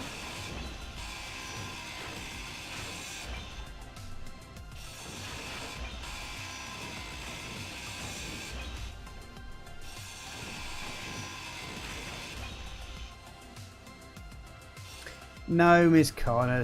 Welsh are the sheep shaggers. Or Montana.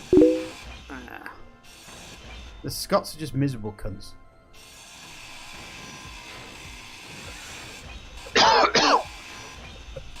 Well, if Scottish people are miserable cunts, maybe that's why they're with the sheep. Well, they don't do sheep, they're just ginger. He says, being married to a Scot. Oh, shit. I just realized I flew this ship back so I could take it apart on site. And, that means I left my car parked out in the desert. Any trouble when that happens? Yeah, it's alright, I'll find it again. Pretty sure I took a GPS near there, so I should be able to locate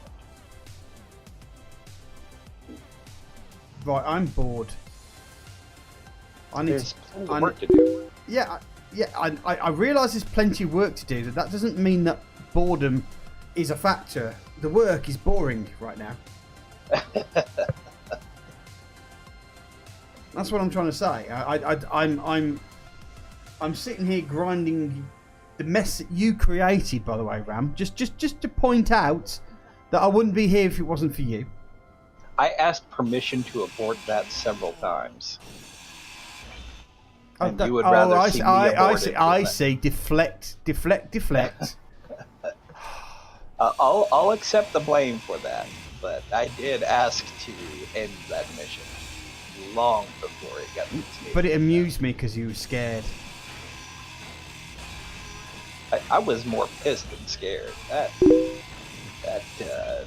multiple bob system and that hidden projector, that was the proper way to fuck me.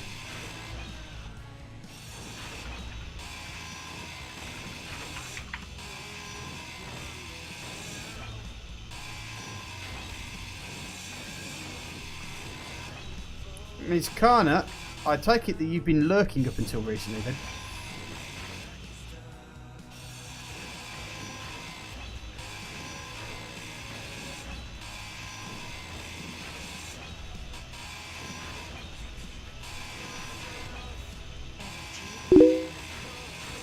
Fair play.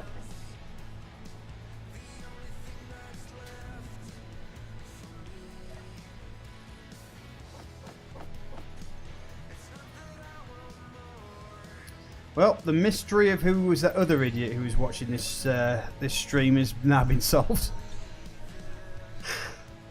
Oh yeah? Yeah, it was Miss Kana.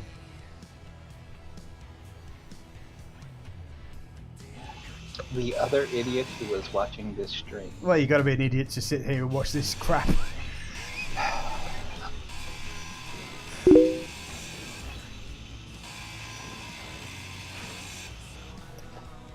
When people first explained to me what because I'm not a kid, I didn't know that new stuff. When they first explained to me what streaming was, I thought they were insane. That's because you're an old fart. Yeah. But then, I started, getting involved in some of it and watching some of it. And I certainly, I've got more respect for it now than I did before. But, yeah, you gotta be a special kind of crazy to enjoy this as an entertainment form most of the time.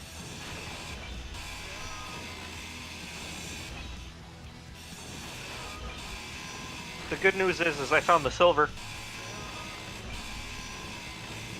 Yeah, I knew that. That's right, Ice. You go and play this game sensibly. No, it was gonna take it. He had to do some looking for it because I was sitting on the nose of that car, like watching the ore detector as we were driving by at the same speed. So I'm not surprised it took him a while to find it.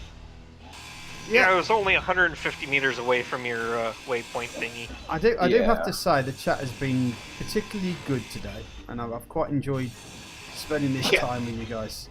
So the streamer hasn't been. Just saying. Ice, Would you like a promotion? To what? Uh, The only thing I can be promoted to is captain. You really don't want that job. You can be Look at my promoted. current crew. You can be promoted to. We have two ranks here. We have the captain, and we have everybody else. Okay, would you like to be promoted to Chief Ram Killer? I don't have a gun. Well, you've let me down. You've let the stream down. You should be kind of ashamed of yourself, but slightly proud. I'm half contemplating on taking one of these. What are these ships called? The Junkers? Yeah. And crashing it into Ram? Yeah.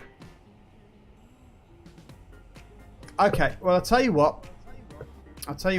I'll let you be captain, but I'm going to have to promote myself to Admiral.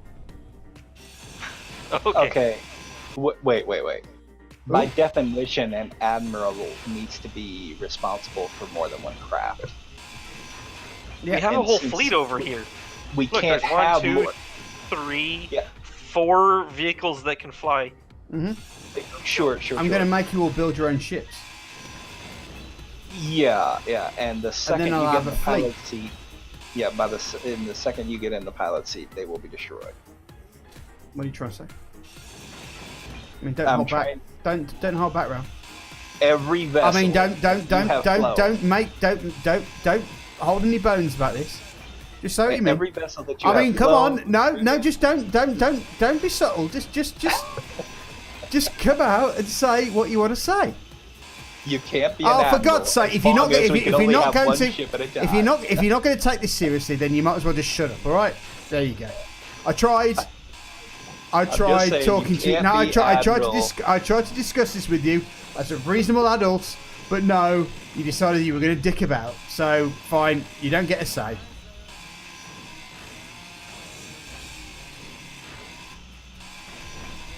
Shit.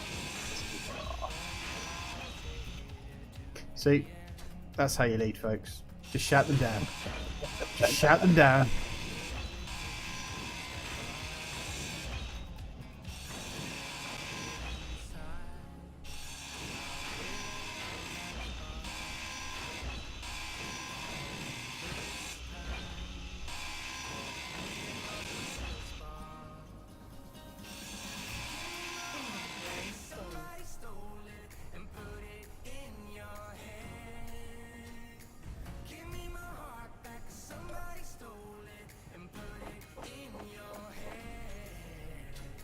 Now, is anything getting actually...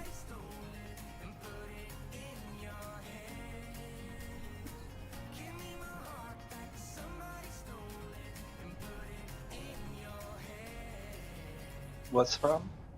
I don't think it's grinding anything down anymore. It may be full, and the second that they fill up, they will. They'll stop until you manually empty them. Even if you give them room to push, they'll still stop.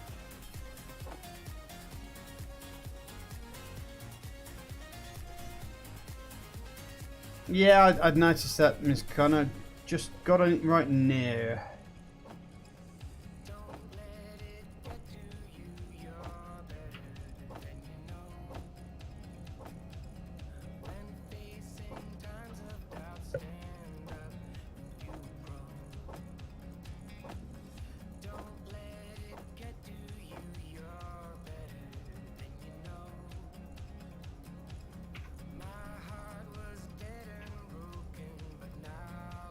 No, it's not. These aren't full. I wonder if they've been reset again.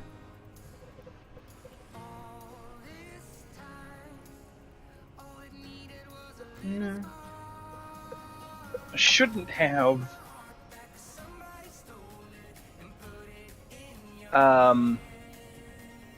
When it comes to grinding like unowned or neutral blocks, Might be because there's no power on the blocks. Yeah, check. No, it is. Check those. See those boxes there with the enemies? The unowned and neutrals are set to off. Alright. So what has happened is what's left of that is now either without ownership or considered neutral. Yeah. Mm-hmm. You might be able to paint it. No, I seem to have problems painting shit. So. Well, then just toggle that to grind the unknown. I don't. But I recommend that you turn that off so that it doesn't start like shredding neutrals that fly overhead, or especially since we don't know what, if anything, triggers these junkers to become hostile. I'd rather not find out the hard way. Now, how do I get it? Oh, I'm gonna have to do it myself, aren't I? 11300. I'm gonna have to set the build colour myself, aren't I? I set them already. No, I mean as in like manually on here to get the. If you choose the color in your palette, Mm-hmm. then go to the Bob and hit the set build color. It'll change the currently active color from your palette into the color that Bob uses. Was it right? But I didn't want to. I usually just replace the last two. Set current build colour. Right. Yeah. But you just Is it any green of those that colors that you don't use. Is it green that you've set it? The really lime green is ignore, and the really bright purple is or pink I is must have picked the wrong colour then. Yeah. Pink grinds, green ignores.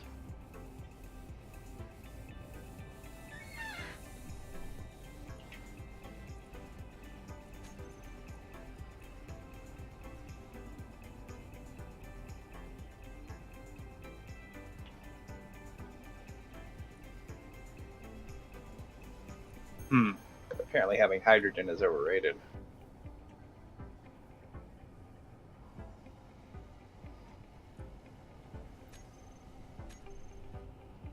There she blows.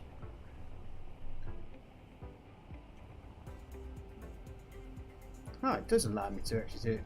They must have fixed that little problem. What, the painting? Yeah. It just seems to be you're unable to paint things that you don't own that are owned by other players. Right. So that must be owned by nobody, which is allowing you to paint it. Yeah, because that connector there is probably still owned by whatever faction owned that beforehand.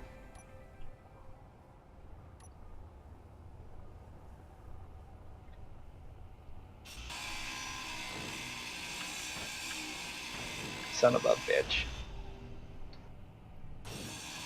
This is the kind of planning that great space engineers like us are responsible for. I built this base on this ice lake here. Mm-hmm.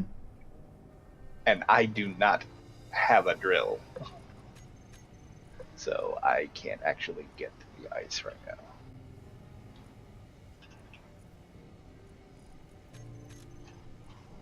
Well, that was clever of you. Oh, there's always a workaround. So space engineers, there's 4 ways to do everything. There's 4 ways to drill, is it? Well, what I intend to do is have Bob build me a drill and then disassemble this drill with the ice inside. Yeah, that's how Space Engineers works. There's 4 ways to do every task, and your way is stupid, and my way is best. Okay, fair play. Yeah, I can't argue with that. That's what I've learned. That my way is stupid.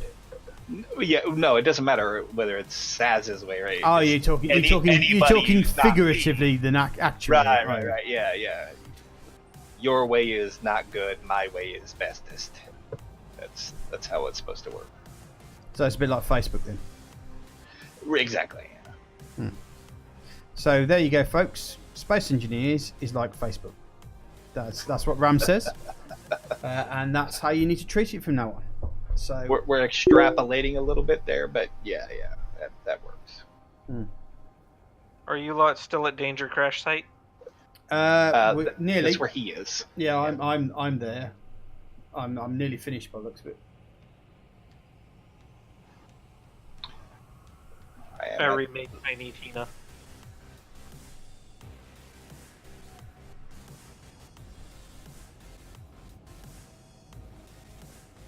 So, if any of the chat has been affected by the issues that have been discussed here on this channel, you can write to bbc.co.uk, points of view, somewhere, 8QT.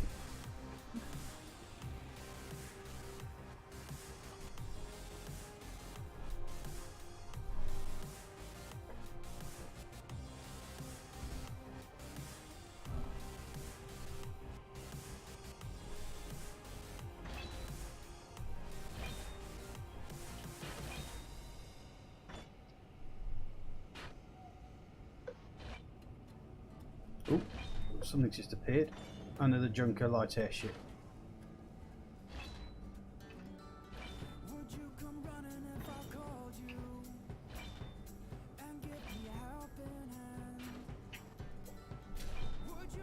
Do you know what? I think I might try. See if I can.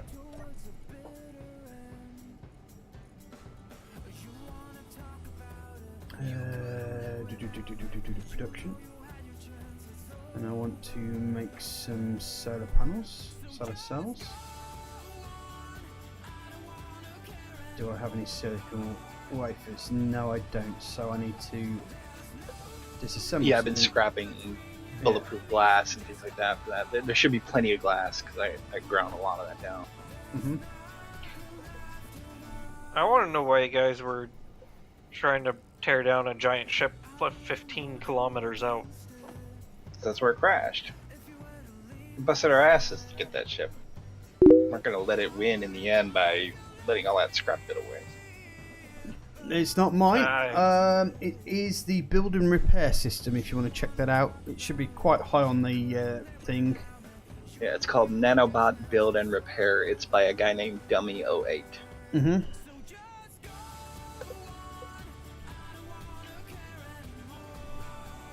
I think we may have just done some consumerism there. No, he really is. He's a great guy, great modder. He's receptive to feedback. I mean, as in we've actually performed a service as streamers. Oh. What is this giant thing on the lake? The pink thing is the thing I'm taking apart. The other thing is the base I'm building here to mass produce hydrogen, essentially. Okay.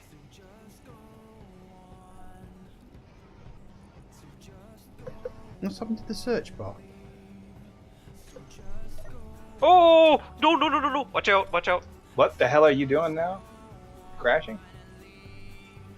Well, the game lagged and I just zipped right through your base at 3 million meters a minute. Oh, yeah. Yeah, that thing is, it's like a missile pod there. That. You actually put shields on that? Yes, I did. It's only got one battery. That'll be good for those kamikaze runs, though. Yeah, not bad. It's the Tiny Tina. Yeah. With the spare jump seat. If you're going to go manual Tiny loading Tina, on the weapons... Is that the one from Borderlands 2? Yeah. Oh. I never finished that game. I kept getting motion sickness every time there was a vehicle involved. It was a really nice game. I liked it. So does it have a badonky donk? Yes, it does. Essentially, yeah. If you're going to go manually loaded weapons, you might want to throw some rocket launchers on that bad boy. Underneath the They're gun. not manually loaded. Well, you can only store it in a cockpit. You don't have any storage on it. I think only 7 boxes fit in the smalls.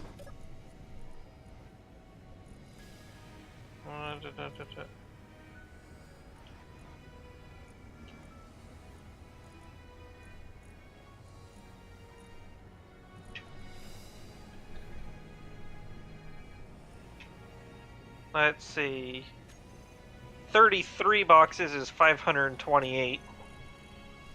That's in your, but most of it's being stored in the cockpit, though, right? No, that the small Gatling turret takes 640. So 35 in each. Oh, we're not using default inventory sizes. Never mind. Yep.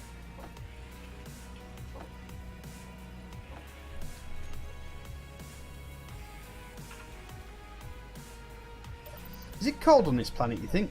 Because my energy seems to be going down quite quickly. Mine is as well. Oh, and it's about to get dark, so it's about to get a lot worse. Well, we could all go to sleep if you wanted. You are the commanding officer and determine how the Well, ships. it's not getting dark just yet, so... No, we're not quite there yet. But when you have to use your headlamp on top of cold temperatures, the battery's going to die very quick. that might have something to do with it. I've still got my lamp on. Whoa. Isn't it called a torch over there? Knife is a headlamp. Okay. If it's a lamp, it's a lamp. If it's a torch, it's a torch. Only if you're holding it in your hand is it considered a torch then. I'm not sure, Miss Kana. It's either the desert planet or it is the one that's been taken from medieval engineers. It's not the desert planet.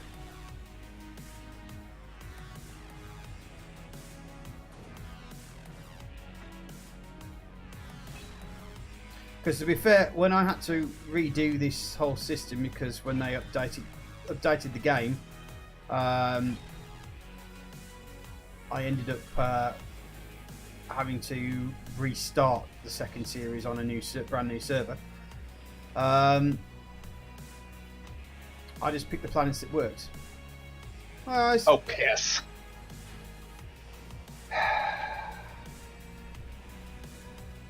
So the real That was question is, foolish. why don't you just leave the iron blocks behind Because and just take all the good bits? old Ram was complaining that he didn't want to mine any iron if he ran out. That is not how that conversation went, for one. It was exactly how the two, conversation went. Yeah. For two, if you leave it there, then there is a grid laying around. Let me do an impression of Ram. This is how it went. Oh, here we go. My name's Ram, and I want to keep all the steel. See, that's what he said. That's It exactly. sounds just like me. Exactly. Yeah, you should take that on the road. I should. Well, I don't think so. I don't think you're that popular, to be honest. Definitely not. No, I've got better people that I could do impressions of that might actually gain me some money. I'm just saying you're worthless, all right? Just. Oh wait, yeah, you didn't need to tell me that. Yeah. So. Ice. Yep. Sooner or later, in fact, about now. Oh, I'll let you work it out for yourself.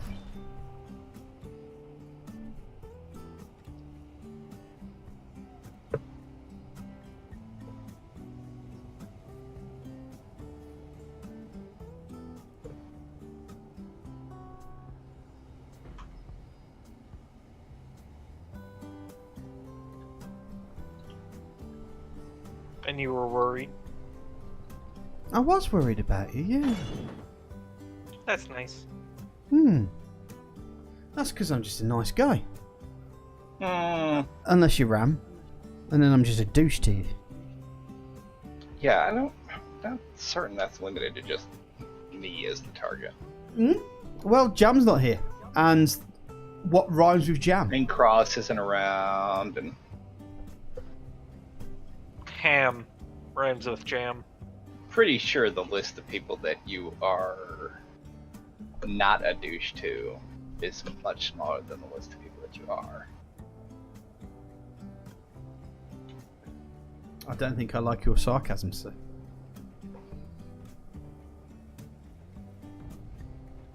You're right there, Most people Ice. don't.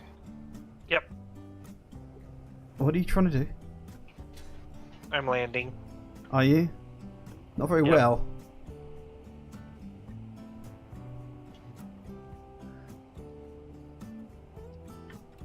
Oh, yeah. I can't Oh, thrust that one. ow!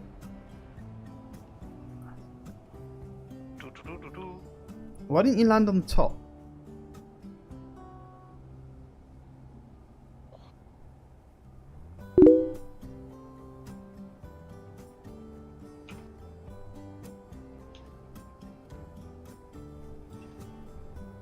Okay, you're locked. Landed.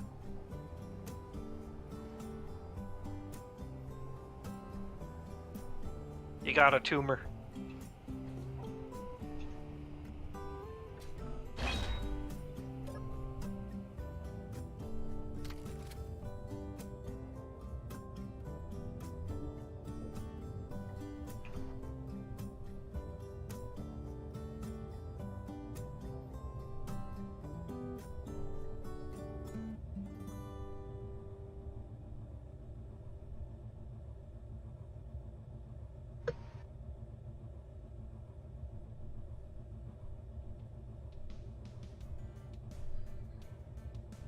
And Saz's salvage is still going strong.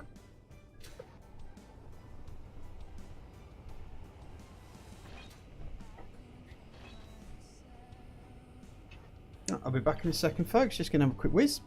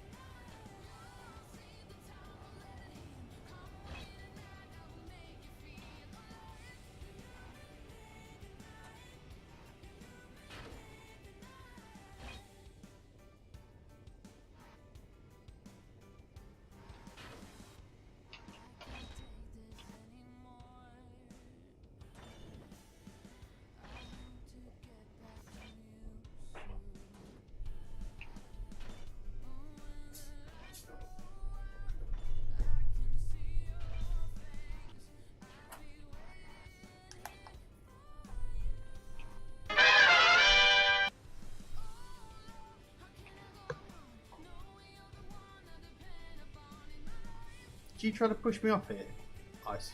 Nope. Hmm.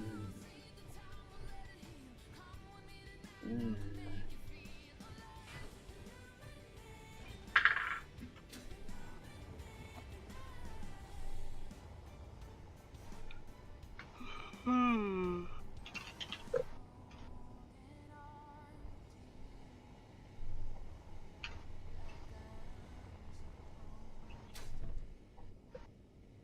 Oh, well, we're nearly done. Hasn't been the most exciting stream, I have to admit, even though the conversation's been sparkling. It's probably Jam choosing not to join us that caused it. I didn't try to jam. I did.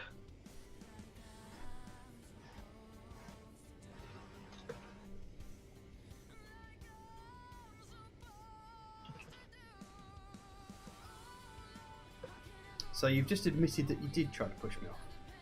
Yes, No. planning a mutiny. Where's my gun?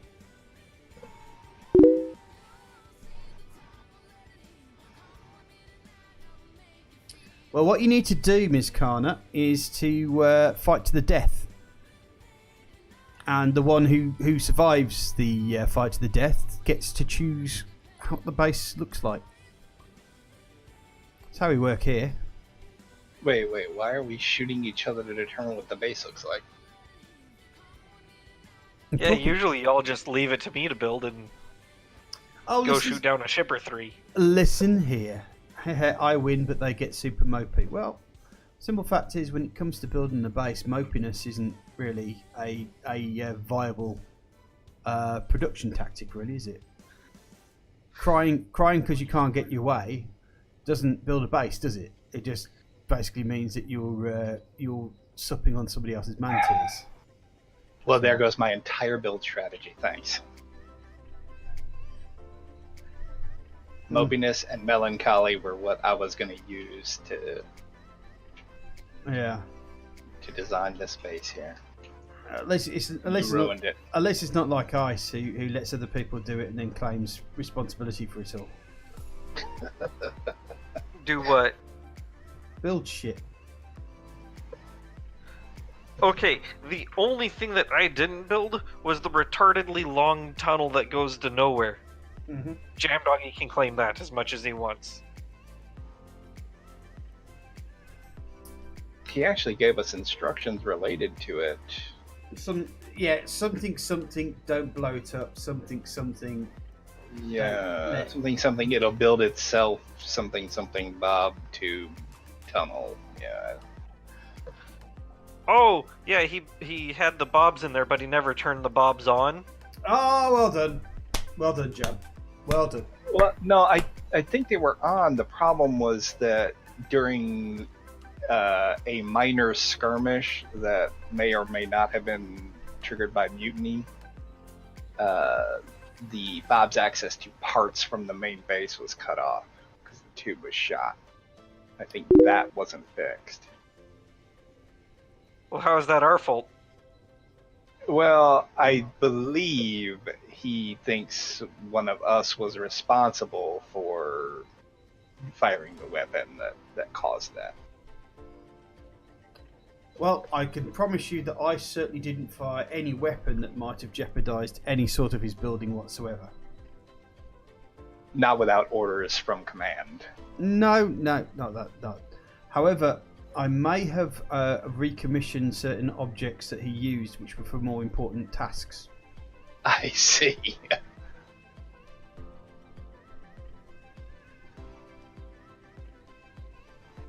Well, knowing Jam, he didn't fill out the proper requisition paperwork. Exactly. Right. And you need proper paperwork when it comes to building stuff without... I mean, he just built a hole without asking anybody. And what is that hole actually for? It's to use all of our resources. It's to what? The hole's purpose is to use our resources. Oh, well. What he originally wanted to do was he wanted to put a large cargo container in there. Mm-hmm. So that way... oh, no, this isn't good. I think the idea was to dig underground so that if we were ever attacked from the air, we wouldn't lose everything in a single volley of rockets or something. He did have some reason for doing it, and it was valid. I just don't remember what it was at the time. Yeah. But how long is it?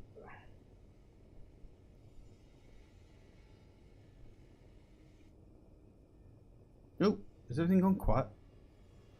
Yeah. Why? I disconnected because when I went to land my ship, instead of landing on the platform, I just started falling through the world. Oh. That's not good. Yes, because I've got a GKS Dot and a GKS Ramses. So we've I lost... was at the base. Right. You still got your ship on the side of it? No, I flew it back to the base. Fair play. I didn't see you go. Yeah, you left. I pushed you off the thing and then left. Alright.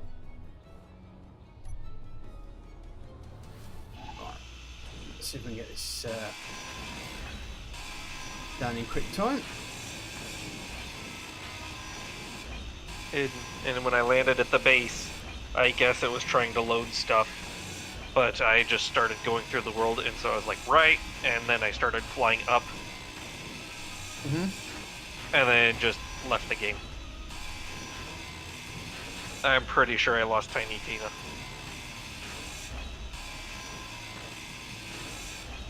Did she have a shield on, did you say? It did. Oh, you probably just bounced. Did you name it? It has a name, but it's not Tiny Tina. Or is it Tiny Tina and it's got a different name? Ice Storm. You own that. I suppose I could check through the... Yeah, in the Heat entity shooter? list, the only grid owned by Ice Storm appears to be the base grid. Hold on, let me have a quick look. So he may have crashed. That's okay. Did you take a blueprint? Yeah, it was from a blueprint. Yeah. Like all That's it an was incredibly cheap and easy thing to build anyway. So. 6 Aside from blocks the of shields. armor. Yeah, 9 blocks of armor, a landing gear, and a couple of Atmos thrusters with a seat on the back. Yeah. I think the most thing that we lost was The shield. 3. Yeah, the shield Yeah. components would be the biggest hit, but you just mined a bunch of silver, didn't you? I did Yeah, so it would be okay. enough to make the shield components. Yeah. I think I've... Oh, no, that's not her.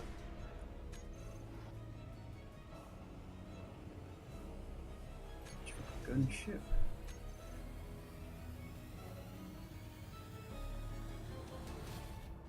Well, there is something on fire here.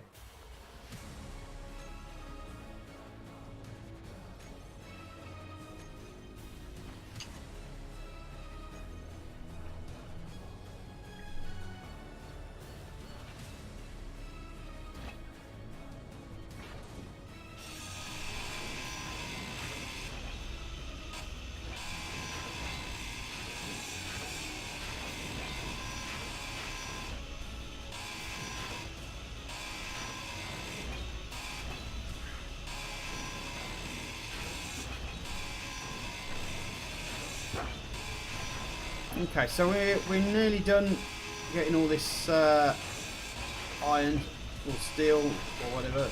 Whatevs.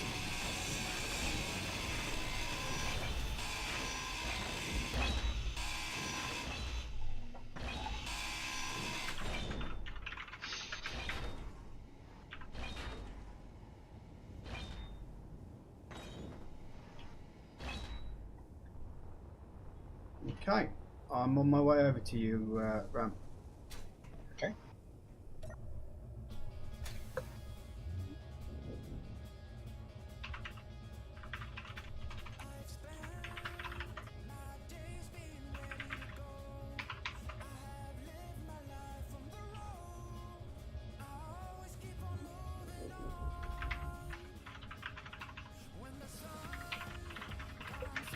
Did you take apart that airship thing? It's currently painted pink for Bob to get to whenever he gets to it. I've been having to help him because there's only one of them over here. I've more been focused on like laying out the floor plan for this No worries. static grid I'm building. But if I need to shift focus, I'm happy to do that. No, I think we got enough to at least start up getting this lakeside base sorted. Mm-hmm. You know, I'll have a steady stream of ice, and then got Ice's base can be a good place for us to like build craft to like go on the offensive for some of this stuff. Mm-hmm.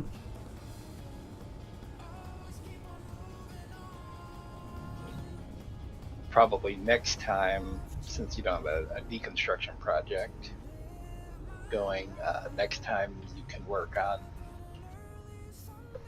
getting that sand skimmer or whatever you want to call it, the sail barge, properly set up to do the runs, transporting goods and such. Mm-hmm.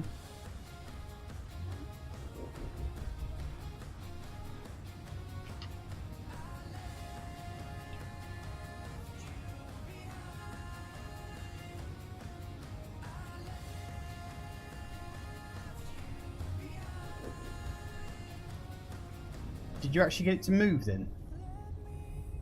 The airship. I had to build tubing for the hydrogen thrusters. Yes. Right. Okay. You'll have to do that on any of those you find. The other thing you need to make sure you do is grind down the parachute blocks. Mm-hmm. They deployed when I went over a hill, and it caused problems. I'm sure it did.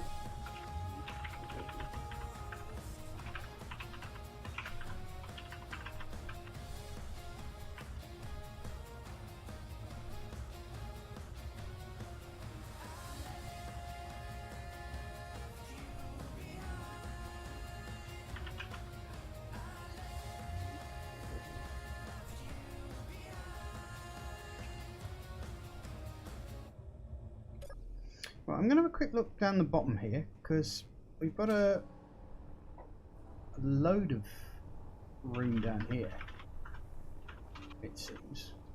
On the underside? Yeah, I think we were originally intending to put support craft in there, like maybe a miner or something else in there. Well, if we're going to use this as a transporter, we'll probably want to put some large cargo containers in here, so that... Yeah, more cargo, yeah. If you add much more in the way of cargo, you need to remember to add more thrust. Okay. I know you've flown it a lot more than I have. No, she seems to be alright with the 3 at the moment. If you add, let's say 2 more large cargo containers down there. I was only going to add 1. Yeah, okay. And that cryo tube up there, that's just what I logged out in. You can delete that. The one right above your head there. That's fine, keep it there. Also, you've used enough of the hydrogen that you can lose one of those tanks up here too if you want to get rid of that. You got plenty of options, but right.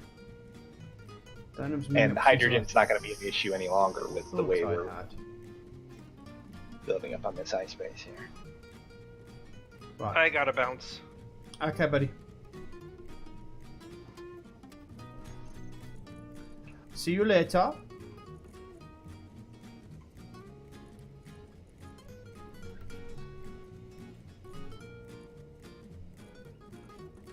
I'm going to have to put some more cargo containers in. Yeah, and those reactors, you can feel free to move those or whatever. I literally just slapped them on there to charge the batteries anywhere that they could get conveyor access.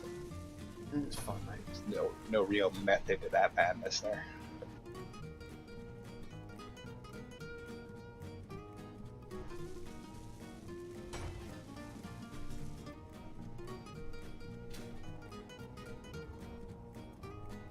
Now, the next thing I need to look at as well .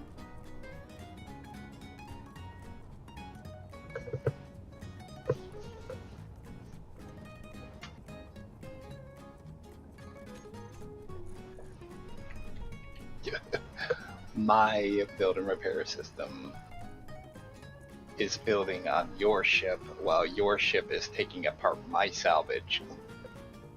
Good stuff. Whatever. Oh, you know what? While I'm thinking about it, let me go get my car. If I wait till next week to pick that up, I will not remember where it's at. Okay, you started insulting his Jam's hull, and he gets on here to defend himself. Yeah. It's just yeah. You know, he's very sensitive about these things, you see. Yeah, but no, what he said is what I thought. The purpose of that tunnel was to hide some of the critical base components. Oh, yeah, yeah. An attack wouldn't It's something we agreed on, but we still want to just take the piss out of him because Oh yeah. he's No, not here just to the. defend. Well, he's just not here to defend himself, is he? So. But no, that what we built there, what ICE created is a really good like starter platform. Mm-hmm. You know, like for I mean, we had nothing when we came down here. We literally jumped out in suits. But Jam's right. If we're gonna start having to worry about aerial attacks, having a big blob of machinery just sticking out of the dirt is gonna be catastrophic. We also And I don't trust the dungeon master not to cause those kinds of things. I don't know what you're talking about, sir. I do not know what you are talking about. But I will probably end up ordering Jam to make a underground base as well for us building ships in. So it's going to need to be a large base. I wouldn't mind us having a couple of structures on this planet, fallback points or specialized bases. Mm-hmm. Well, like, this I'll build this one. Nice. This is going to be this is going to be the hydrogen production factory. Effectively. Yeah. Well, a fueling station, I suppose, is probably the best way of looking at it. When they first started doing public, space engineers, when the multiplayer was first fixed, air quotes, I went on the Armco server and I did something similar to this, where I just built a place that did nothing but turn ice into hydrogen and created connection points for people to grab stuff. Not that I particularly like building ice bases, but whatever it works. Well, I'm here to help you.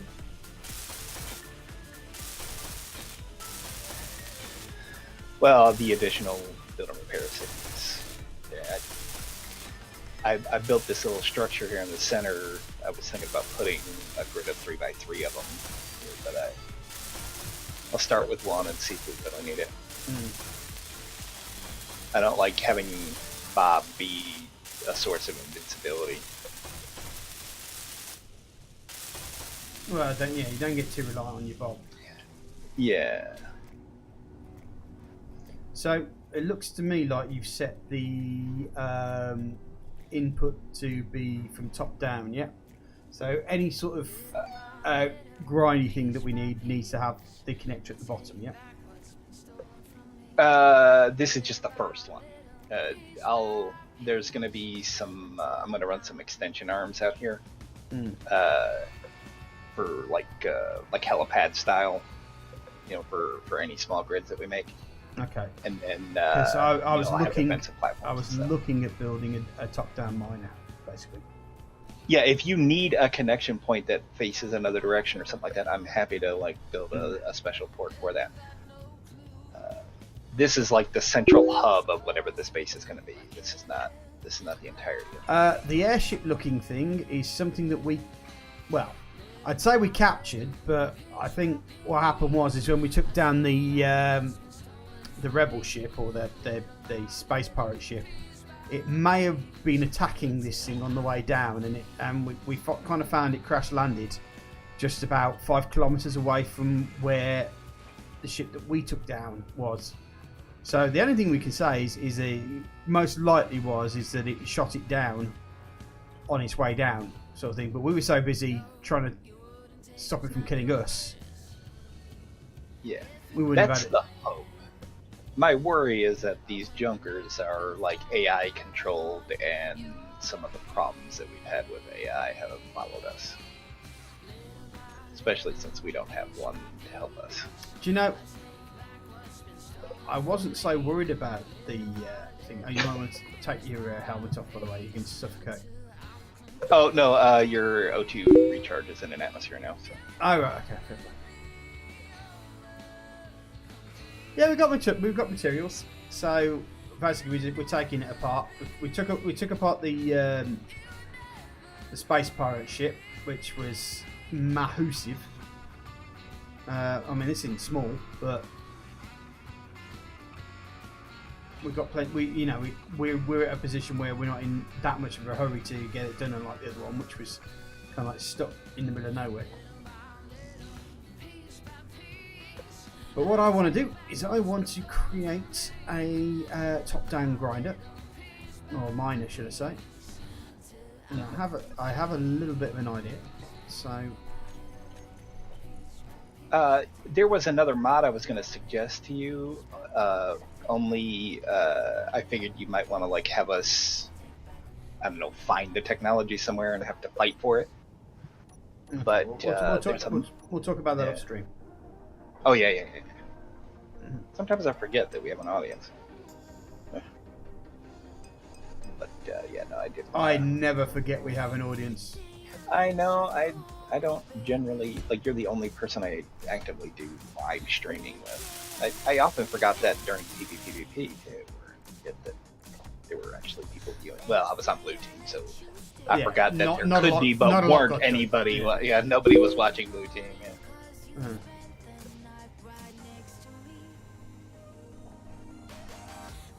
Okay, why is this not working? That's why. What am I looking at? I am looking at. Come on, brain. You can work. I am gonna need computers to finish this.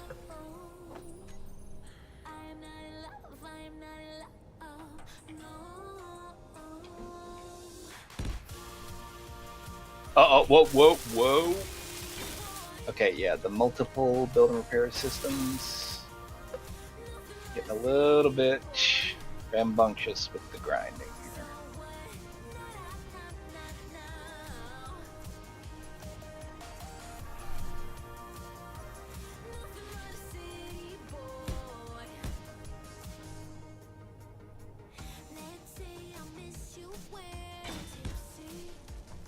There we go.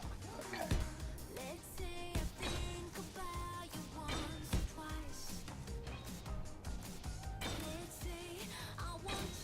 Alright, that's better.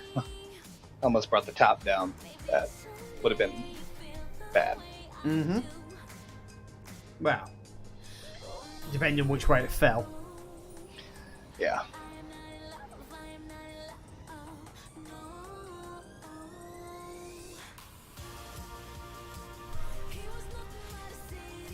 Do we have any alternate cockpits in our library here? Yeah, you got the rover cockpit. That'll work. Oh, what are these? Industrial cockpits? Mm-hmm. Well, here's a tall one. That might be good for this top-down miner thing that you're doing. It could do, yeah. Oh yeah, some nice choices here.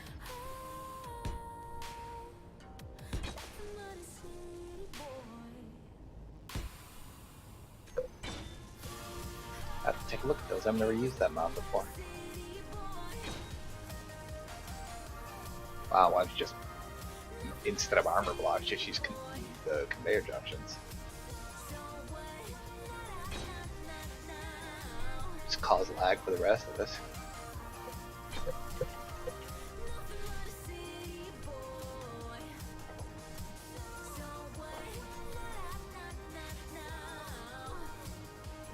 Isn't this where you're supposed to say, "Are you having a go?" or whatever the Britishism is for that? I was giving you shit about using conveyor junctions, but I wasn't being serious. Oh right, well I was just giving you were too focused. Yeah. I was giving you the contempt you deserve. Basically. Oh, I see. No, I wasn't listening to you. To be honest, I was busy. Right. So you were giving me the contempt I deserve by not listening to me. Yeah, pretty much. It's probably for the best that you're not listening. Sorry, I wasn't listening. Most, yeah, exactly. Yeah, most of what comes out of my mouth is just utter garbage, anyways.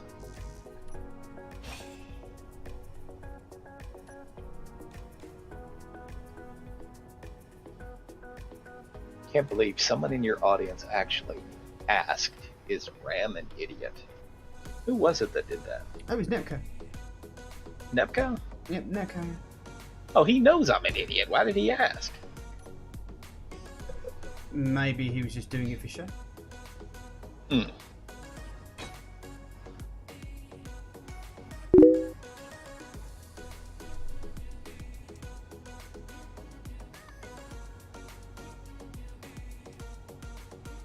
Right.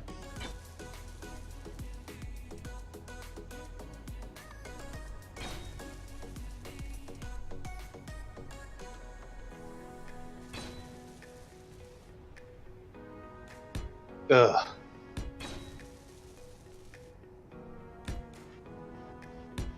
The guy that designed this airship. What an asshole. This entire upper structure is heavy armor.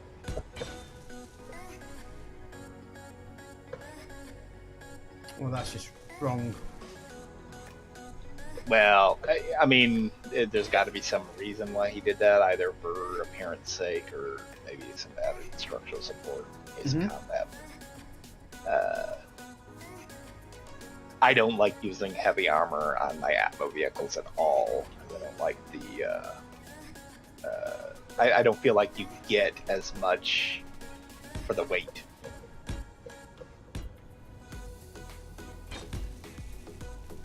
But the state of armor blocks in Space Engineers is a debate that will be going on forever. Like, some people are on the light only because heavy armor is too expensive, too heavy, and then other people are like, light armor is paper, it's worthless, why use it at all? Well, there's always going to be arguments for each, isn't there? Yeah, I don't. Yeah, and Space Engineers is absolutely a game that you should play the way that you enjoy and have fun with. Mm-hmm. I don't like it when other people tell me that my mod selection is, overpowered or no good or worthless or whatever, so I'm not going to talk to somebody else about how their mod selection is terrible. To each their own.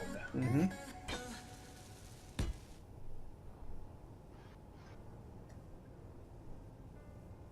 This is possibly the stupidest design I've ever designed. Have you looked at his base? Hmm? Oh, yeah. I've actually seen something very similar to this, and while it looks ridiculous while you're building it, it does function well. If you're worried about the look, though, you may just go with the larges. The mediums are not going to hold. Well, that's the thing. That's the point. One thing that I always find with people who do is people who design miners, they just don't take into account the fact that it's going to be the weighing weight. Yeah. at the end of the day. Where if you don't give it enough room to make that mistake, then it should be okay. Yeah, I only use the large cargo containers on the miners that are, like, they drill straight down. Mm. Because I'm definitely going to have thrust coming up. Yeah, I don't like crashing miners at all. I should get used to it. That's what happens in our crew all the time. Well,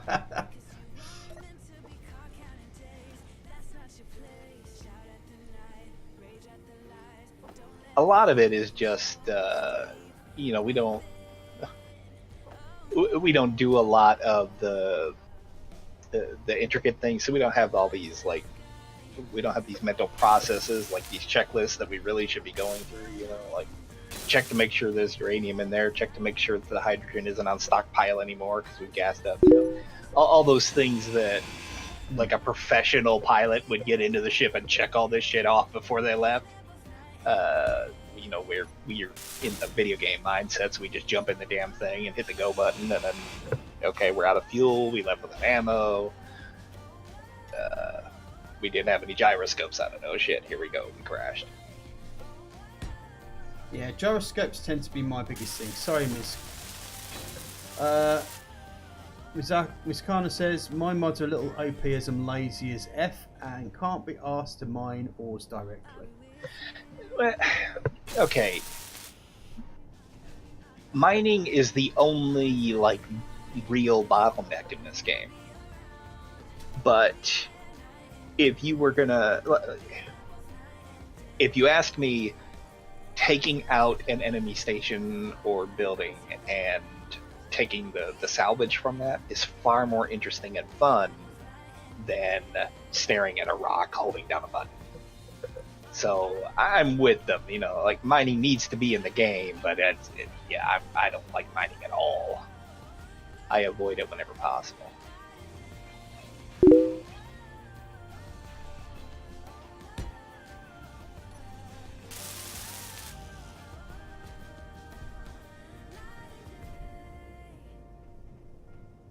Oh, that's not bad. That's not done. No. Displays I ran out of twice while I was building this place, so let me look for some. Okay. Probably take this apart. There's only one display on this whole thing.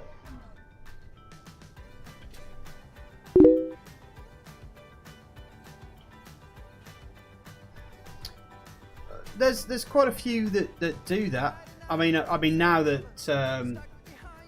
you've got the basic emergency kit, it's a little bit different now. But there are some really good mods, I thought, that dealt with the how mod. grindy mining is. Yeah. The one where you could actually just use rocks and stuff like that, and the furnace mod that I had. Yeah, the stone process. That saved us a lot of hassles in the long run.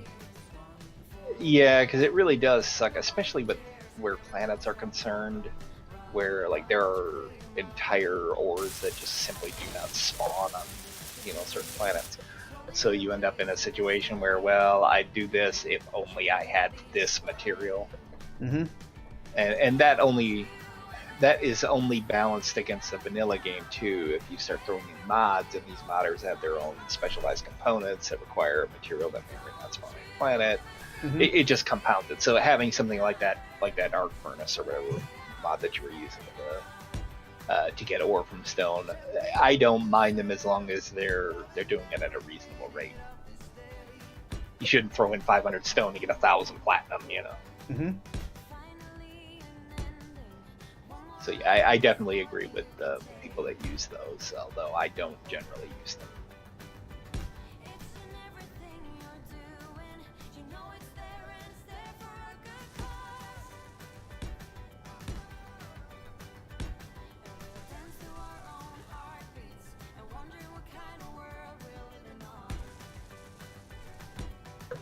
Oops.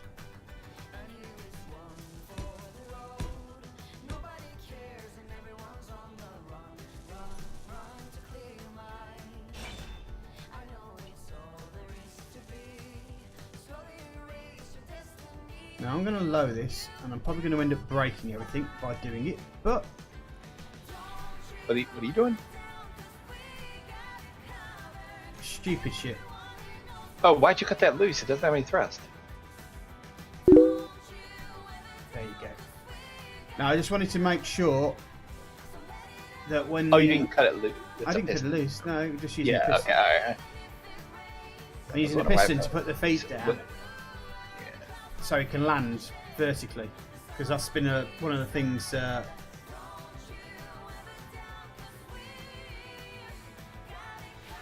Yeah, can be an issue. I have to admit. The one we were using had like a .001 return for platinum and like gold. So yeah, when it's balanced when you do that, when you only get like trace amounts of something unless you mine, you know, the actual proper ore. Mm. Right, back in a second, folks. Just want to do a couple of quick checks, and I will be back shortly. Where are you gonna put the connector though? If you got the drill is facing down. Well, take a look at the sides there, mate. Oh, so you do want me to build some kind of place for If that you to could, land? yes, please. It's got side connector. Okay, all right.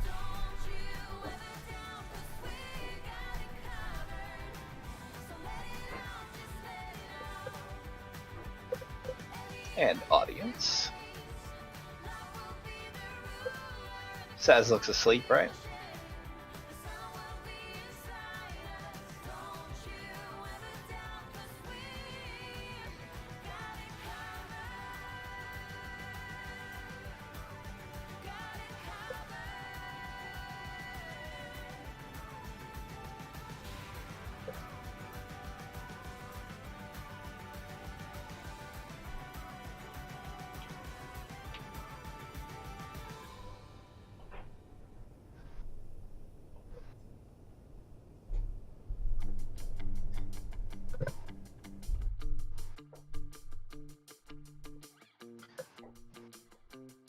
So settle this, Miss Kana, or Miss Kana. Male or female? Okay, I think what we'll do is we'll give it 15 minutes. Yeah. 5.5 hours, and then we'll leave it then. Just wanted to check my times and stuff. Trying to get this Miss Kana person. Okay, it's female. There you go. So the her was a correct assumption in this case. Well, it was the Ms. that kind of. Yeah. I just I'm old and I can make that assumption, but these days you're not allowed to do that. Don't let's not get back to that. Shall we? I quite enough of that topic myself. Yeah. I just didn't want to be insulting somebody by calling them a she when they're a he, or vice versa. Not unless it's you or Jam. What are you trying to say? You're trying to say it's okay to assume my gender. Well, since I've seen you in a unitard, I think it's safe to assume your gender at this point, right? Well, never make assumptions about some. Oh, I don't know what I'm talking about. I'm gonna move these round, I think, so that they're at the rear. So we've at least got a sense of front and back. Wait. Why didn't you just move the cockpit? Like, the cockpit is what determines the spacing, right? Leave me alone.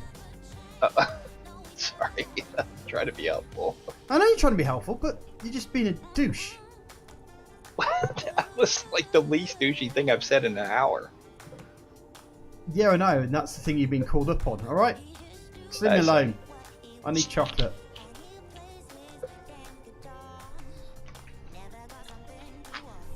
Speaking of that, I sincerely hope that chocolate I ordered is in fact coming from Britain. It's going to take 2 weeks to get here.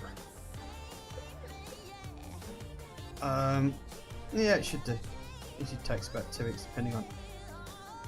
So, what have you ordered? Just a bag of chocolates.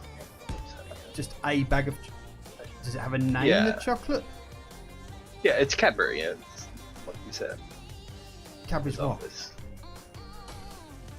Because you see, the thing is that Cadbury's are very good at making the same chocolate taste very different. Yeah. Like, for instance, if you have a Cadbury's flake, the chocolate's all like very fine bits of chocolate, so you kind of. These are just. It was a bag of little bars, like you. Oh right, like the minis. Bars. Yeah. Right, yeah, okay, fair enough.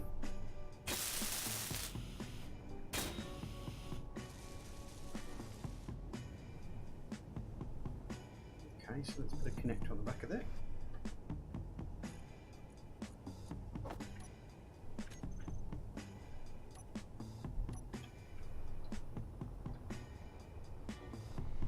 Yeah, they have got quite a lot of options. Mm-hmm. Apparently, you can do a lot with chocolate. Yeah, the one thing that you guys do better is your M&Ms, different types of M&Ms. We only get the two. You get the plain Sort chocolate of. or the peanut ones. But the coconut ones I've had before. Oh, they're lush. Yeah, I ordered peanut butter M&Ms. Yeah, they're nice as well. Yeah, and well, the odd part is that I thought I was ordering peanut butter M&Ms the first time. I actually got caramel M&Ms. Oh right, Which caramel. They sound a lot better than they actually are. The first couple were really good, and then by the time I had reached toward the last half of the bag, I was sick of them. I didn't like them anymore. What was going on there with that? Right, I think I may have noticed a slight problem with this. Oh, wait a second. There it is.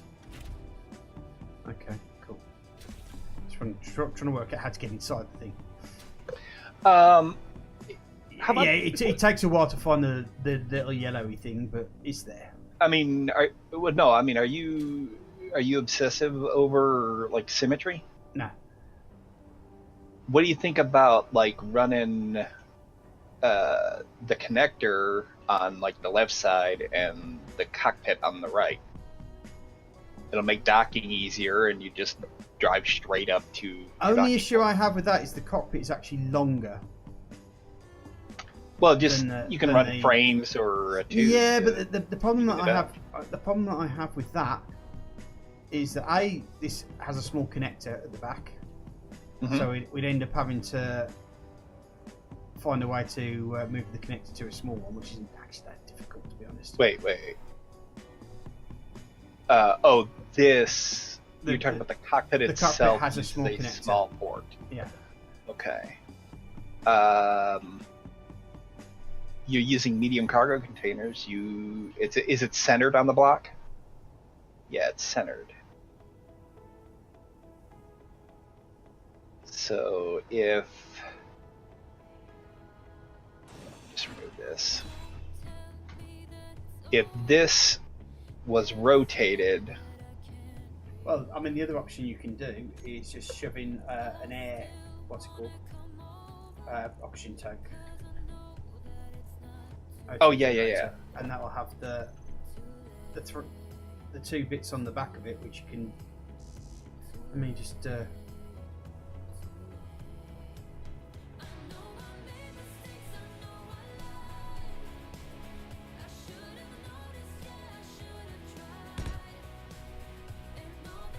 Oh yeah. I use those as adapters a lot too.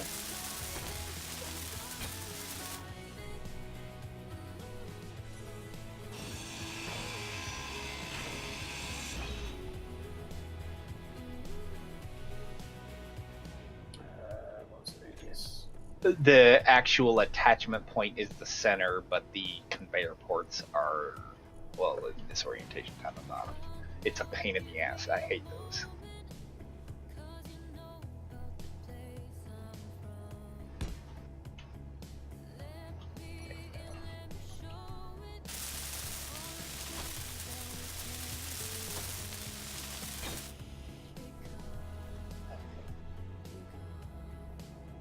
Oh yeah. You can just use Alt and literally like look at the conveyor connect to that. What I might do is I might extend it out. Yeah. Extend the drill parts out, which I was going to do either way anyway. I was just putting this down to check that everything was going to be okay with that. And then all we need to do now is just think about how we're going to put in the. We need to extend this out, don't we, so that it's at least equal out with that. So. Well, the drills are going to have to cover that distance anyway, so you might as well. If you take it out one more cargo container, that'll. One more medium. I think what we'll just do is. That or just a frame. I think a frame might not actually be long enough. I think what probably won't. Yeah. Probably the best idea is to try. Well, medium cargo container's the same size. Yeah, I don't want too many cargo containers on it. Oh, you do worried about weight? Yeah. Okay. Yeah. Yeah. Well, the connector itself's gonna have weight too, so when it fills up, that'll be the last thing to get heavy. Oh yeah.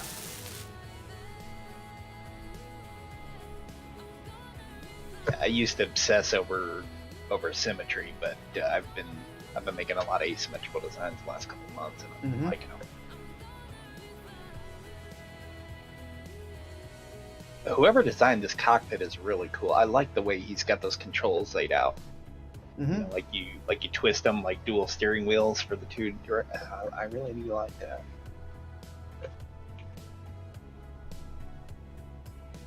It's really clever. Okay.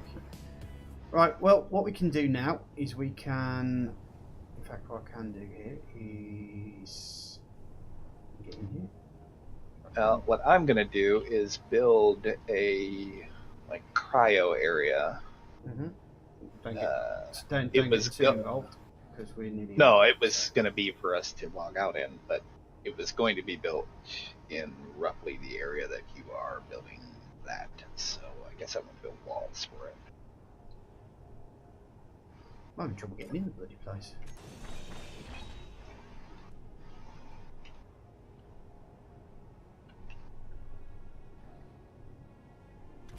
There we go.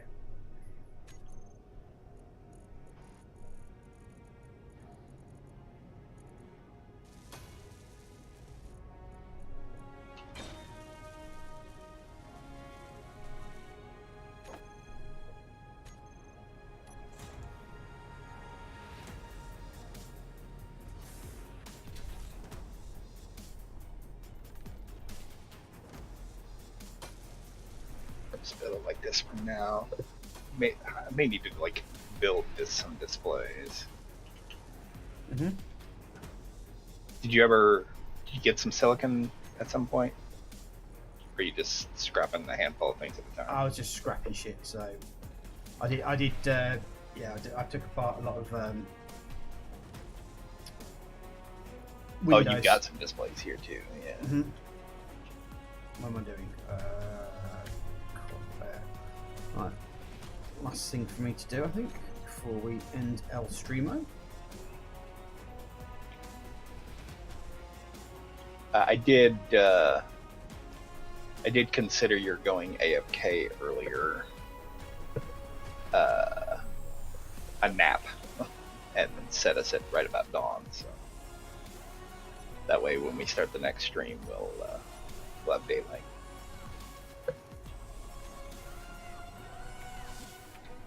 Oops. That's what I meant to do. Oh yeah, jeez, that mulberry. My word, did you get a look at what you gathered from that? Oh, I didn't get a look, but I don't really need to because I know that it's a shitload because it took me forever to. I mean, it's taken me nearly like 4 hours to take it apart. Take it apart, yeah. Not to mention the amount of time it took us, to get it in that state. Mm-hmm.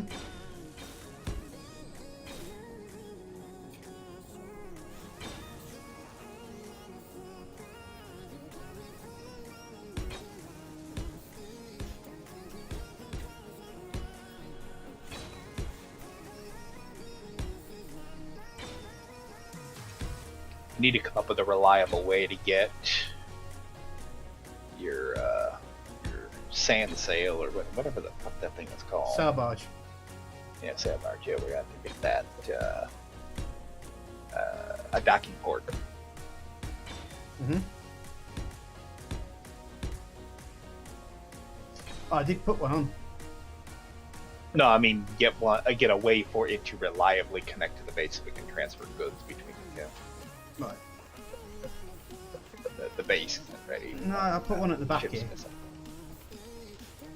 No, I mean the base doesn't have a way to hook up. Not your ship. Right, Your ship's good, yeah. Well, this ship's not good because it's gone. Oh no, it's gone green. It was yellow a second ago. But, Yeah, I just finished welding it up. It's missing something. right.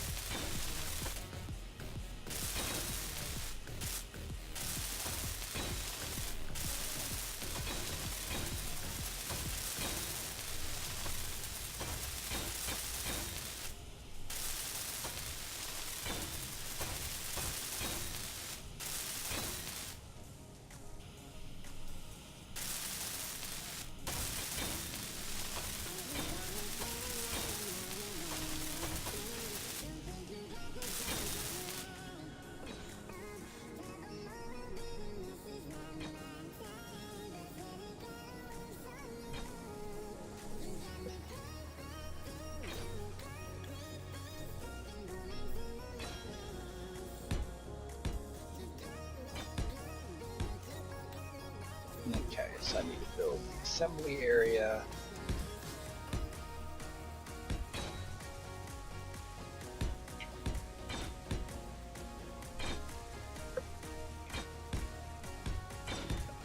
processing hydrogen stuff.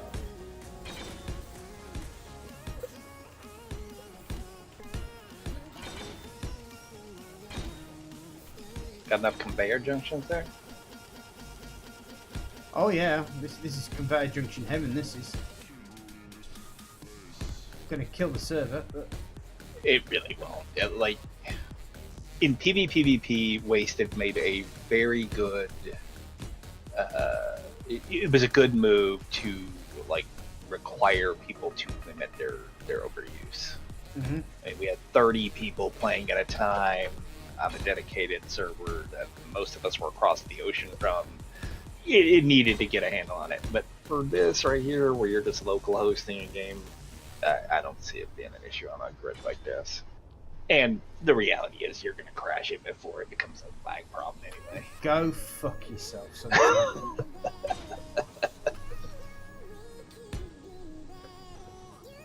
The only reason I keep crashing the ships is because none of you guys have got the bollocks to fly.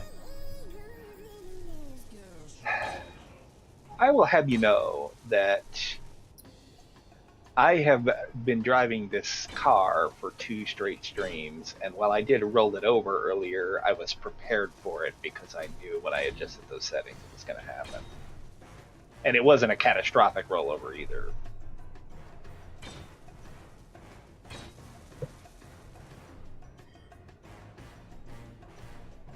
If you say so. Flying, I don't have my pilot's license yet.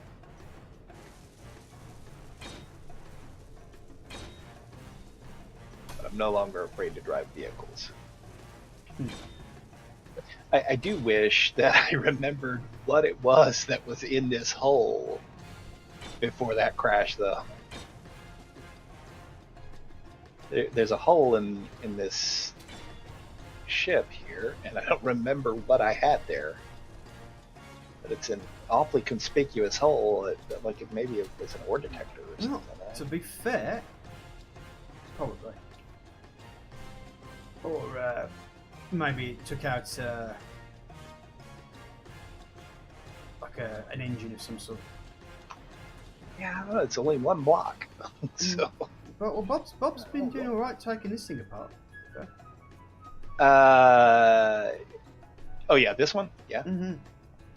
Yeah, he. I had to make sure, and I had to go in and set him to do the. Oh shit! I need to set yours too. Set him on taking apart. Yeah. Okay, I needed the base to do the furthest blocks first, but I need your ship to do the nearest blocks. That way, it takes it apart toward the away from the base rather than dropping stuff on the base. Okay. I do wish I could have saved the hydrogen in it, though. I don't know. There's plenty of ice nearby. Well, I think to be fair, we'll be getting plenty of hydrogen very well next stream, should I say? Yeah, I just consider it wasteful to, not save everything. I'm an old guy and I'm a penny pinching miser, so I'm one of those.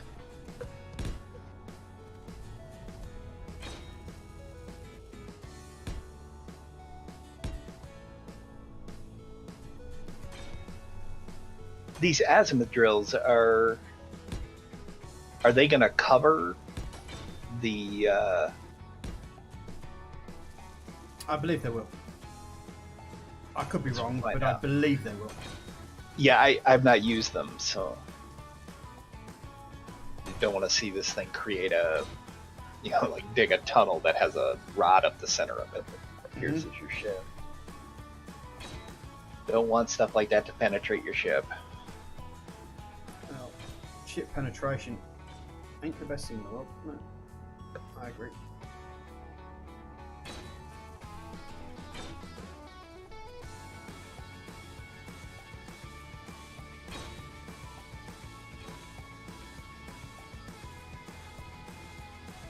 You gonna use reactors, or just more batteries?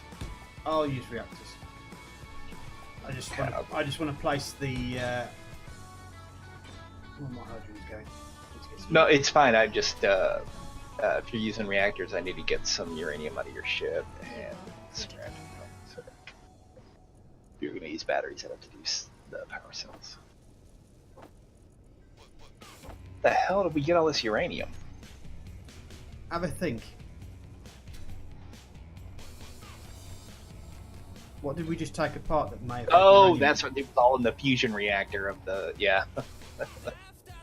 Whoops.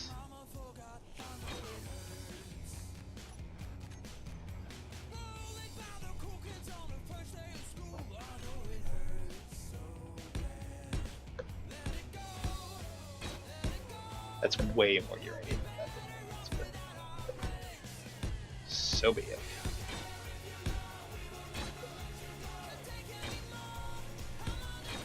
Your left and right thrusters are not even on the up and down axis. So they're not. Oh, I didn't know if you did that on purpose or not. No, I didn't do it on purpose.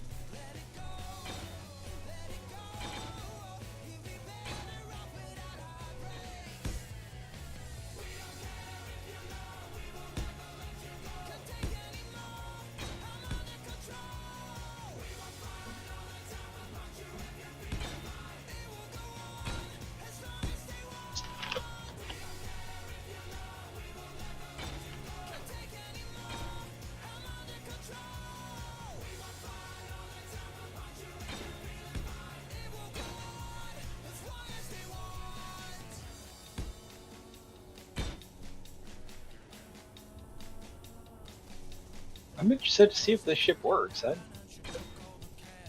might borrow the idea and build something similar. Inventory full.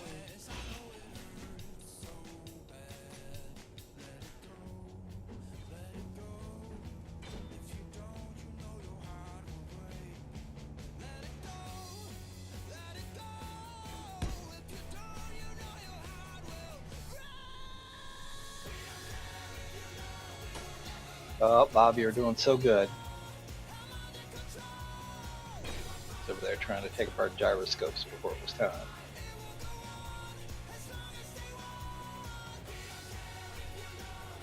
Now, I'm just trying to work out whether I ought to use large for front and back, or whether I ought to leave it with those small engines, because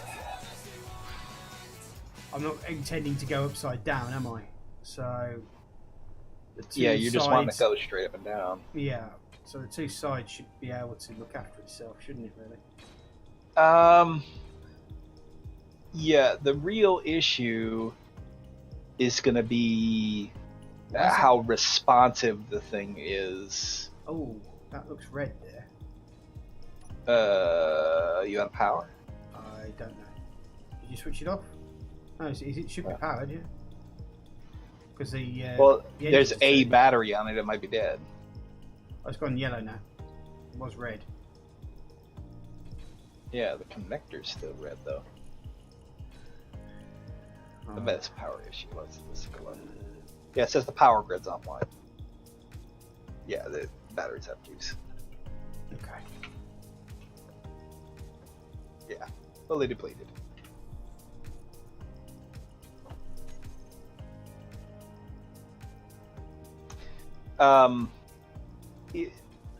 The question about the thrust is, will you be able to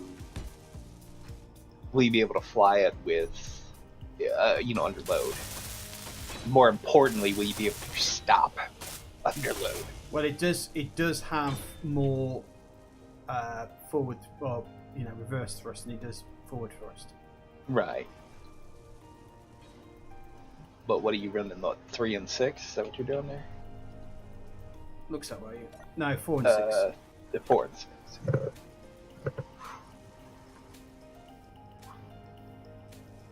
Have you taken all the The uranium. I put 500 uranium in one of the medium cargo containers, but since the battery's dead, Yeah. we'll have There's to three. put it There's in three different- nukes. Oh, looks like one's charged up. Yeah, I'm tossing some uranium in them now. There we go. There you go. It's gone green. Good. So effectively, Me personally, you're running what, 4 medium cargo containers? mhm, I would probably run a large, like forward and back. a large forward and back. Okay. Yeah. I might even like leave these 3 braking thrust Mhm. up the center Inventory full. as well, Inventory full. just to make sure the thing like responds like you'd expect out of, you know, No, I understand what you're saying. when it's full. Mhm.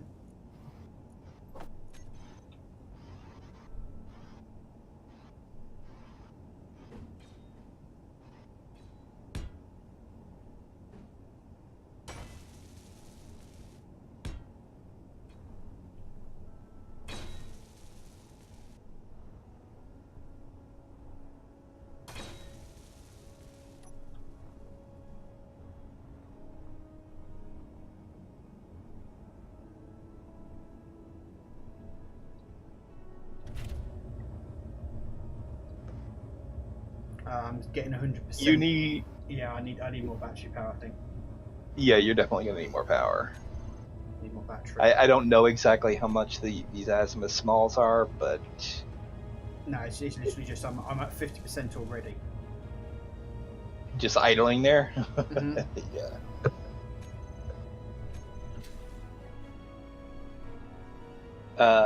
Does the azimuth have a large reactor size that will fit underneath these thrusters here? Like laid on its belly? It might do, yes. Those larges would fit better there.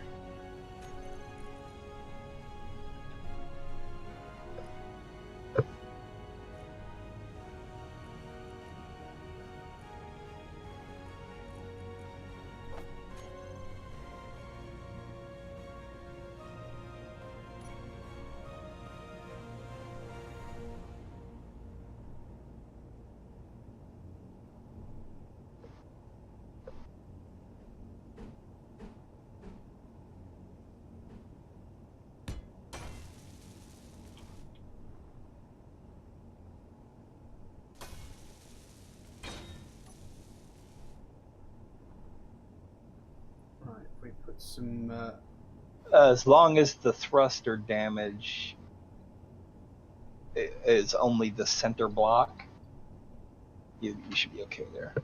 I don't think that'll hit. I think it's just a centre block away from it. So. Well, it's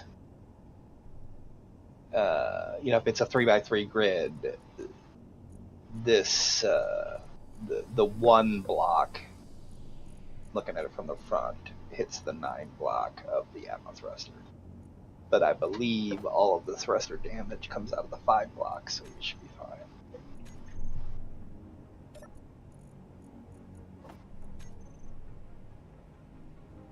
Let's see how that does now for energy.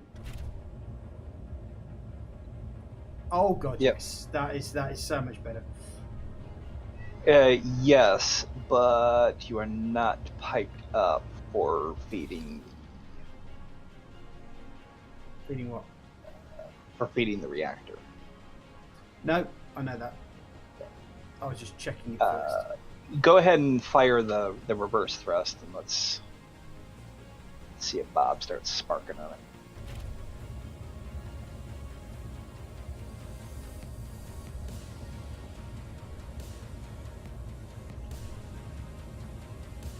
It doesn't seem to be damaging it, so yeah, it only comes out of the center, so we're good. So All right. now we're happy. We can piping this bad boy up. Yeah.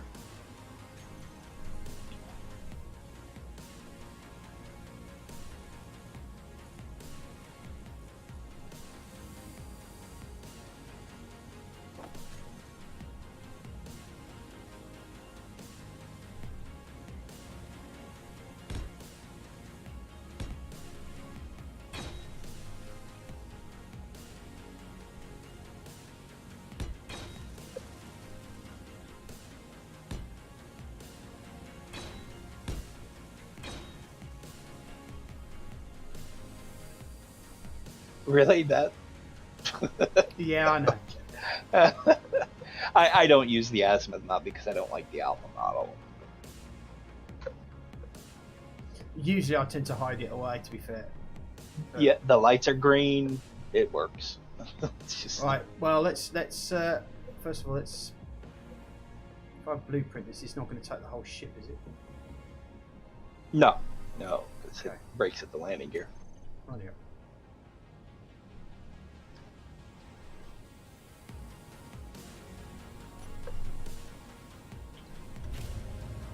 Okay.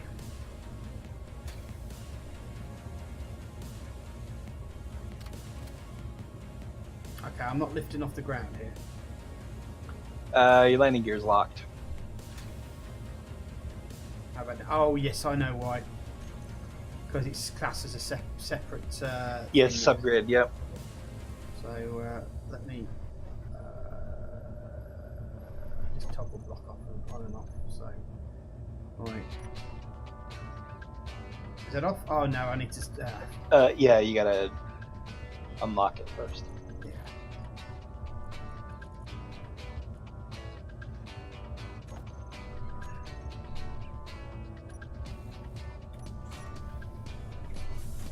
Oh, it won't switch off. Well, because the landing gear is off right now, you need to turn it on and then switch the lock. Fuck my life. It's probably pretty late over there, right? Yeah. Yeah, you're probably not thinking it 100%. There you go. Whoa. Okay, she flies. Okay, you've taken a blueprint of it. Whoa, whoa, What whoa, whoa, the whoa. shit are you doing? You have no gyroscopes, do you? No, I forgot gyroscopes.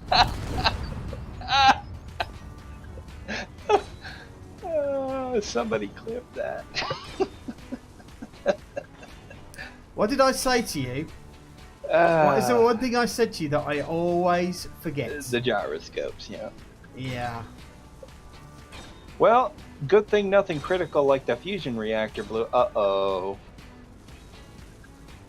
Are you just purposely being a dick? Well, yeah. Mm. I'm doing it only because when I make a ship that has a failure like this, I guarantee you guys are going to be all over it.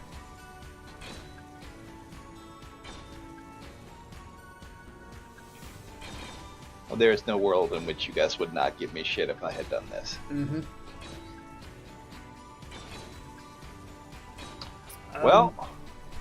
Well, thanks for watching, guys.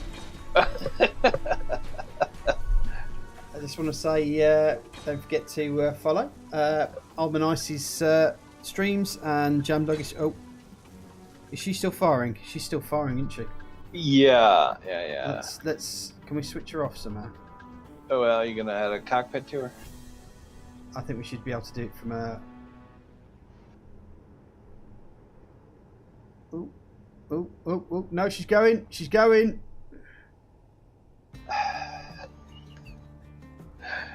I'll tell you what the problem is. The problem is subgrids behave like jackasses. No, this is no. Sazzies behave well, like okay. jackasses that don't when they forget to put their bloody. But if you didn't put a gyroscope on there, normally it would just not roll or whatever, and the thrust would keep the thing locked in place. But because you have a piston on the damn thing, it's trying to move and causing this.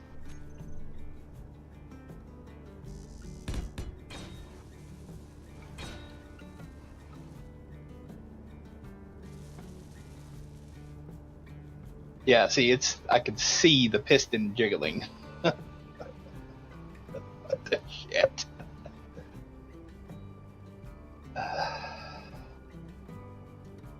Okay.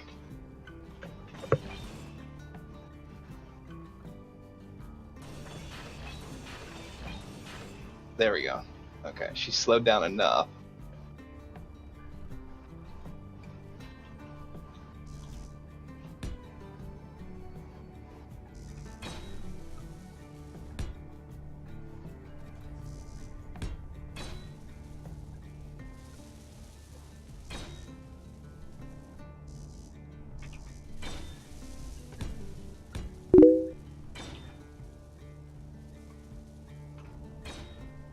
What the hell? Okay, I think that is what it's doing without any power. yeah. You want to tell me how that happens? We didn't need those components anyway. They were extra. Oh, at least it's righted though. It has stopped now, so we're probably okay. No, it hasn't stopped. No, the piston's still moving. I'm getting Right. rid of that. So, whoa! Whoa, what happened? I think the piston's just exploded. And the game's crashed. An appropriate end. It's an appropriate end, yes, to my stupidity. Yes, physics with an F, Mrs. Garner. Physics with an F. Okay, guys, thanks very much for watching. I hope you had a good night, and I hope you've enjoyed it. Don't forget, if you really are that interested, don't forget to subscribe. Doing so gives you access to our Minecraft server, which me and Jam generally tend to play on Mondays. And someone's already clipped. Yeah, there you go. Also, you can join it using the Patreon as well. The stuff's on the room. Listen to me. I'm tired. It's on my channel. I also do on YouTube, doing Zombicide and RimWorld as a series at the moment. I was doing I forgot what. There you go. We've crashed. Proper crash now. It was a Japanesey thingy, but my load stopped working, so that was the end of that. Anywho, good night, guys, and I will see you later.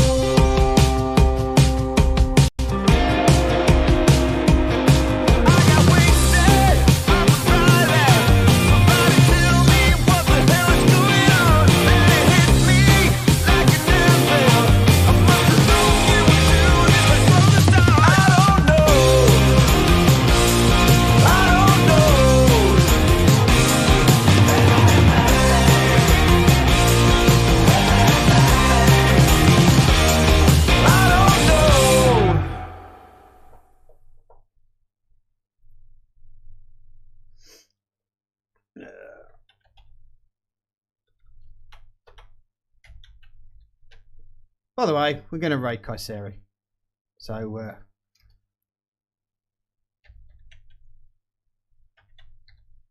everyone say hello.